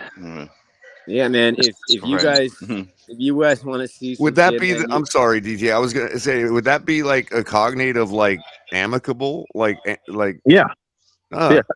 Okay, absolutely. Yeah, JM. It's pretty cool, man. If you guys want to check it out, maybe one day I'll show you guys. I know some of these guys have heard, but shit, bro. My music videos, my music, it's still up on all over SoundCloud. It's up on YouTube. I have music videos all over YouTube. I also have my fight videos from back when I was fighting semi-professionally, doing MMA, up on YouTube, as well as northwestfightscene.com. If you go back, I believe, this was back from 2009, 2010, somewhere around there, in the archives. You can find, if you look in the Washington area and bouts from back then, they have photos and videos and stuff up back there. My last one was at Club Juno in Tacoma, Washington. And I won by submission, tapped him out. I think it was 43 seconds into the first round. Guillotine? Yeah, it was a topside guillotine. Nice. So instead of a normal guillotine, I had him on the topside guillotine, where he was, instead of being on his back or on our backs, or him on his back, it was like almost like you were gonna put him in like a bulldog. Kind of. So he was on his knees, and then I put him in a topside guillotine where I'm standing over him. Because I hit him with a flying knee. After I got hit, I hit him with a flying knee and came down, and I put him in a triangle, got out of it, stood back up, went bow for bow, and then ended up putting him in a topside guillotine and dropped like that. I dropped back onto my back, and he ended up tapping after that. So, yeah, if you get somebody in a guillotine from your back, man, I mean, you got to either go all in or let go quick. See, but I've always been more. So what I did is I did Muay Thai, submission grappling, Western boxing, Brazilian Jiu-Jitsu, American Jiu-Jitsu. A lot of my, I'm a lot more comfortable being on my back. I know how to bridge out. Like, a lot of people don't like that, right? There's stand-up fighters, and then there's guys that are ground fighters. Especially then too. It sucks because I was fighting in heavyweights, right? So like me, I topped out. So like I was fighting at like maybe 219. I would have to fight guys that were like 228, 232, shit like that, which doesn't seem like a big bridge, but that's a lot of weight difference in terms of matching up well with somebody, especially if it's a lot muscle, Oh, yeah. I was just because at the weight class I fought in, there wasn't anything higher. So, of course, I wasn't typically going to go in and fight a 500-pound guy, but it wasn't so close like there was with like featherweights and bantamweights and middleweight, like how it was, you only have so much of a gap you can have. Right. But yeah, I was I wasn't fat. I was just a bigger guy. I was 6 foot and 219 pounds. Yeah, I mean, but those gaps really. I only lost one. I've never been knocked out in the street. I've only been knocked out once, and that was in the cage. It was one of my shortest fights, but it was my only loss in the cage. I fought a guy that nobody else wanted to fight. Nobody would fight him, and they couldn't get anybody to stay on the card with them. So I ended up fighting him in the Walla Walla Dome, and I almost had him beat. And then we stood back up, my dumbass. It was like one of my first semi-professional fights, bro. I dropped my left hand for just a second, and he fucking clocked me with an overhand right, hit me right in my temple, and I woke up and I had to ask if I won. Like, I was knocked the fuck out. Oh yeah, been there, done that. But yeah, that's the last one, man. I don't know. I'm very comfortable. I'm more comfortable on my back, and escaping and bridging out, and I don't know. I love it. I love the aspect of fighting. It was fun. It was an You don't outlet name for this me. show, Miss Fins is gonna put you on your back, bro. I know. I'm already getting it. But anyways, guys, we'll share my story, and you guys will hear more about me, I'm sure, as we go on. There's a lot to my Do an life. MMA segment, bro. Hour a week. I could, yeah, man. I lived a Chop it up with you interesting about it. I'm a life. fan. I'm a novice, but I'm a fan. You know what I mean? Hell yeah, I'll be there for that. I lived a pretty interesting life at 35. I've done a lot of things, been through a lot. Yeah, And you guys my will hear son more was my story. my but, son fought a couple bouts too. I think he's giving it up now. So yeah, that's cool. Yeah, I got That's a buddy awesome, in man. Missouri Yeah. that was a fighter, and Yeah. he ended up quitting out DTA because he realized, as much as a type A as he is and all that, and as much as a quote unquote fighter as he is, he didn't like hitting people in the face, dude. It bothered him, and that's why he gave up the sport.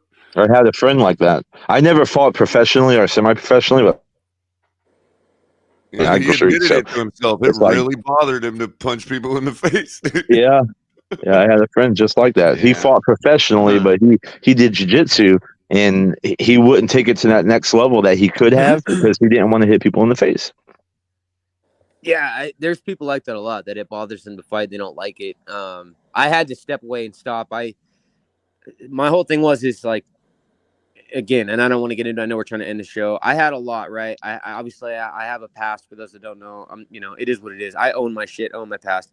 All of my charges have always been for fighting, and I just got in trouble for it. And that was an outlet for me and made it a lot easier to do. And when doing sanctioned fights, I wasn't getting in trouble. I was in the gym. I was training all the time. It was fun, man. I enjoyed it. And it made me a better person and a stronger person and capable of handling myself more.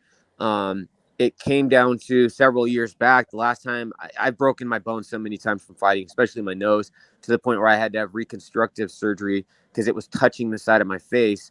And they almost had to cauterize it because they couldn't stop the bleeding.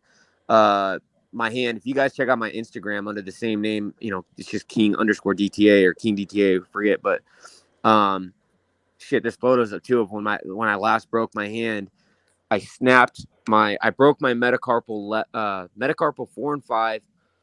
I fractured my wrist, and then the tendon snapped in my hand, so it just went limp. And they had to reattach the tendon and put pins and screws through my hand, through the knuckles, to hold my fingers back together in my hand. And so basically, if I ever have to hit somebody again with my hand or something like that, it could break a lot easier. So yeah, I broke my 5th metacarpal hitting a telephone pole once, and the knuckle is like pushed up into the handle. You know what I'm talking about? Like it's not where it's supposed to be. So, yeah, it's not fun. Is that why the thumb in this cartoon fist is like longer than the fingers? I'm just kidding, man. DTA's like, I worked hard on that art, man. Listen to you. I think Ali did that. Oh, did he? Yeah. I fucking came in one day and those were on my file. I was like, what the hell? I can't even draw a stick figure, so I ain't one to talk. Oh, look at this. That's fantastic. But yeah, guys, again, like, share, subscribe. If you guys are watching from any of the other channels, man, make sure to tell all your Bills fans that we got some gear for them. Amicus, I did get one of those for free, man. What the fuck? Amicus, when did you get a tattoo, bro? Yeah. That's actually Amicus's work uniform. They do house calls. So Yeah, anyways, man. guys, like the video. How much they pay share, you for that, bro? subscribe. Make sure you guys like the video, please. It helps the channel a lot. Everybody that's still left, if you guys have not liked, hit like button, please. Hit the like button for us. And turn the notification on so you don't miss anything. We're going to see you guys next time. Much love and respect to all of you guys. Appreciate everybody that comes through. Catch our next show. And also one last thing before I go. If you guys could do me a huge solid, man. Miss Fins has worked her ass off. She's one of the greatest Miami Dolphins content creators there is. She has been trying to get to 1K and get past and beyond 1K for a long time now. If you guys are not subscribed, I saw that League of Super Fans already went down and he subscribed twice. He said that in the comments. Appreciate that, bro. Anybody else, if you guys have not subscribed, please go give her a follow and show some love and like her videos, interact, beat the algorithm for her. Subscribe to her channel. Honestly, the panels are tremendously fun. It's a lot of, so many good times on her show. Really good morning. It's 135 people to get there, guys. 135 people. We should easily be able to do that. TFTG alone, we should be able to get that many people to go over and hit the damn subscribe button. But subscribe to Miss Fans, please. E83 got 100 and something subscribers like his first couple weeks in. I mean, what the hell, man? 135 people she needs left. And let's support our ladies of Dolphin Nation. We got to support them more. Gotta support them. And Miss Fans, exactly. And she works on top of working and living her life. She's bringing you guys amazing content. She puts a lot of hard work and thought into each and every single one of her shows. She always has great topics. Seriously, like I was having a shitty day one day, and I had just happened to be still up and awake because of the time difference when one of her morning shows came on. And like by the time I left, I was in such a good mood and had so much fun, and I was just laughing my ass off. Like it's an awesome show, really good experience. She works really hard for that. Guys, please show her some love. Hit the like button. Like I'm asking you personally. I know Kohler has to. Go over there and also share. That helps. If you share it to 10 of your friends and even one or two of them subscribe, everything helps. So appreciate all you guys. With that being said, fuck the Bills and fins up.